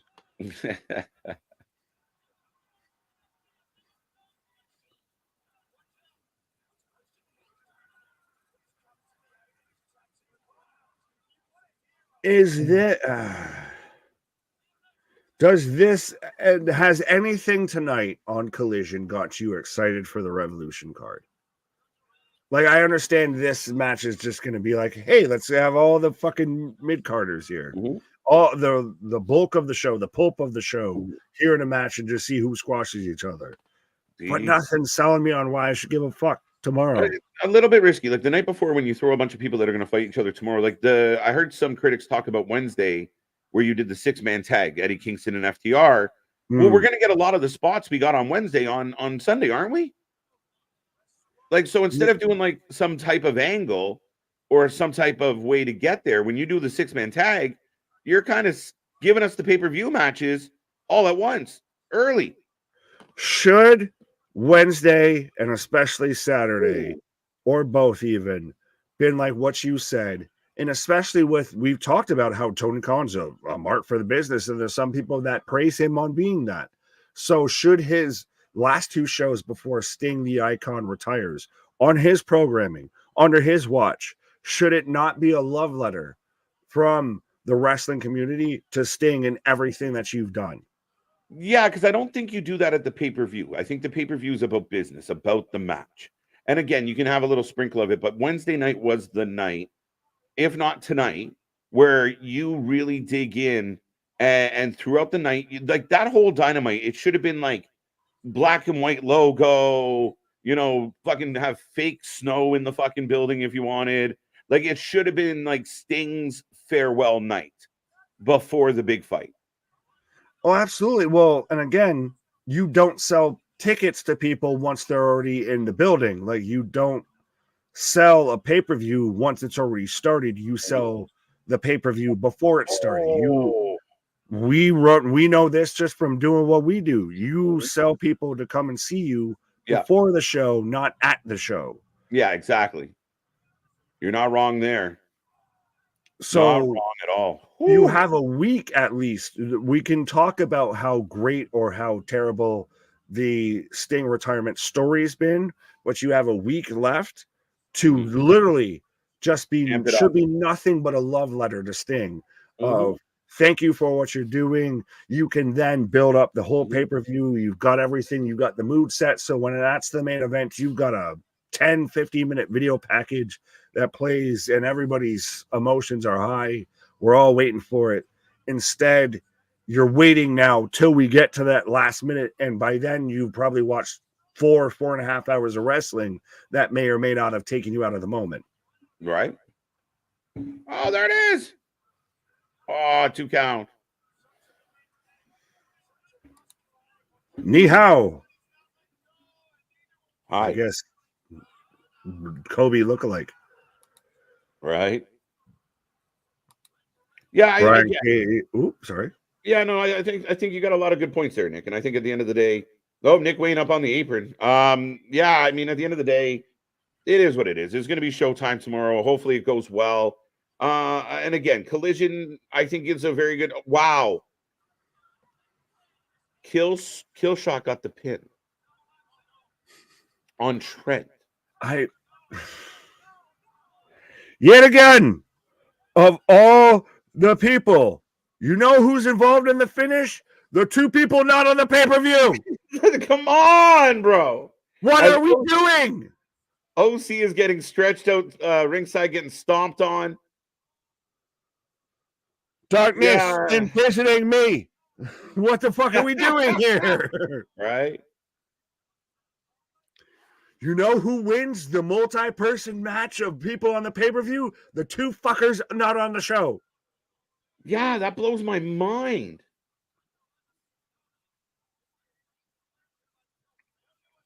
Like, would you, again, when you talk about building towards the pay-per-view, would you not utilize that this moment? Now you're doing it after the match. That's the only reason that you do that is because you have the 2 people who aren't in the pay-per-view in the ring so everybody else can have their fucking calamity. You know how you do that? You just have a fucking singles match or whatever, and then all hell is breaking loose out here. You don't even need to have a match. You can just have a fucking promo segment or something.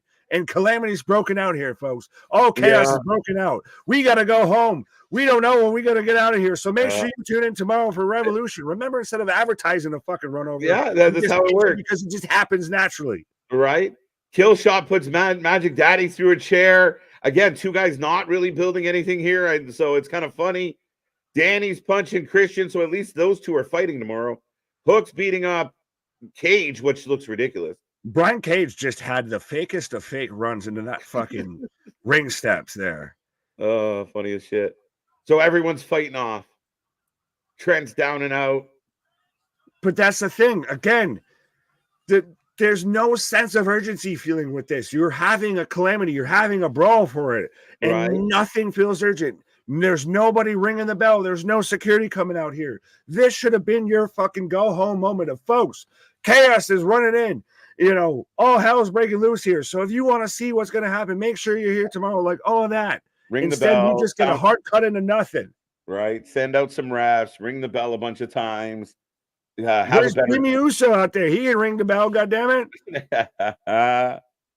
Flat ending, but it was an expected ending. But yeah, I mean, it was what it was. But should you expect a flat? I expect more. Hold wrestling, hold people fucking accountable. That's the issue, and I think that's what you and I run into is because we hold fuckers accountable, and everybody 100%. Else gives people a fucking pass. Yeah, I mean, at the end of the day, I mean, that's the way it is, you know, and again, that's the unfortunate where you start kind of getting to that place of complacency, and the fan base, like you and I, are like, oh, that was Rampage, fucking wasted our, oh, that's Collision. Like, that's the issue is you're conditioning us to be okay with your mid, you know, delivery. And tonight, I mean, Deonna Purrazzo and Tony kind of wasn't, I kind of like that. It was okay. Kind of got you thinking about it. Yeah, the multi-man matches, there was options. There was things you could have probably done better. Complacency breeds deficiency, and that's what's happening right now in AEW. Right? Getting deep. 100%. Keyshawn, 10 out of 10 because you got Jeff Jarrett, 100%. Fuck you. I added that part, but I know it's true. They always bring security out for less than this. Yeah, and again, the security doesn't have to stop the fight. They just get in the way of the fight. So it adds to the chaos. It adds to the element of, holy shit, this is not supposed to be happening. Again, we made the joke of Nick Wayne's mom's out there in, you know, the fucking Terramana special out there from Dwayne, the Terramana women's line.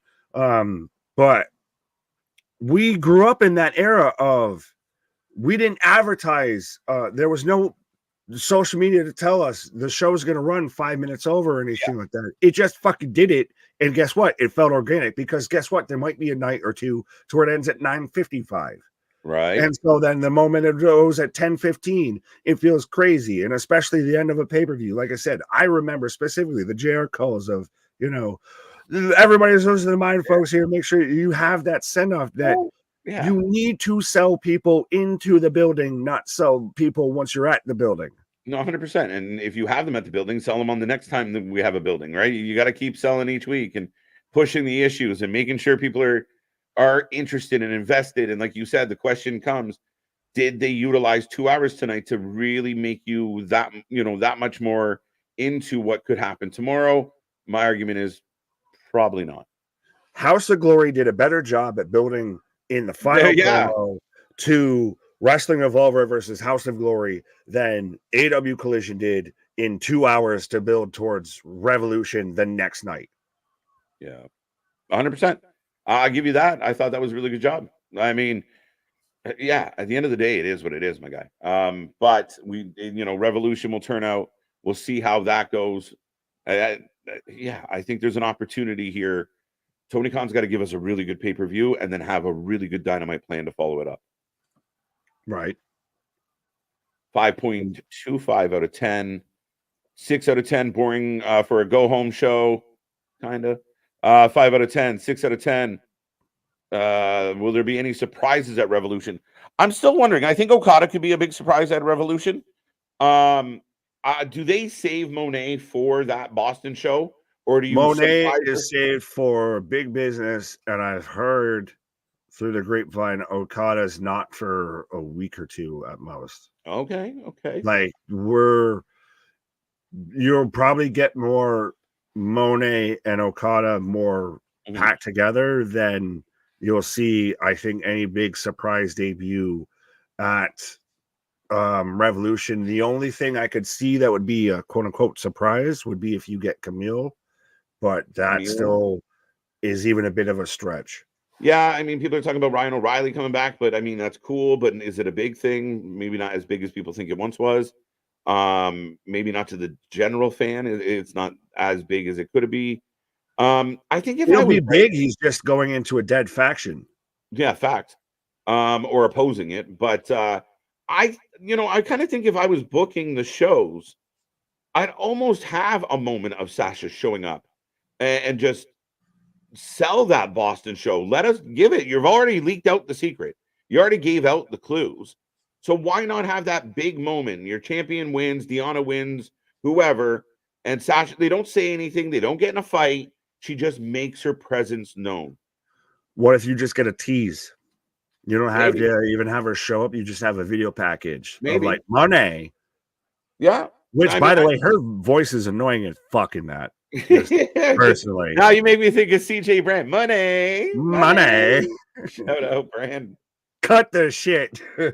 5 out of 10, 2.8 out of 10. Memo to Tony, dear dummy. The purpose of the go home show is to build the anticipation for the PLE you're presenting after the go home show. Yeah, technically. And I mean, again, like we said, and a lot of companies do this, not just them, but it's hard when you just put the people that we're going to see the next day in a match together, and then like you're giving up spots you're going to repeat tomorrow. Yeah, absolutely. And that's almost why you should have matches of people who aren't on the PLE. You could have had Lucha Kane versus Trent Beretta match, and then that fucking descends into OC comes out because Christian comes out, and then Garcia comes out, and then Hook comes out, and just the fucking locker room clears out. Oh, imagine that fucking sensible booking. Right. Yeah, no, I'm completely with you on that. And you definitely have that opportunity to again, it's about the anticipation. It's about making do people more, say less. 100%. Leave more to find. Right. Could you see Camille potentially? Camille gave a really nice teaser video where she basically said, I've made up my mind, and then the screen goes blank. So she left everyone with a cliffhanger. We know she had talks with WWE. We know she was at the Performance Center. We know that she's rumored that she's definitely possibly going to AEW. So, and TNA is also in the mix. She said she had offers from all three companies. So we will find out. And she's re-signed with NWA. Fuck. That's why the shit came out because cut out because Corgan couldn't pay the electric bill anymore. Right? AEW surprises are basically giving you Starburys when you ask for Jordans.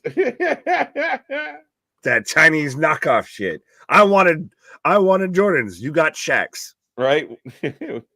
It's, I'll pump it up. We got a pay-per-view at home, son. Pay-per-view at home. It's just, Chris Jericho versus Brian Cage versus Hook, an all-star classic match.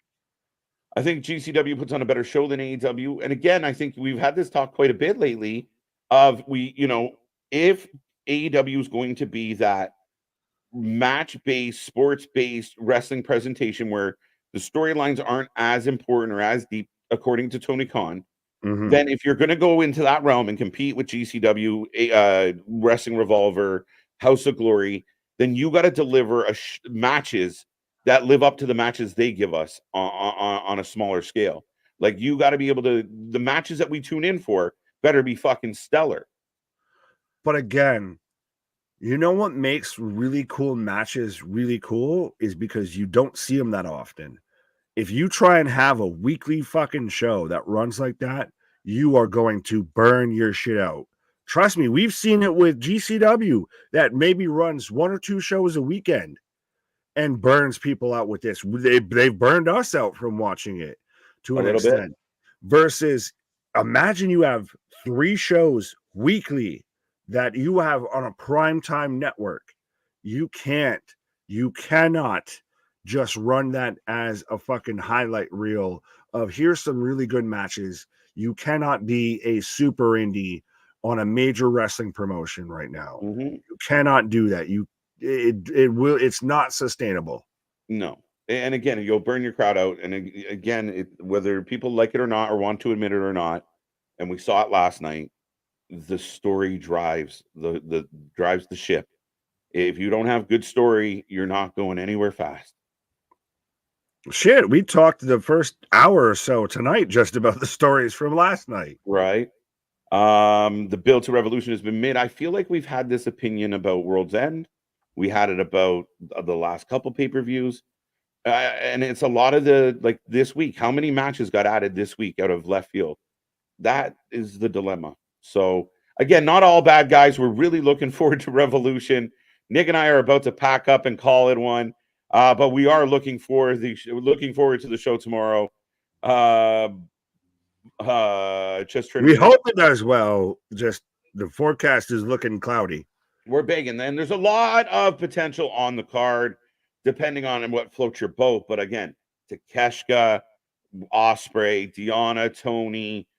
I mean, Garcia and Christian could be interesting. The triple threat for the main event should be interesting. Yeah, I mean, strap in, strap on. We're going to be here for a long time, folks. It's going to be a fun one. But that's it, my guy. Like, that's Collision was all right. I really enjoyed House of Glory. I think I give House of Glory a bit of a 7 tonight. The big stuff was big. The early stuff was clunky. Collision, I'll give it a 5 just to be nice. We'll just call it a 5. Just keep it nice and even. Yeah, a 4, maybe a 5. Right. House of Glory, you gave it what? What did you give it? 7. Okay, yeah, I can give it that, or 6.5. It's good to see it back on trailer, on Fight and everything. But yeah, interesting very much when it comes to pro wrestling, but 100% headed into a stacked Sunday night.